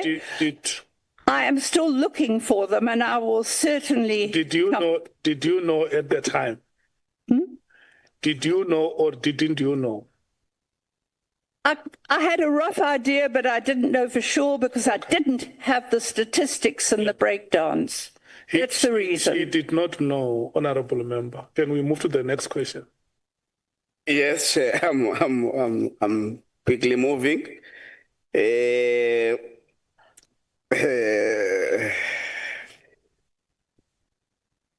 So you don't know how many cases were registered, how many convictions were registered before and after. So let's take it that you don't know, and you are in no space to actually compare something you are not aware about. Let's pass that thing. Let's go to specifically the Magaga case.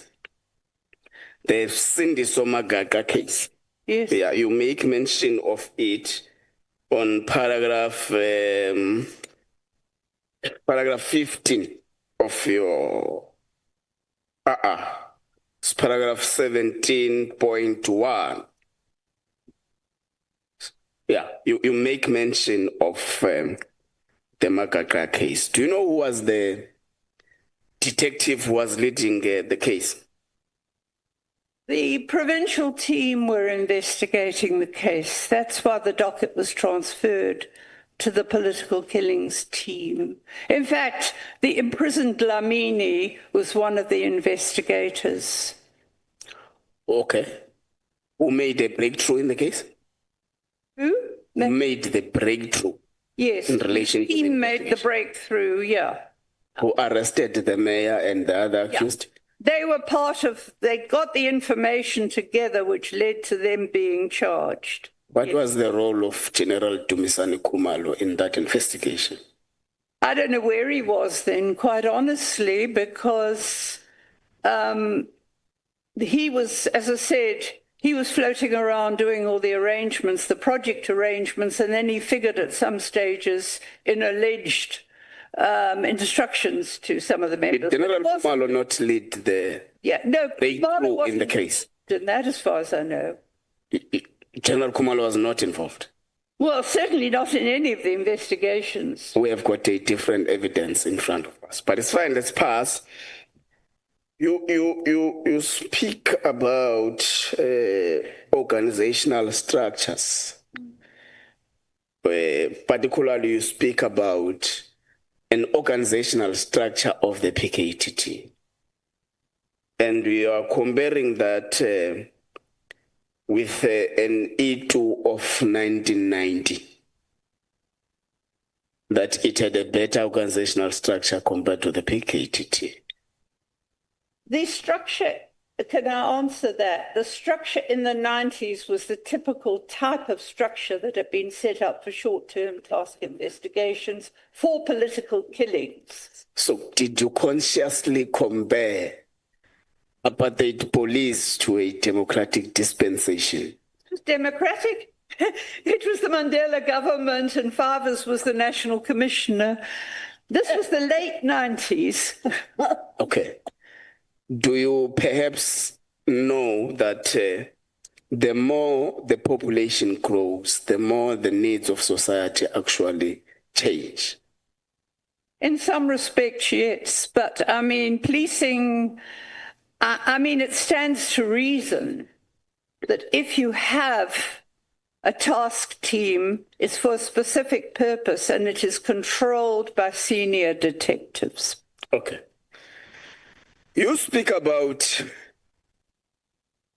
that it was unnecessary for the PKTT to be established to protect politicians who you pay handsomely and they're doing no job.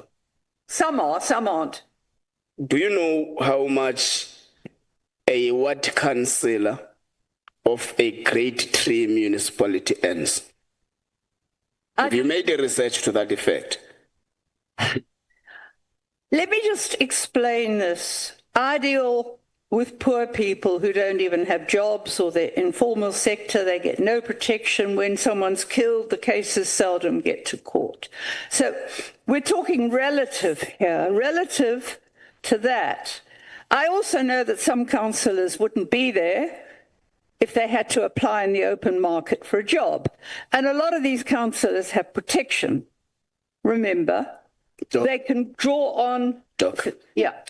So, have you made a research on how much does a ward councillor of a grade 2 municipality earns?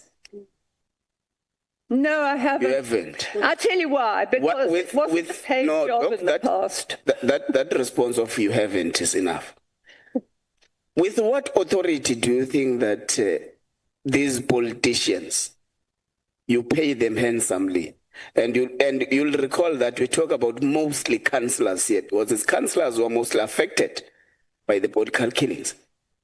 So with what authority, if you have not made any research of how much what councillors earn, with what authority do you say you pay them handsomely and they're doing nothing? Relative, I'm not saying they're all doing nothing. I'm saying a lot of them aren't. We have to no, Doc. In the statement, you did not say some of them. I didn't. I do not. I could have found out what they earned, but Doc, this is relative to the majority of the population. Doc, getting this is your statement. Yes. You signed on it. Yes. You initialed every page. You did not say some politicians. You said politicians who are doing nothing, who you pay handsomely. Now, I'm asking, if you have not done a research of how much a ward councillor of a grade 2 municipality earns, with what authority are you saying you pay them handsomely? Well, where did you get that? As I've seen, they make a reasonable living out of being a councillor, and I don't think compared with so many people in this country who can't even find a job, it's a relative term and it's a general term. The time has come to an end, and I see... Completed my term. Yeah. Yes, Chair. There was at some point where I interjected. I can give you 3 more minutes. And Doctor, may you please, like I requested, be precise when you answer questions. If the questions requires a yes or no answer, just say yes or say no. Don't say yes and no. You just say yes or no. I'm sorry, but sometimes it needed qualification. Responding to me, he has not asked a question. Yeah. Thanks, Chair. Chair, can you also consider that Honorable Sokanyile says must also proceed on her behalf?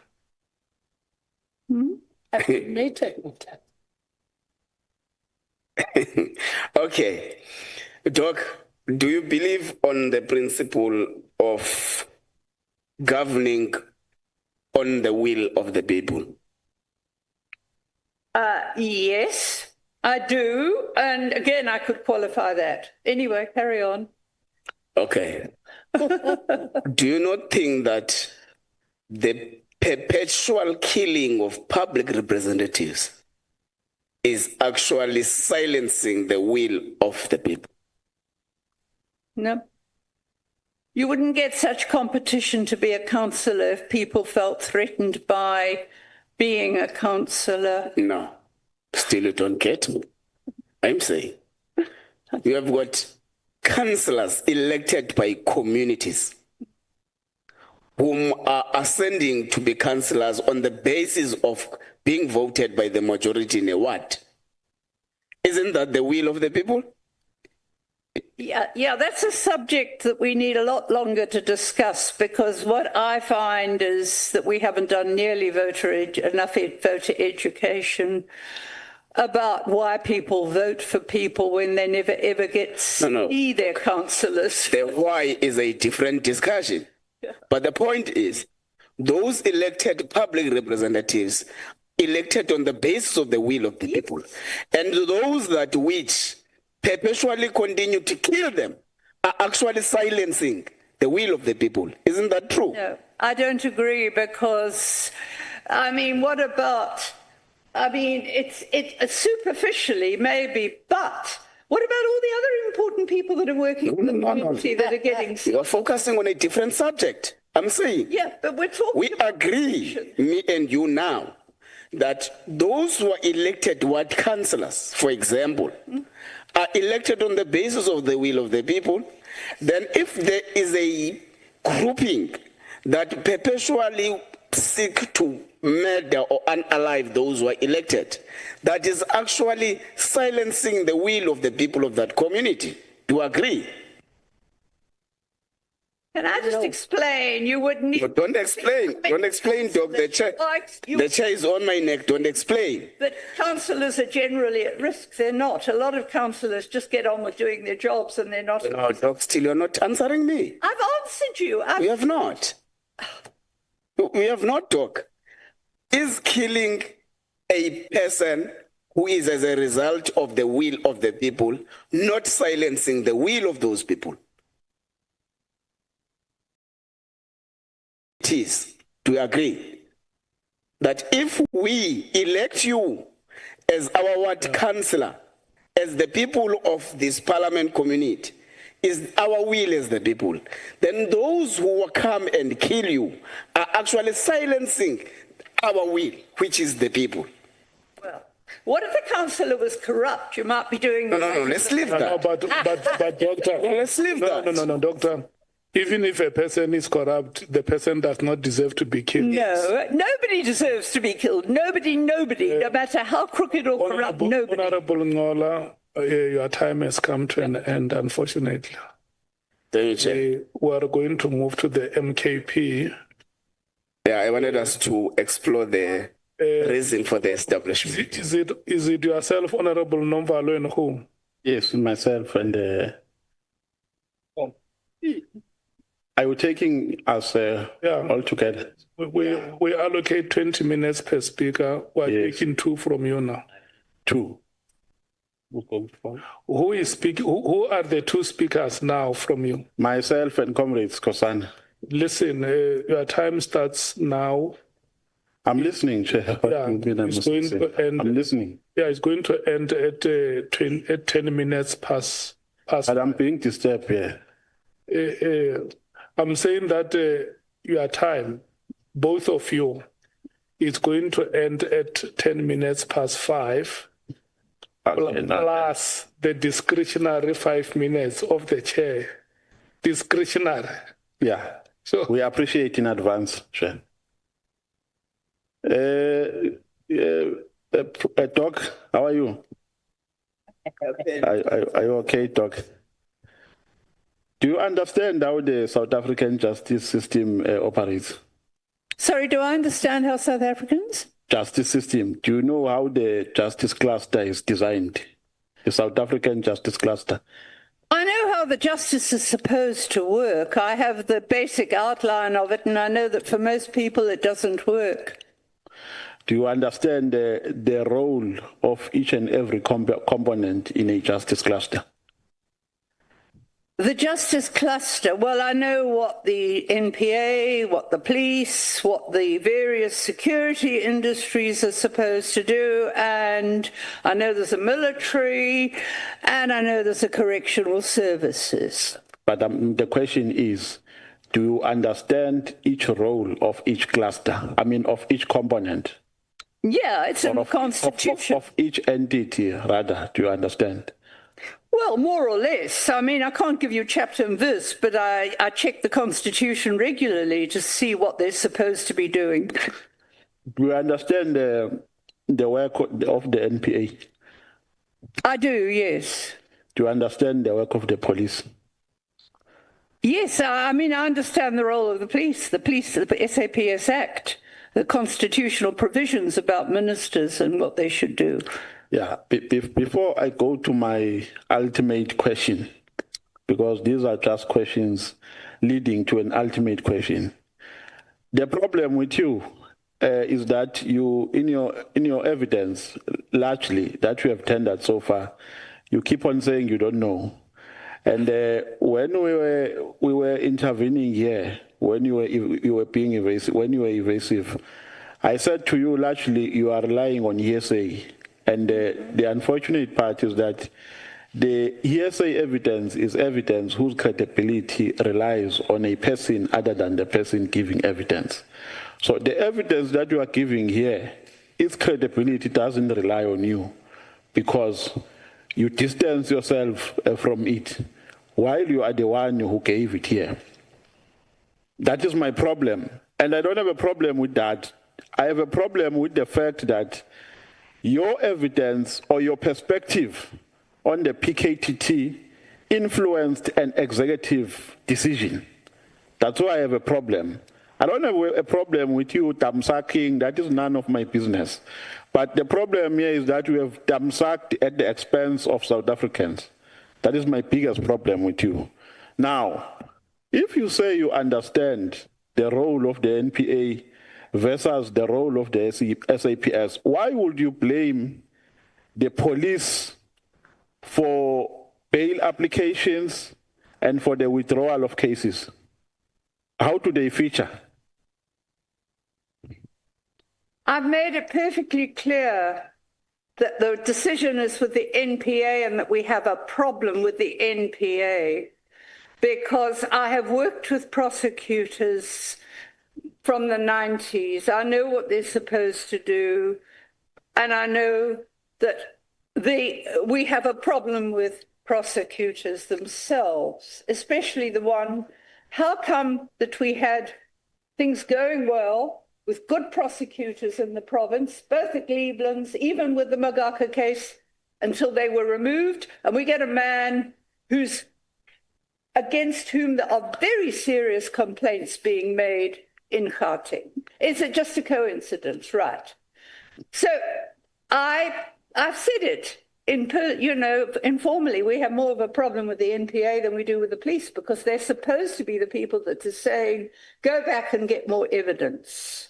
We saw this, if I could give a very brief example. And this is something I know so well, day in, day out. When the carnage started in Cleveland's hostel in Durban, it was all about the councillor. And the minute people said you're not delivering, they started killing the people. Yeah, no, Doc, for the sake of my time, I think I have to cut you. Quickly. No, Doc. We're sharing time, remember, yeah. So you have to do justice to my time as well. That the prosecutors are a problem in many areas. Yeah. Do you know how the PKTT was designed? I know it was designed. It was designed to be headed by the national deputy. No. That's do you know which role players or professionals who were part of the PKTT or entities from the justice cluster? They were supposed to be. You see, there's an ideal and there's a real. They were supposed to be interministerial. Supposed to be. But we've never seen a report. No. I mean at a grassroots level. Do you know the components or entities of the justice cluster who were part of the PKTT? They were supposed to be the correctional services, the prosecution, intelligence, police, and forgotten the other one now off the top of my head. So that's supposed to be. But they were never part. I've never seen a pronouncement coming from that interministerial team. It was always in the rare pronouncements. I think there were two of them. So if I put it to you that it consisted of the police and the NPA as well, then that would mean you don't know how it was formulated. No, I know that. I've just said it. It was police, justice, interministerials. No, remember you said they were supposed to be, and you further said you were not aware if they were part because an announcement was not made. You remember? That's what you said. And then, no, what happened is it was announced as interministerial with those components, right? Then after that, the only public announcements, and there were very few, I can remember two, but clearly there was no mention of any reports coming from an interministerial team in the public. In the public? So. In the public? Yeah.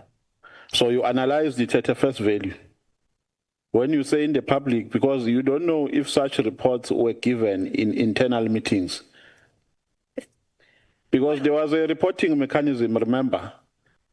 Internal reporting mechanism that was put in place. So you don't know whether that mechanism or those processes were followed Well, to tender reports. should they not have been public?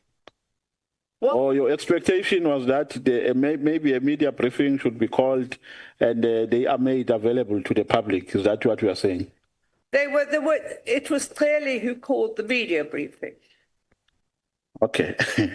You know, another problem I have here is that I think from page 1 until the last page of your statement, you keep the gist of your concerns around the operation of the PKTT is centered around the alleged victimization of victims. So the conclusion which I draw here is that you were mostly concerned about the victims and not, the accused, sorry. It's centered around the accused people. Some are in custody, some were not arrested. Some, according to your allegation, were harassed by the police. And you say nothing about the victims and the families who lost their loved ones. On the contrary, I'm very concerned. Mrs. Magaka Senior has been sitting in court for 7 years with no progress. And that was why, and the hitman wanted to confess and tell the story. She just wanted to know why her son was killed. And she's not the only one. Some of those cases have dragged on and on. And why are we not saying, but how many more people? The biggest problem I have in what I do is getting justice for people. It's almost impossible. People have no closure. And we're not talking just a select group of politicians. We're talking South Africans generally. So it's part of the problem, and there is this deliberate delaying tactic. Okay, somewhere in your statement you are saying political killings in 2016 were mostly precipitated by internal ANC political dynamics, and they were mostly triggered by Zuma versus Ramaphosa faction. Who told you that? People in the ANC. I was even given a copy of a hit list at one stage. No, because fortunately I was a member of the ANC at that time. I think in my region, for instance, and my region was one of the hotspot areas in KZN. Which one was that? Herikwala region. Oh, yes. Yes. I think we lost about four or five comrades. Yeah. And what you are saying does not feature in the reasons for political killings at that time. It doesn't feature anywhere. There was no Zuma and Ramaphosa faction which led to to these political killings. People were just fighting for power in a regional jurisdiction. So where do you get this from? I've got a problem really, because seemingly here you are giving us unscientific perspectives. And the problem with these perspectives of yours,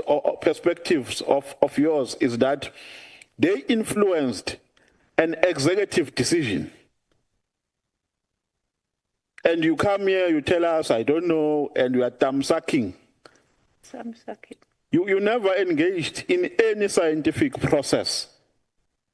You were not an ANC member, you were not in the leadership, you never did any inquiry.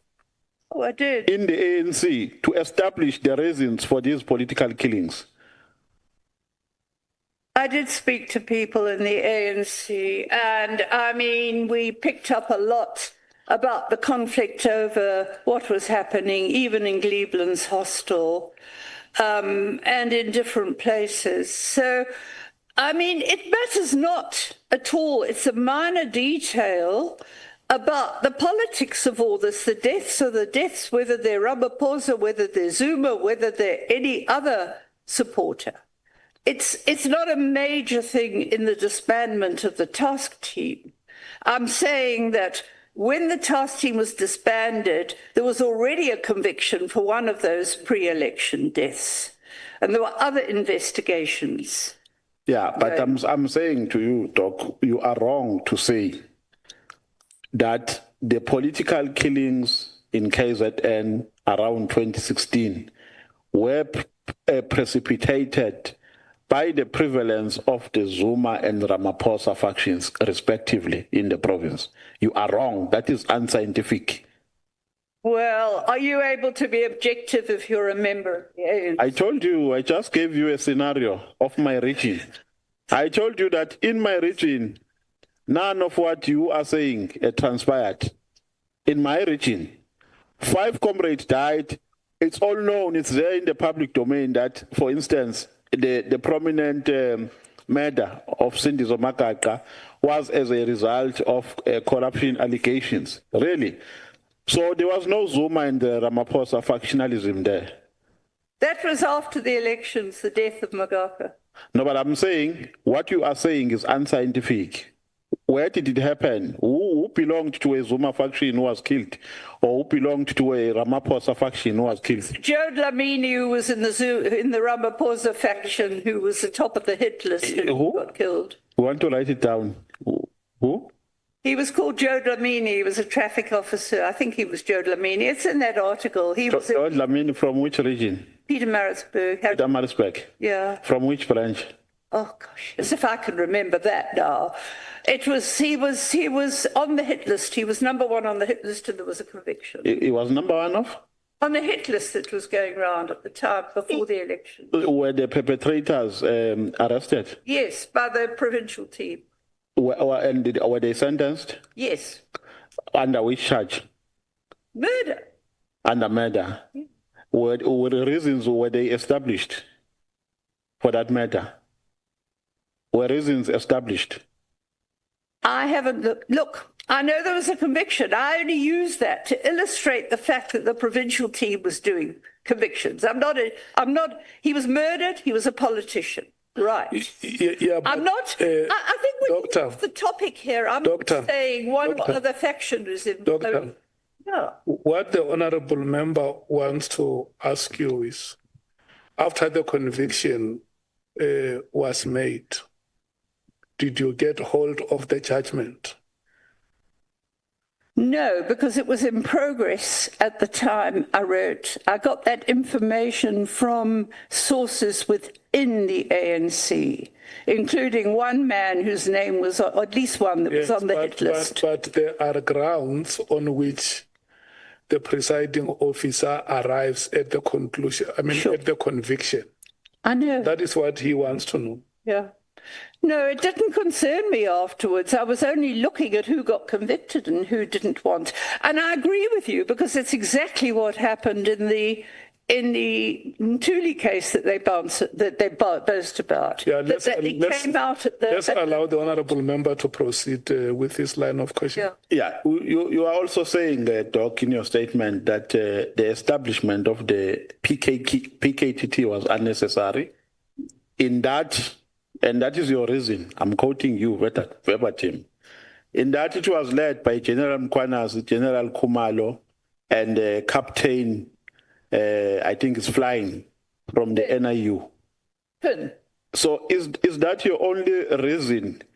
Is that the only reason that you rely on to suggest that the PKTT was unnecessary? Because the expectation, as I was reading your statement, was that you will go further to explain why you say it was unnecessary. You have just limited it on who was leading it, and it ends there. No, it's one of the reasons. To start with, I've never heard of an investigative team that hasn't got a senior detective leading it. It's just one of the reasons. Okay. So you and my observation based on your statement is that you never agreed with its establishment from the inception, correct? No. At the inception, I had an open mind. It was a couple of years later when I saw very little. No, but why are you saying? Because you are saying in your statement, the provincial team that was there before the PKTT was more efficient and effective. That's what you are saying in your statement. So that means if your belief is that it was more efficient and effective, then there was no need for the establishment of this one. And you even say the arrest of Cindy Somakaka was made by a detective of the provincial team, not the PKTT. The PKTT hubotized it because cases were later withdrawn. That's what you are saying in your statement. So that is why I'm saying to you, you never agreed with its establishment from inception. Oh, I need to explain. I didn't understand why. No, can you speak through your mic? Say yes, no, because I didn't. No. Your mic. Yeah, not yes, no. Your mic, yeah.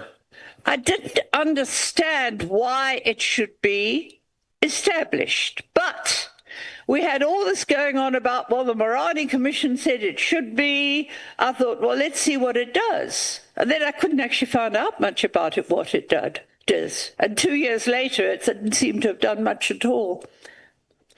You are also saying that some accused people did not get legal representations, and you attribute that demise to the PKTT.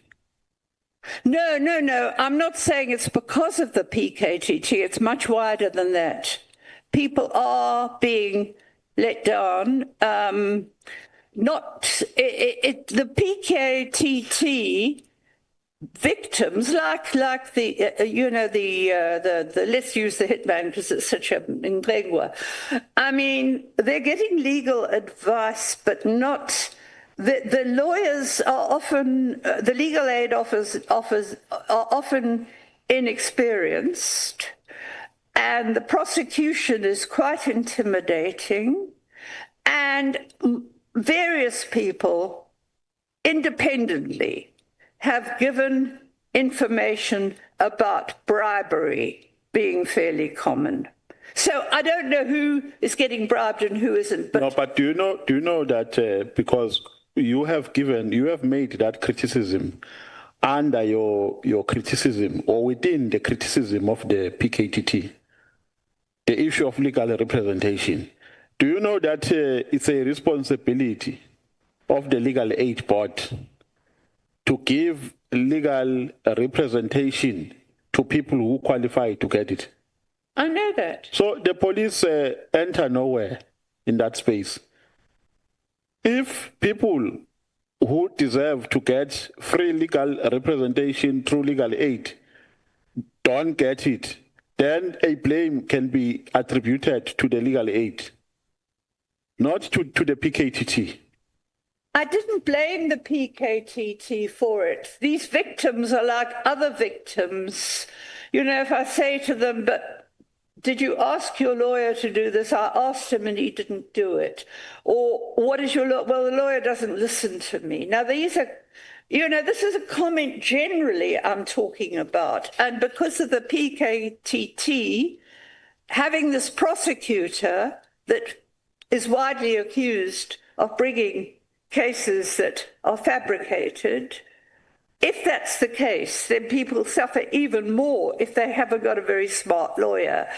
I mean, in the case of Dlamini, his co-accused, I kept saying to him, but look, if you think this magistrate is partisan, you can actually apply, if you can give evidence if you can talk about that, you can apply for a change of magistrate. He said, I asked my lawyer to do it, and he didn't do it.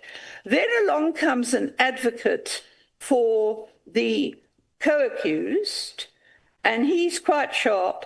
And when the judgment finally happens, he checks the judgment, and he finds that it's fabricated evidence of the judgment, non-existent case law. So when he goes back to court... Yeah, no. I think, so what I'm saying is he had a good lawyer that picked it up. Okay. Now my last question. You are saying, the PKTT is grossly irregular. What do you mean? And based on which law are you saying it's grossly irregular? Okay. It doesn't have any permanent senior leadership in detective service. So that is your reason. I have a list of people who... No. If please, because I'm running out of time. Doc, please. In terms of which law, do you have any law which supports your argument that it is grossly irregular? In terms of which law? If there's no law, it's okay. Say I can't cite any law. I will leave it there. I won't pursue it further. There's no law that talks about... Okay. No, thank you very much. I think I've run out of time. Thank you very much. Honorable Kosana can come in. Thank you so much, Honorable Nomvalo. Charlie, your time starts now. Thank you, Chair. Doc, can you please, when you respond, use your mic, please? Right. Thank you. Chair, I'm going to start by asking Dr. De Haas, before we go anywhere, on what legal authority do you believe you can involve yourself so intimately in such operation? I'm a human rights defender, which is an internationally recognized status of acting to protect people from harm. It is that status. Don't come to me now with this thing about locus standi, because even the Constitution, if I recall correctly, allows somebody who's not a lawyer to appeal on behalf of someone, to ask for example, for example, what I've done often is that I've actually asked for a review of a decision not to prosecute, and I've gone to the national prosecutor. And I can do that. Thank you. I just want answers. Yeah. I know you're a doctor and a professor, so it's easy to, lecturing someone. But here I need answers. Given you. Thank you. Yeah. Because we are not SAPS. We are not IPD. We are not IGI. We are not a sworn officer. Am I right? I'm not, but don't you understand that when the police force has been as badly corrupted as ours has, and we're still fortunate to have a lot of good police at all levels, because the evidence is there, even in media reports about the nepotism and the people suddenly being brigadiers and they've never been in the police. So don't lecture me about that, because the problem is that you need oversight of the police. You can't rely on the police to tell you the truth if you're criticizing the police. Yeah, but Doc, you are contradicting yourself. You said earlier, yourself now, you say you cannot rely on the police. But you gave us a statement in your statements here. Wait, Doc. You said that you've been given information by some police who, according to you, are credible. Yes. Now you can't say to me we don't have a police. They are not credible now. We are changing your own statement. No, I'm not. No, you are saying now to us, to the committee, not me, that we don't have a credible police men and women. But the people who gave you this information are police, am I right? Have I not just said we are lucky to still have credible police? We're talking now general police management since 2019 has been getting more and more problems. Thank you. Right. But we're talking that there are still credible people in the police, and those are the people I am supporting. So in other words, the only credible people are those who are coming to you. Those who don't come to you are not credible. Wait, Doc. Wait for the question, please. I always ask, don't be emotional. No. Let me ask you a simple question. Because you've been following this ad hoc committee, am I right? You've been following it. Listen to everything. I've got too much else to do. Thank you. Now, is General Mkhwanazi credible? I don't believe he is. And I don't believe General Mkhwanazi is credible. And is General Malo credible? Nope, definitely not. Is General Sibia credible? Pardon? Is General Sibia credible? No, that I don't know. I haven't done enough to deal with him. No, but I don't know if he's credible. No, but Doc, others you know. The other two I ask you, you know that they're not credible according to you. And Masemola, he perjured himself to Parliament. No, I'm not yet there, Doc. Yeah. Okay. We'll come later on that. Honorable Skosana, let's hear the last statement that you say, Doc. What are you saying? You say Masemola what? He perjured himself to Parliament. You can ask the committee. I put a formal complaint in. What happened was, at the end of 2022, just after Patricia Mashale had almost been killed, they asked us to give evidence. They didn't let us, and Masemola gave evidence that was lies. I was not saying that you must explain. I just want to hear this. You say Commissioner Masemola perjured himself to Parliament. Yes. And I'm also told that General Mkhwanazi changed his sworn statement. I don't know if that's correct. No, Doctor. Doctor. I don't. You know, when I talk to you, I talk to you as a young South African who must learn from you. So, whose decision is it that Commissioner Masemola perjured himself before Parliament? He gave in December, or was it the 30th of November, 2022? No, yes. He told lies about Patricia and Gordon Mashale. That's when it happened. Doctor, the question is, whose decision is it that Commissioner Masemola perjured himself before Parliament? Because the facts were shown to be wrong. Whose decision is it? Various people, starting with the decision was for an interrogation by Parliament to see if it was correct. This ad hoc committee is still conducting investigations. Okay. It has not concluded its business. But that's why I'm asking yourself, whose decision is it that Commissioner Masemola perjured himself before a committee of Parliament? Whose decision is it? I first wrote to the Speaker because the problem was that what he said was repeated and published without any, and then I sent a formal complaint to the police committee. Can I respectfully ask you to withdraw that statement, because as a committee we have never arrived at that decision.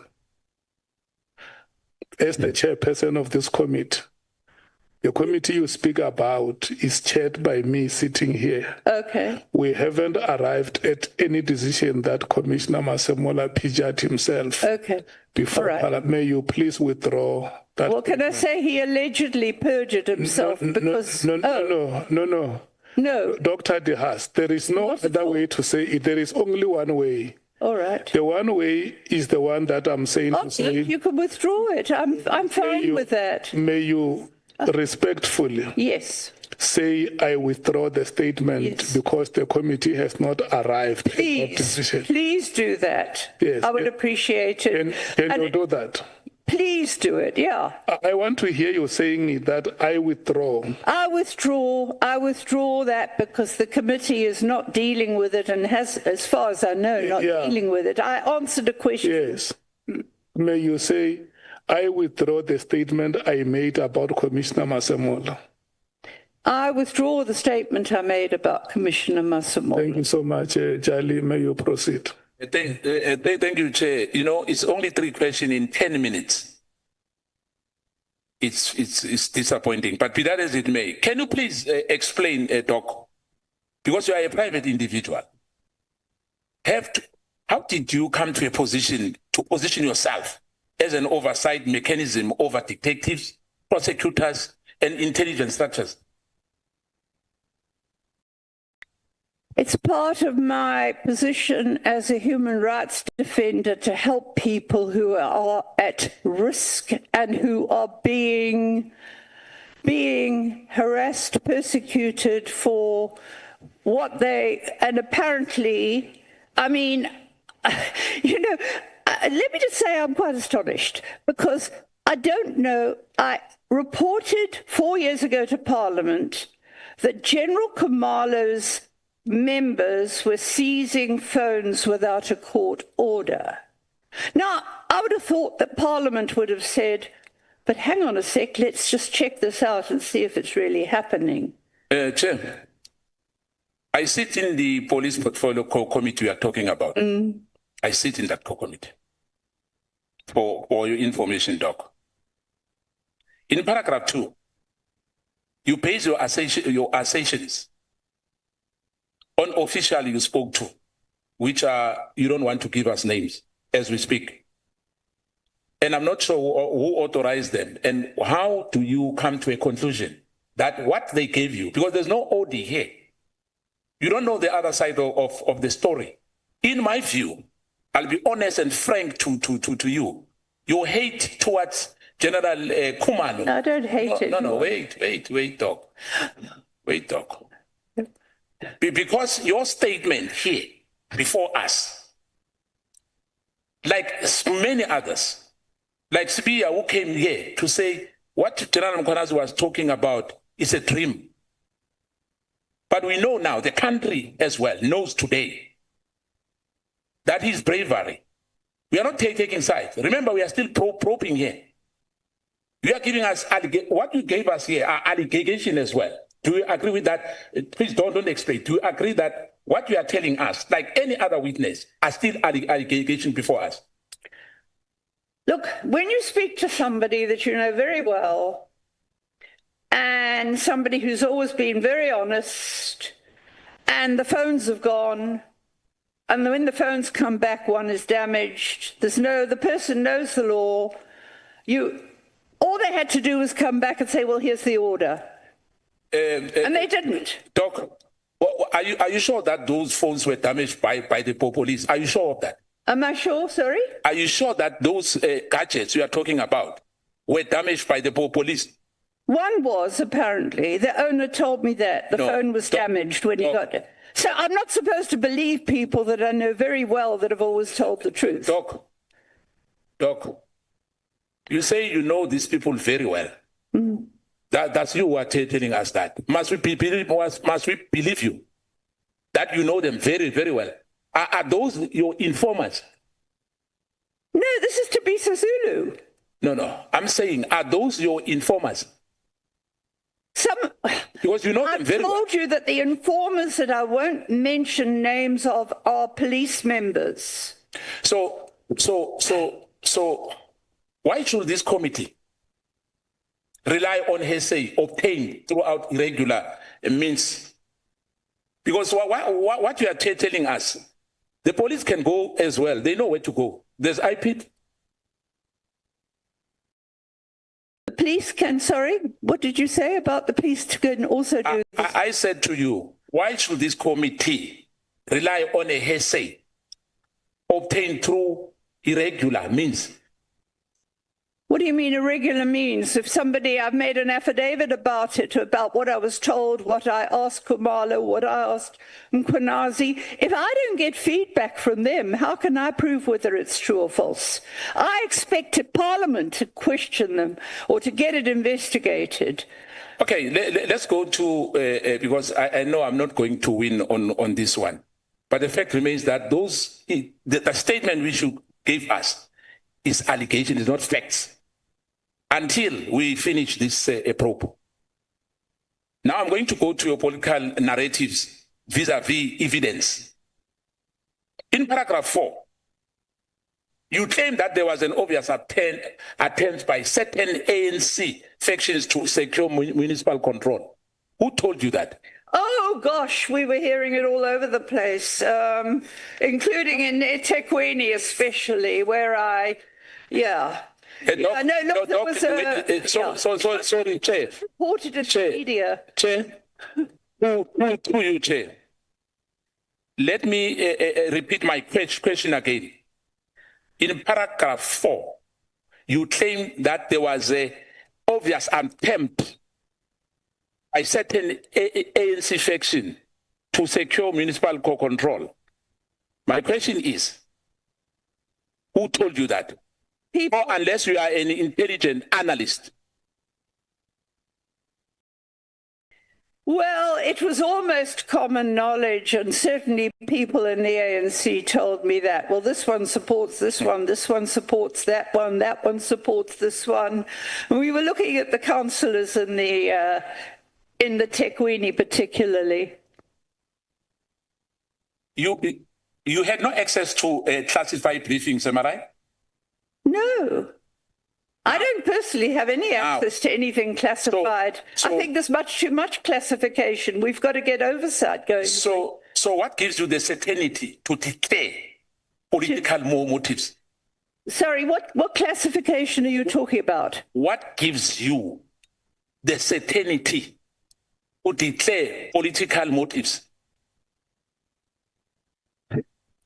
What I am reporting is what ANC people were telling me at the time, and they can contest it. Do they show you to them to contest it if they wish? Do they show you their membership card to say these are ANC? Well, I know some of them are. I have a pretty good network. Yeah, but some, no, not all of them. And we had a more or less a good idea of what was going on in the areas at Glebelands around there. And but I mean, this is all past history. It's got nothing to do with the task team. No, listen. We are talking about the killings here. All these questions here. I'm sucking anywhere outside the terms of reference which we have. Yes. Thank you. Why do you freely attribute to political motives killings, but later on paragraph 17.3, criticize us for defining political killings? Is that not the contradiction? Sorry, Councillor, 17.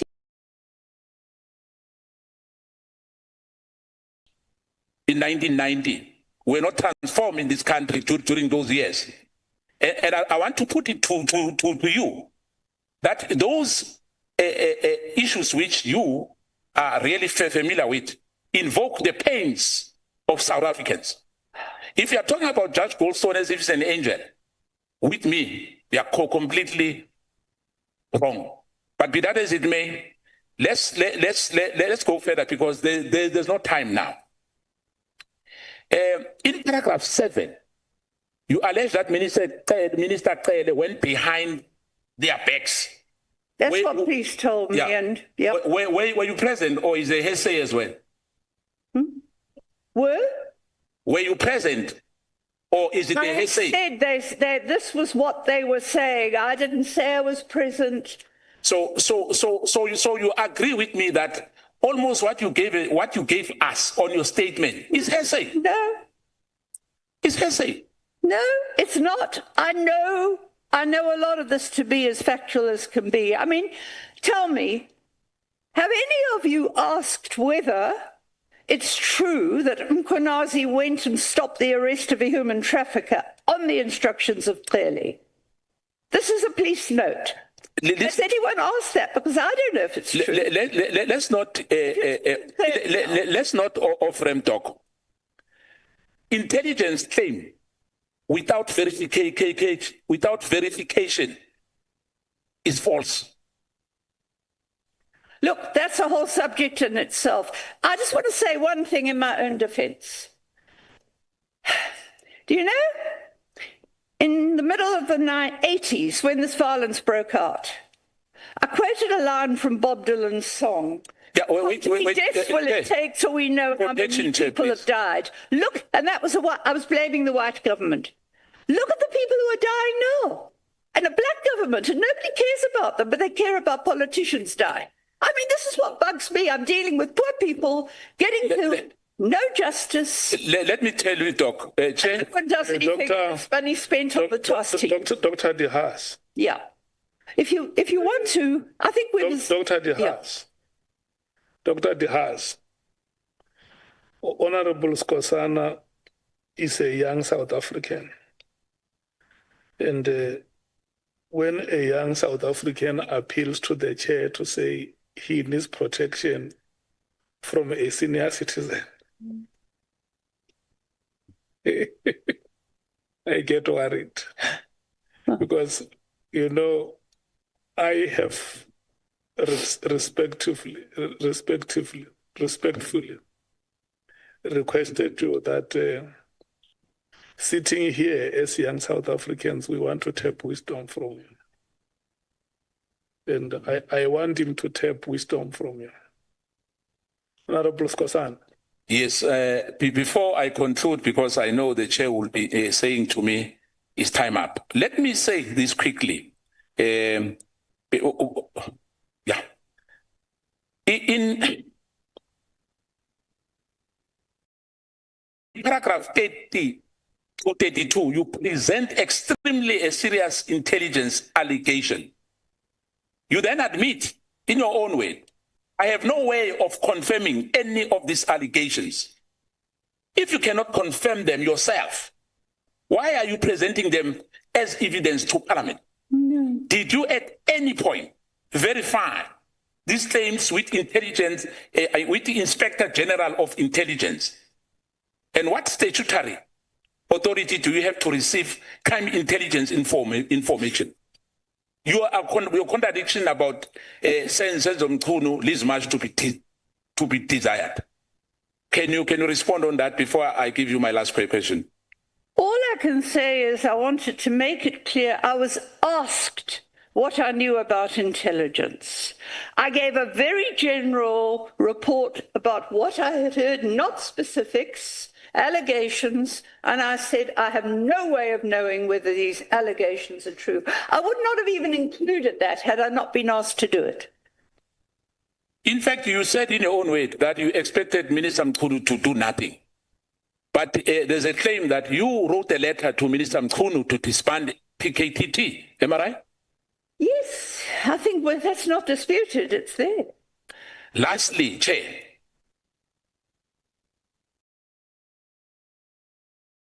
Dr. Haas, much of your affidavit is, if you will remember, I just want you to remember, and when you respond on me, please be factual, because and confirm whether what I'm going to put to you, is it in your own weight, or am I right? Say, Chair, I want to make it clear. No, wait, Doc. The statement which were given to us is hearsay, unverified allegations, opinions, narratives from accused persons, leaked intelligence, and reconstruction based on anonymous sources. Why should this committee treat any of this so-called reliable evidence put before us? Can I explain that most of it is not hearsay to me? It's what lawyers, what victims, what community members have told me. I don't know about, I raised intelligence because I was asked to and because I wanted to motivate this committee, or not this parliament, to rush that civilian control of intelligence through. Remember, Cindy Mkhwanazi's report saying it's urgent because of the creeping culture of secrecy. That's why I put that there. Let me say this to you, Doc. You spoke about the 1980s.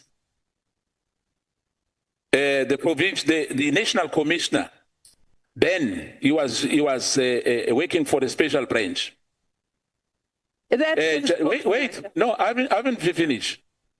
I don't know what hence I don't know what you're going to answer, because I'm still telling you that some of us, he tortured us in the 80s. Now, sure.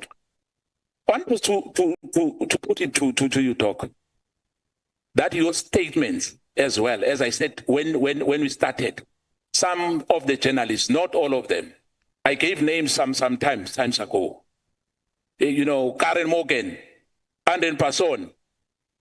You know them. You know, you operate like them. Well. Marian Tam and others. You know, you sensationalize this. And unfortunately, Minister Senzo Mkhunu as well listen to you. But you can't direct Parliament to do what you want. We need facts here. No, not thumb side. We don't need essays here. Yeah. But anyway, thank you, Doc, and thank you, Chair, for your time. Honorable Susana, thank you so much. Honorable Nomvalo, your hand was up. Yes, it was up for a follow-up question, Chair. I just wanted to ask from Dr. Meridias. Doc, do you know what hearsay is? Very well. Because you seem to have a particular understanding of what it means. I've tried to explain. And please don't be too long. To me, and gives me very detailed evidence. It's not hearsay. It's direct. No. Wait, Mary. To you, it's hearsay. Doc, when we say hearsay, we mean to us because we are presenting what you know to us. You are not presenting to yourself. I said to you, I gave you a legal definition of what hearsay evidence is. That hearsay is an information whose credibility relies on the other person, other than the person who is giving that information. So here, you are giving an information. And the credibility of the information you are giving doesn't rely on you because you are saying, I was told. So it means it relies on the person who told you. That is why we are saying it's hearsay. Had those people who told you, who are invisible to us, written statements, had they wrote statement under oath for you to attach them to your statements, we will be speaking a different language. So it's people of Mkosi who told you Mkosi and you come and present it here as facts. That is what we are saying. So the credibility of what you are telling us does not rely on you. It relies on the people who told you. And it's hearsay to us. Do you agree with that? I agree. And this is why I have been writing to Parliament and asked them to hold people to account. If there's an allegation that people are seizing phones without a court order, have you brought them in? Have you got a copy of the order? That's the only way you'll ever verify it. Yeah. No. I just wanted us to have a common understanding on the meaning of hearsay. She confirmed. Then we leave it there. So you agree with me? She confirmed, Honorable Nomva. Thank you. Can I check this with you? Did I hear you calling Mary? No, I later changed. I said. Did I hear you? I later changed. I said, Doc. Yeah, just say to her that because sometimes in the conversation we have to throw word after word. I unfortunately called you Mary when I was not supposed to have done so.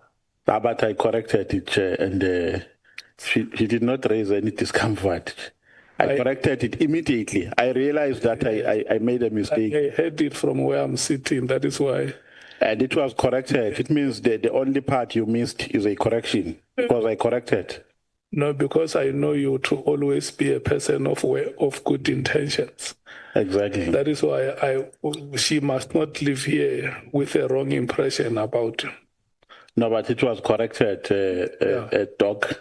Thank you so much. Yeah. It was corrected. Chief Whip. Yeah, no, thanks, Chair. Good afternoon, Dr. De Haas. I just want to make a follow-up on the flowing from what we have just agreed. I take it that you are conceding to the explanation of the meaning of hearsays as provided for by Honorable Nomvalo. Can I ascertain if you are agreeing with his explanation?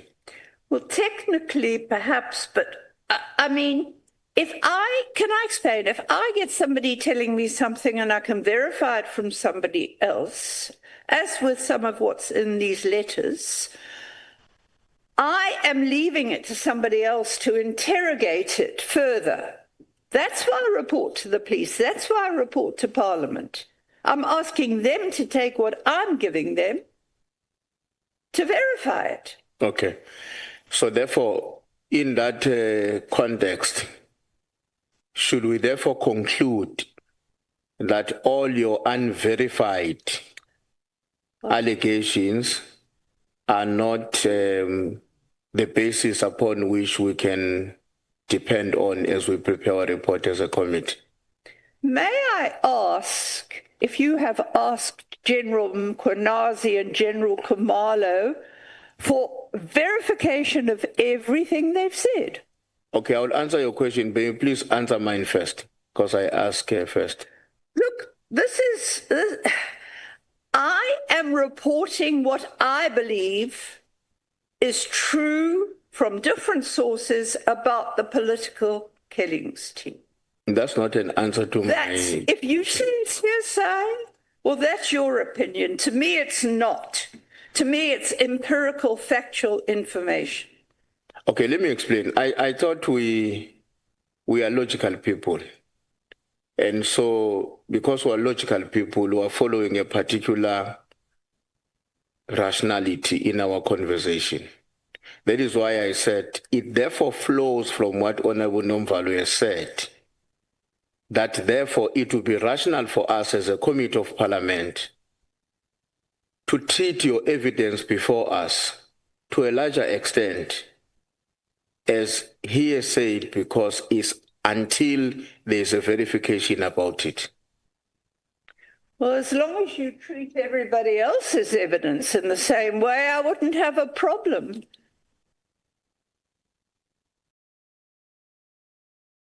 So if... Yeah, no, I hear you. Dr. De Haas, I'm listening to your responses to Honorable Nomvalo and Honorable Ntuli.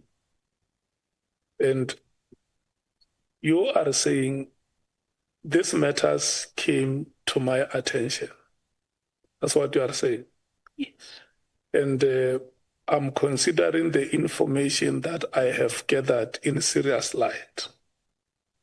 And in several occasions, I would have written to Parliament or I would have written to authorities for them maybe to investigate these matters further. That's what you are saying. Yes. And then when they have investigated, you expect them to either report back, even if they don't report back to you, but just to report back to the people they represent in government. Is that what you are saying? Yes, more or less. It's you like a court to assess. Yeah. And that the evidence that you have deposed in your statement, and maybe that you would have presented here orally, is evidence which is still pending verification, because at the time you wrote, it was still not verified. No, because I had no way of verifying it, did I? Unless the cases are in court. No, I'm not. Yeah. Look, on your part. On my part. On your part, you might have consulted one or two people and they corroborated.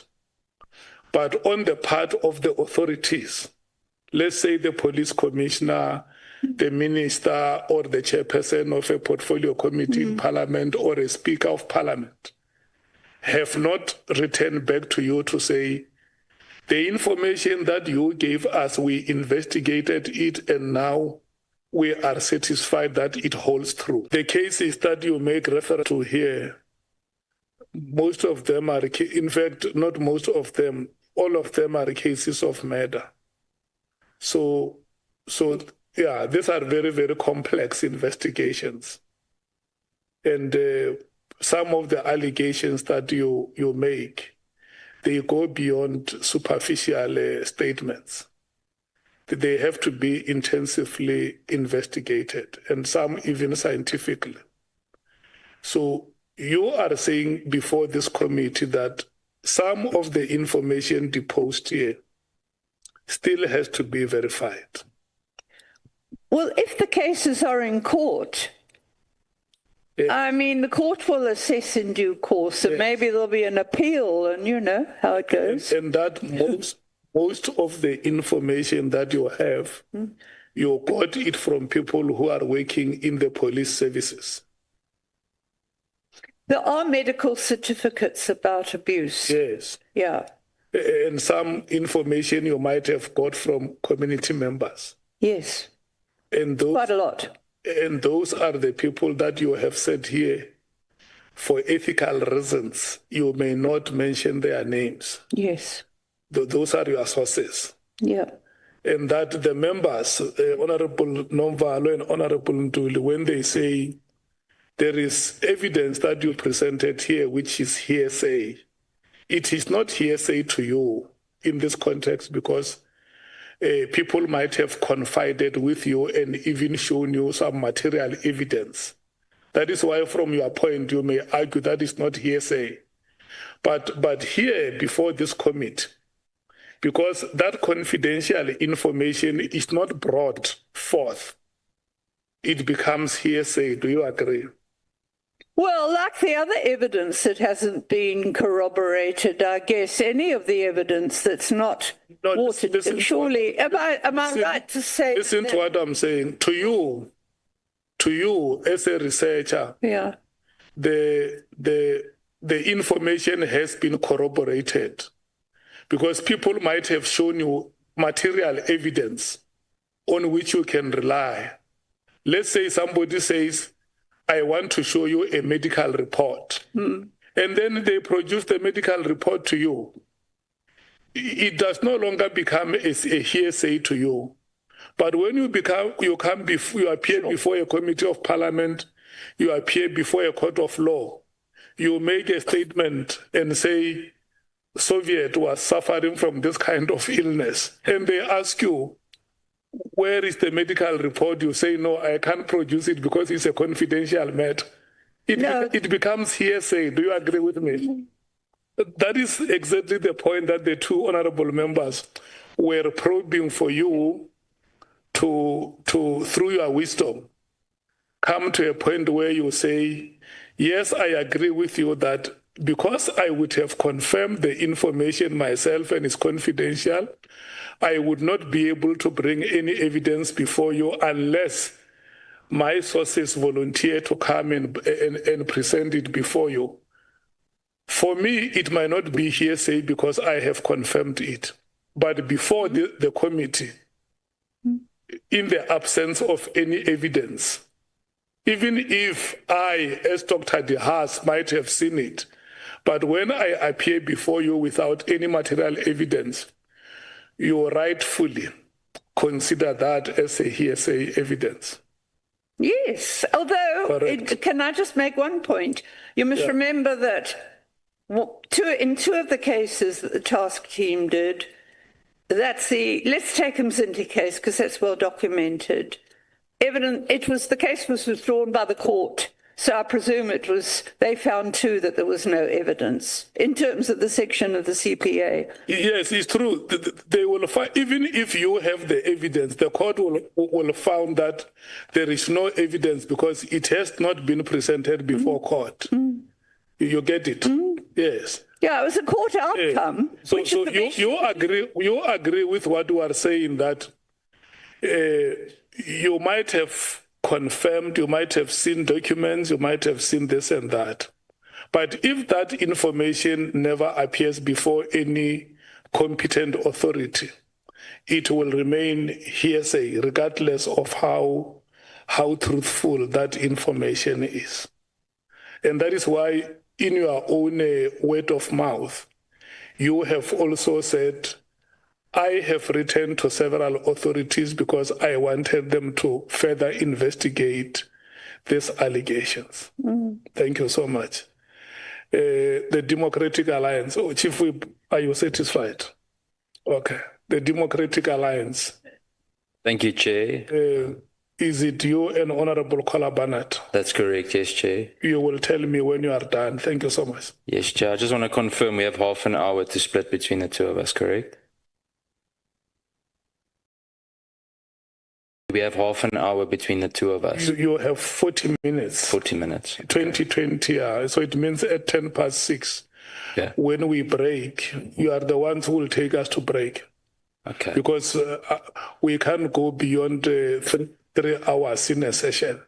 100%. Yeah. Thanks, Chair. Thank you, Dr. De Haas. I want to start by asking, do you enjoy speaking to the media or to give interviews and statements or public talks about these kinds of allegations? I don't enjoy it. I don't enjoy any of this. I don't get paid for it. I risk my life, I give my time, but nobody else does it. And that's why I do it. Yeah, sorry. Of course, sorry. Are we still working both ways? Would you say that in these public forums you present your views with a great deal of confidence? Would you agree? Generally speaking, yes, I think so. I do. I try to. I mean, when I put out public reports, people can say that's wrong. They can interrogate it further because I'm very against any secrecy. May you please come and sit here so that you can face it? Because I see that I have been a teacher before. You know, a teacher always wants to get that. Yeah, you sit here and then talk directly to.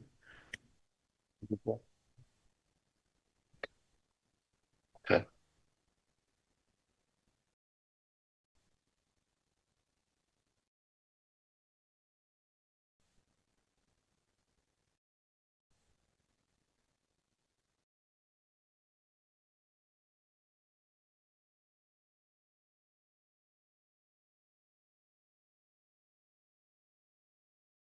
Answering that, I'm a social scientist. I understand how political.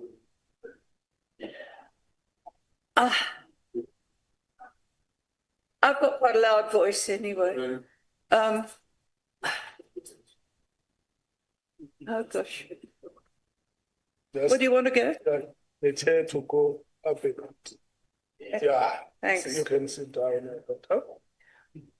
That's it. I understand how society works and how power structures work, and how in a democracy we need maximum freedom of information, and we need bureaucracies that aren't patronage networks, and we don't have them. They're a counter to governance to balance the power in society. So I start with that context, and then I try to do my best to see what's happening in the police, where the abuses are, and I try to be, I'm asked for comment, and I don't much like it. It can be quite a nuisance, especially television. I hate it. And at the same time, I do want to convey information publicly because the public can then run with it, find out for itself, do things, including political parties. I started back in the 80s by complaining to a political party to ask them to do something. Okay. Thank you, Doctor. So by what we've heard today, the allegations that you made are not based on your own direct or personal knowledge, are they? Well, personal knowledge in terms of what people have told me. No, but what you've experienced. Some of it I've experienced on the other end of my phone with people. But you've physically experienced. Well, it depends what you mean with physically experienced. I'm saying that it's not gossip. It's not gossip, it's facts. Put it that way, but I haven't been through what the people I talk to are experiencing. Have allegedly experienced.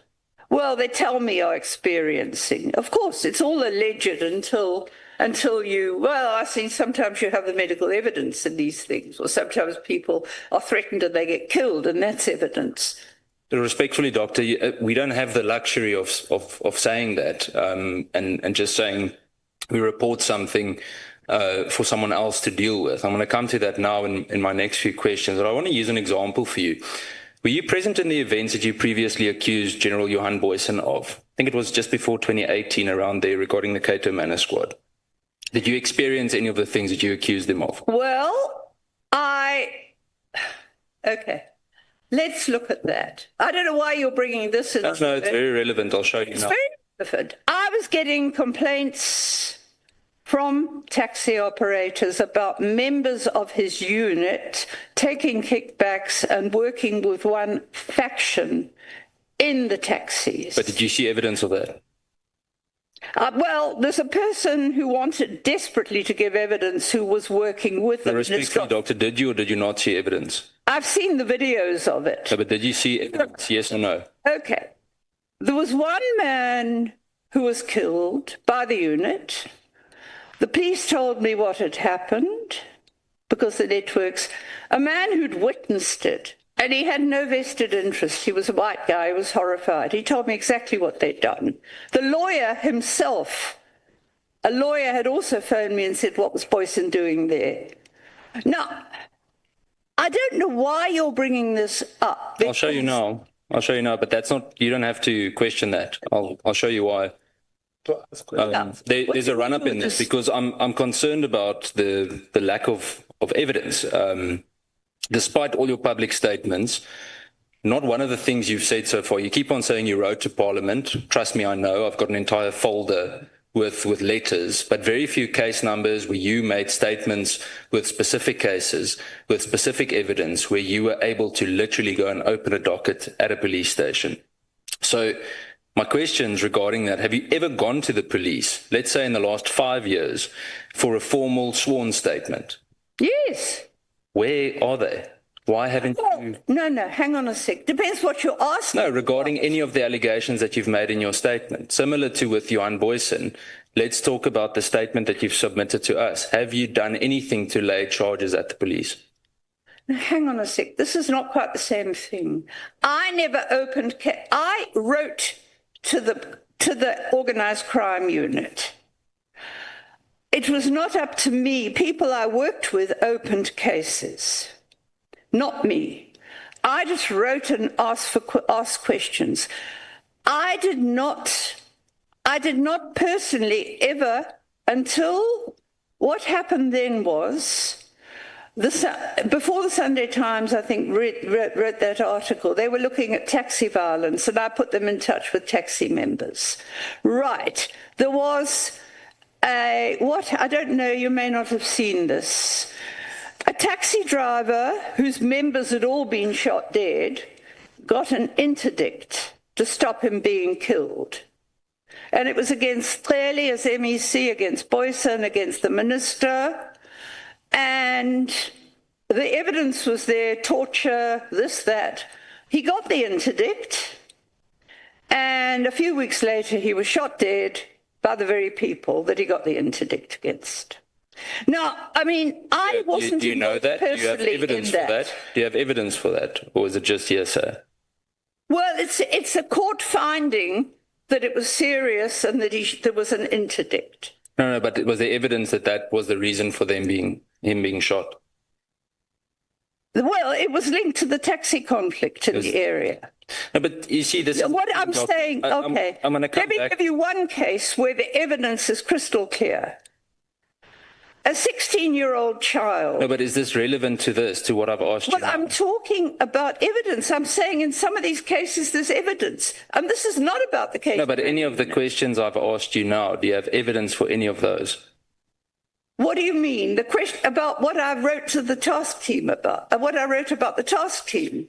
So, yeah, let's say for the task team, did you open any cases regarding it? Do you go put down or make any statements or open a docket regarding the task team allegations that you've made? Who could I open it with? With the police, the South African Police Service. Well, when the provincial commissioner is helping to run the task team, what's the use of going to the police to open a case when these people are already facing cases and it's up to the court to decide? Why should I open a case? Yeah, but that's a very convenient answer because you speak about it publicly and you condemn a whole lot of things, which is your right. But then you need to probably prove why you've condemned certain things.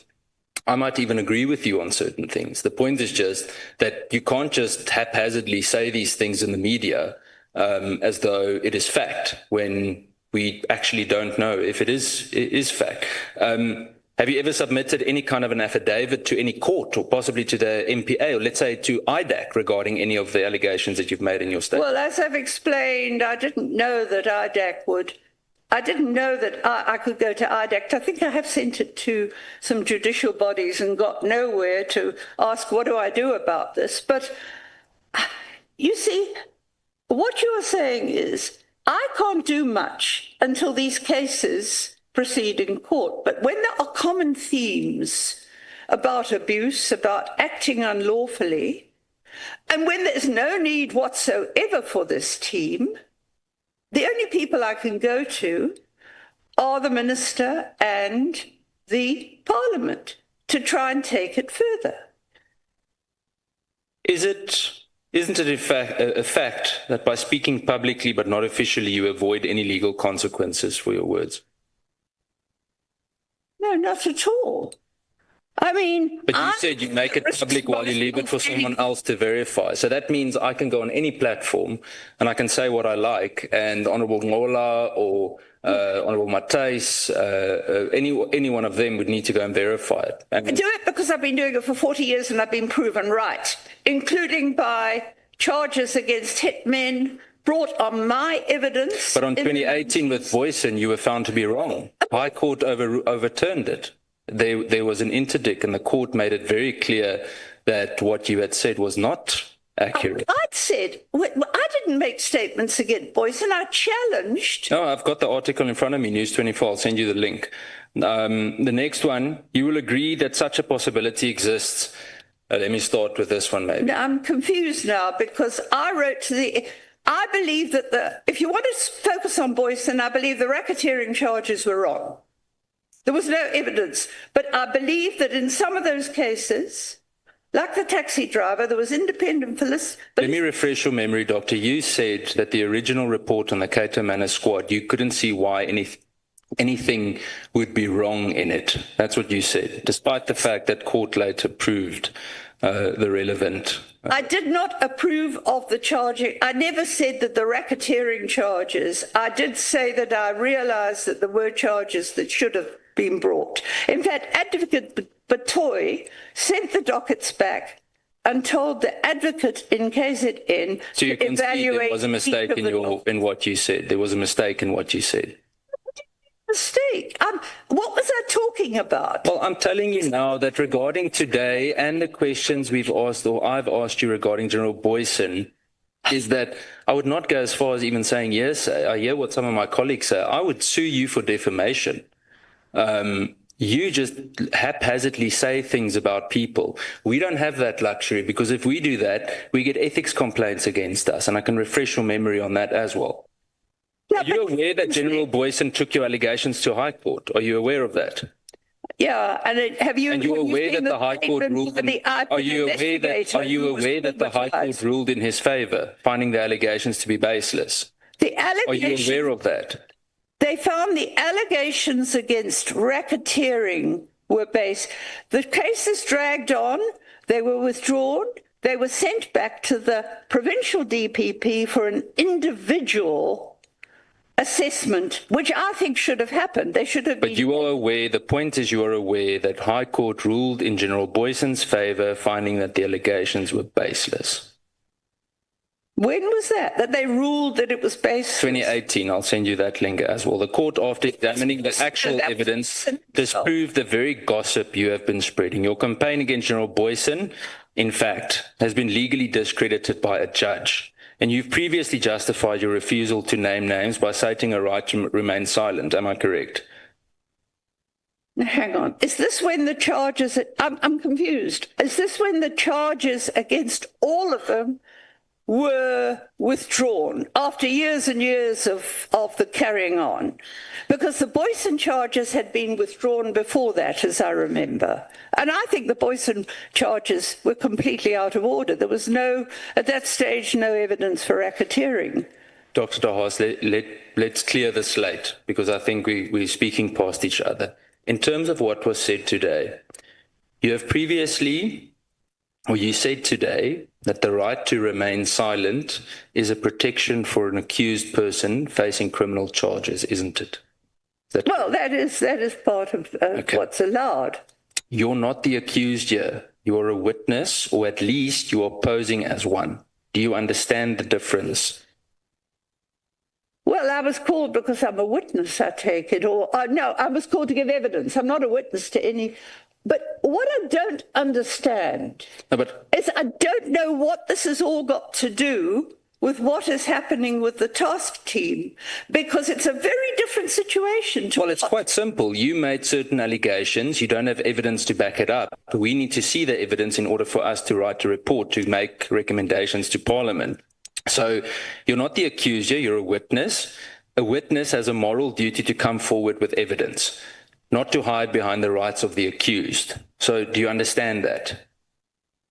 The accused also have rights, you know. But you're not the accused. That's my point. You're not the accused, though. You're the witness. So when you invoke the right to remain silent, you're either fundamentally confused about the law or you're using it as a shield to avoid accountability for your unsubstantiated claim. So which one is it? Look, the only thing I have refused to divulge is the names of policemen who gave me information. The rest is public. And I wrote to Parliament hoping they would call people in and interrogate the matter. Right.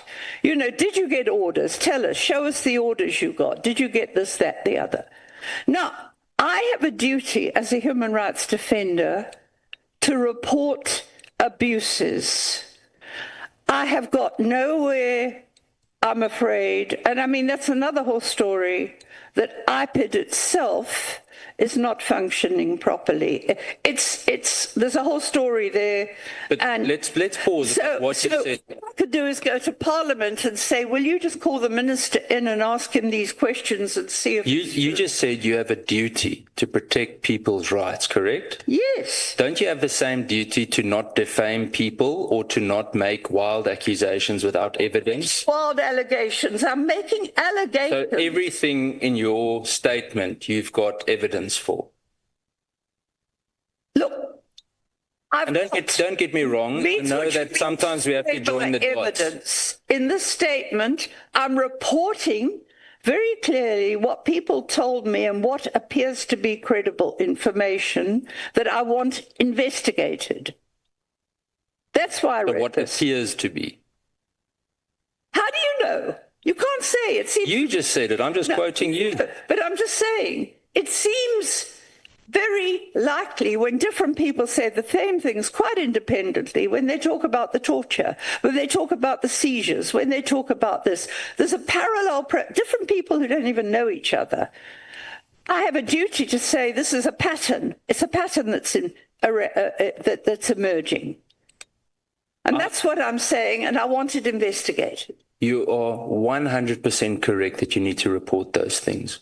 What I'm saying to you is that if you make accusations, public statements and accusations, like earlier when you're saying certain people aren't legitimate, I can't remember the exact word that Honourable Skosana used, but I think he asked if certain people were credible. If you make a statement like that, you need to be able to back it up. You can't just make a statement because of what someone else said. I understand that sometimes you need to join the dots, 100%. Sometimes we don't know 100% of something. We know 80% of it. And I get that then we have to speak about context and openly say we're not sure about this or that. But to just go out with sweeping statements and to create the impression like everything is wrong or everything is fine creates a significant misrepresentation. I want to ask you, and just as a correction, maybe, you said earlier that Parliament didn't respond to your complaint from late last year. Parliament did. And in fact, Parliament even forwarded your complaints to the Minister of Police, to the National Commissioner as well. So just to let you know, that was done. And the response was sent to you. We did acknowledge receipt. In fact, Babalwa Mbengu was the one that... Acknowledged receipt, but after that I didn't but more. It mustn't create the impression that Parliament didn't respond. Well, it was a receipt of something. I don't know what you did with it because you didn't tell me. Well, I don't need to, but in January, we had that session about the political killing task team. We had the first round then. It was eventually postponed to another month, but we ended up doing it. So... But I mean, I didn't get any notice of that, so I didn't know that you But had then you done can't, exactly. Then you can't just make the statement. Before you make the statement and you sign on the dotted line, you need to make sure that it's credible. We can't just make a sweeping statement about what we do and don't do because it creates a total and utter misperception of our work. Well, look, I've had responses in the past to say thank you and we'll do this or do that, and I didn't, so I assumed nothing was being done, but thank you for correcting it. No, I hadn't been told that before. Dr. Haas, I'm going to, in the chair's absence, I want to hand over to the Honourable Kola Barnard. Yeah, no, as the acting chair, thank you, Honourable Cameron. Honourable Barnard, it's your time now. Thank you very much. Just to go back, because I was there during the whole business of the looted 45 million, or attempts to loot the 45 million, the notorious 45 million.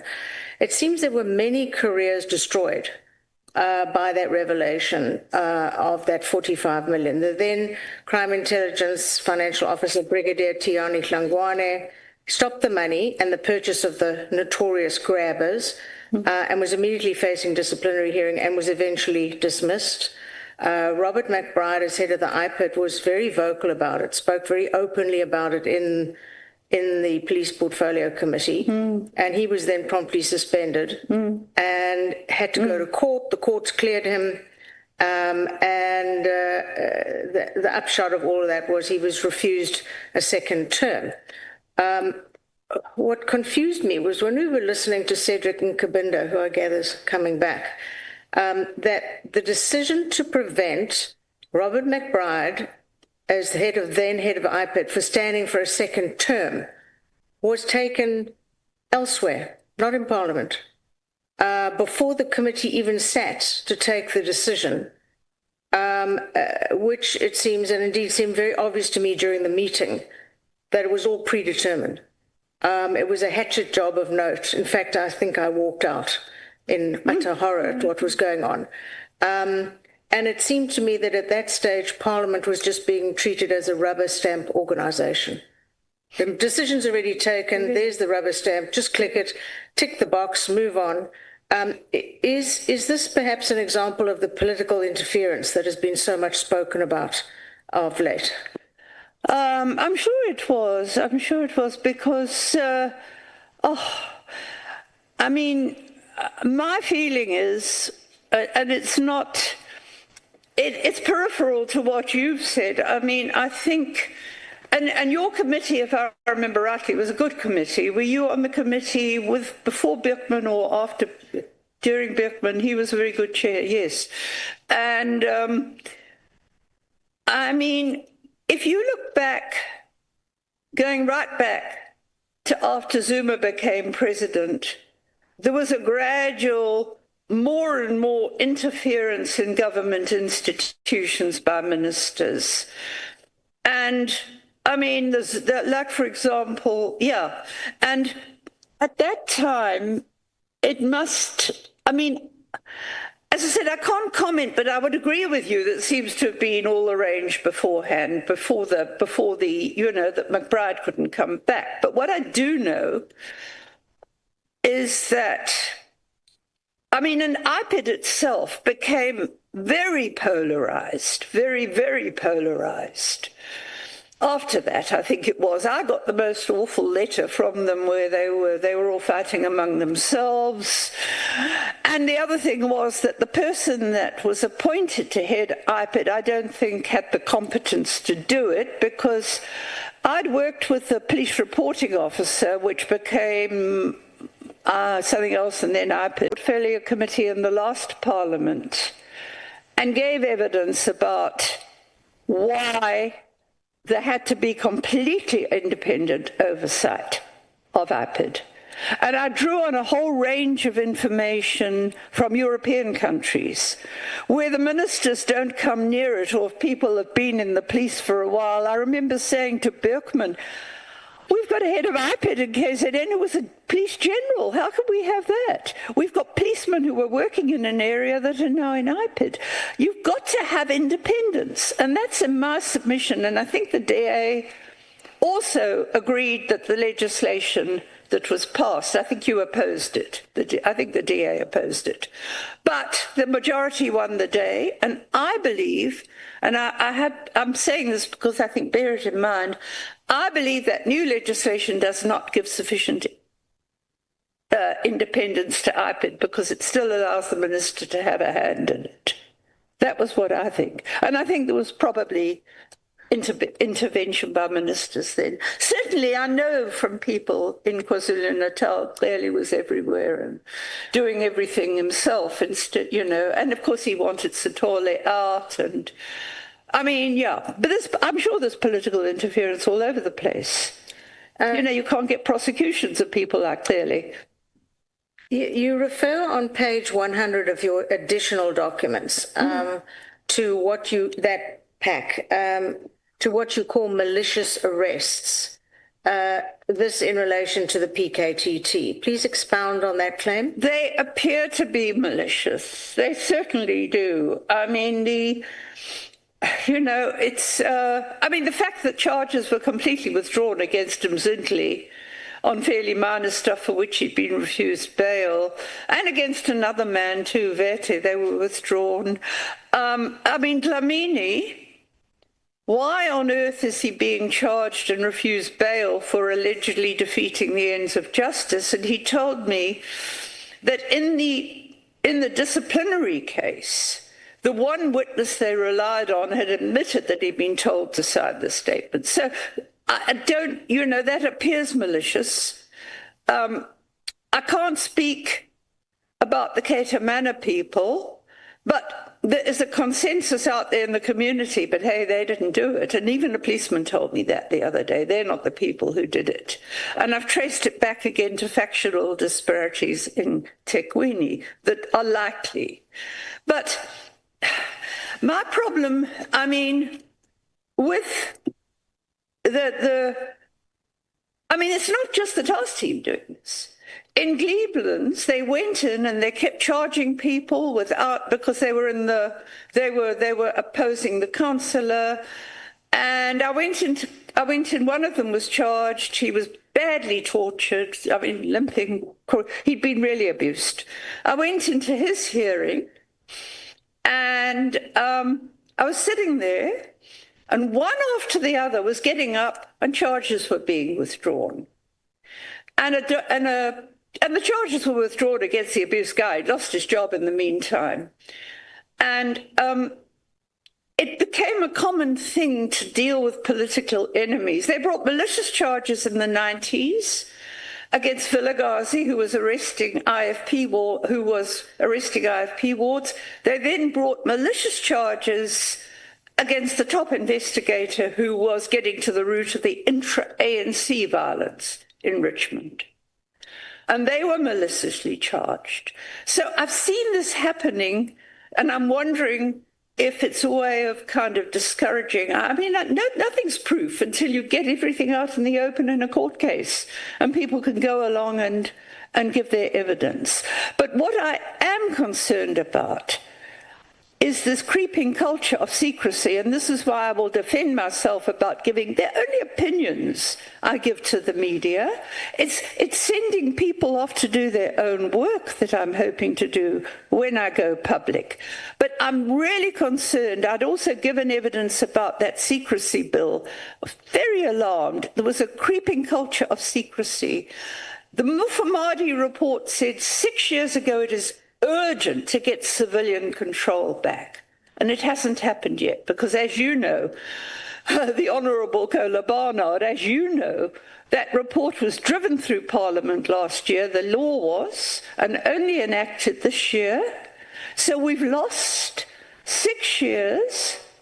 And in the meantime, there's no real control over the intelligence agencies to speak of, even by Parliament, until we get the Inspector General's office sorted out. I think that's a priority. You referred to move to page 102. You say, and I'm quoting, dead men tell no tales. You're referring to the political killing task team, and you claim that the PKTT kills rather than arrests. Now, do you have any figures, any stats? Do you have any proof that that is happening? I live in KZN, and I am of the opinion that police killings have increased, but I have no proof. No, look, I don't know if it's linked. I mean, the killings that have increased, and these are reported in the media, and your colleague, Honourable Breitenbach, sent a researcher to me to get information about it. Dozens of killings, no witnesses. In one case, I know that the man who, a member of one of the police teams, it wasn't the political killings team though, another team altogether, is apparently notorious for killing people, just shooting them dead. And I also know, because our mortuaries, you'll be hearing a lot more about that, or the Justice Portfolio Committee will. I'm a member of a medical rights group. Our mortuaries in KZN are dysfunctional, starting with when Glomo was MEC, when he also killed cancer patients with corruption. And that is in a report. I mean, it's not my hearsay. Right. Glomo also sided with criminal employees who went out on strike illegally and did everything, and they lost most of the good pathologists. The equipment doesn't work a lot of the time. To cut a long story short, our medical rights group, that's got the former head of law, it's got one of our top pathologists and medical people, sent a report to the Law Commission requesting that the mortuaries be taken away from the Department of Health and put under an independent board. Because we don't know how many of these killings were deliberate and how many not, but we know in one private post-mortem that was done by the very same policeman allegedly killing other people, that the top pathologist said the 4 or 5 deceased could not have posed a threat to the police. But we can't get further. So Parliament is going to be getting more lobbying because we're going back to the Law Commission. They ignored us. We said, we want this taken away. Put on representatives of the police, justice, Department of Home Affairs, health. It's got to be an independent board. There's a trade in body parts going on in the Durban mortuary. Whole bodies disappear sometimes. So, I mean, this is the problem with any police killings right now. We don't know, but there's been a spate of them. I mean, I think that for Glynis's researcher, the Honourable Breitenbach's researcher, I gave her a list of some of the names that I had, or some of the details, but we honestly don't know whether they were justified or not. But I don't know, they're not linked specifically to the political killings task team. It's linked more to the extraordinarily high numbers of people getting killed by in KwaZulu-Natal. Yeah, yeah. Looking at much of what you've written in the reports, it seems you're putting the cost of the political killing task team in juxtaposition to the relatively small number of political killings versus the over 70 daily civilians killed nationally. I don't know what it is in KwaZulu-Natal specifically. Cost-wise, the political killing task team does appear to be incredibly well-resourced, but I don't want to use the phrase bang for the buck, but you understand what I'm saying. Mm. The money spent there in relation to perhaps boosting other of the specialized units may be more effective. I don't know if the study has been done. No, I don't know either. All I know is that right now there's an area in Camperdown, which is near Maritzburg. Some of it is restitution land, some of it's more private owned. There are 3 court interdicts on that land to stop invasions. They're being ignored. Land, housing mafias are coming in with rifles and threatening and intimidating. People are desperate. And there's not an operational response person in sight. That's where they should be. Now, and yet we're spending the money running around with the task team. Women are telling me in townships, former townships around Durban, we know about the Cape Flats, but it's mayhem in townships. They say they can't sleep at night for the gunshots. That's why I'm making this thing about guns. They say kids are running around with drugs and guns, and then nothing's being done about it. These are ordinary, decent people. We're talking about mothers who are so worried about their kids. Talking about on Saturday, the kids that were studying for the matric exams up in the Matuba area were robbed. They were studying for matric at night with their teacher, and along come the thugs, rob them, terrorize them. No, please. Now, I mean, we've got to do something about police resources. We've got to balance them. I mean, the farmers are still saying they're attacked for political reasons. Well, we know that story. But, you know, I mean, it's been broadcast in America by Trump. But the point is it's rural safety. It's a symptom of lack of complete rural safety. You don't hear about all these black people that are getting killed all the time in those areas. Even people in another area, it's restitution land. The man who's leading the anti-mining movement and even one of the traditional leaders under threat of death. I mean, we've got to balance these resources properly. It's a sheer luxury to keep paying this political killings task team for what's not needed, because we must empower our detectives. We must train them well, and they can tackle everything then. I mean, these criminal cases. Yeah. My final question. Were you surprised at all when the Inspector General of Intelligence was suddenly suspended by the President? I was amazed because I'd had good dealings with him. I mean, I didn't know him, but I mean, we had sent him stuff confidentially because it was confidential information about all the front companies and things. And he actually wrote and thanked me for it. He was grateful for it. He seemed to be, from what I was seeing, a big improvement. But look, remember, the post had been vacant for years. But he did seem to be getting on with things, from what I've heard from other people and my own experience, that he was taking what we were sending him seriously. Yeah, I'm done. Thank you very much. Okay. Thank you so much, Honorable Kola Barnett. Doctor, do you know Sibongiseni Dlomo, Dr. Sibongiseni Dlomo? Oh, God. Who was the MEC of Health in KwaZulu-Natal? Very well. Bad news. And then did I hear you saying that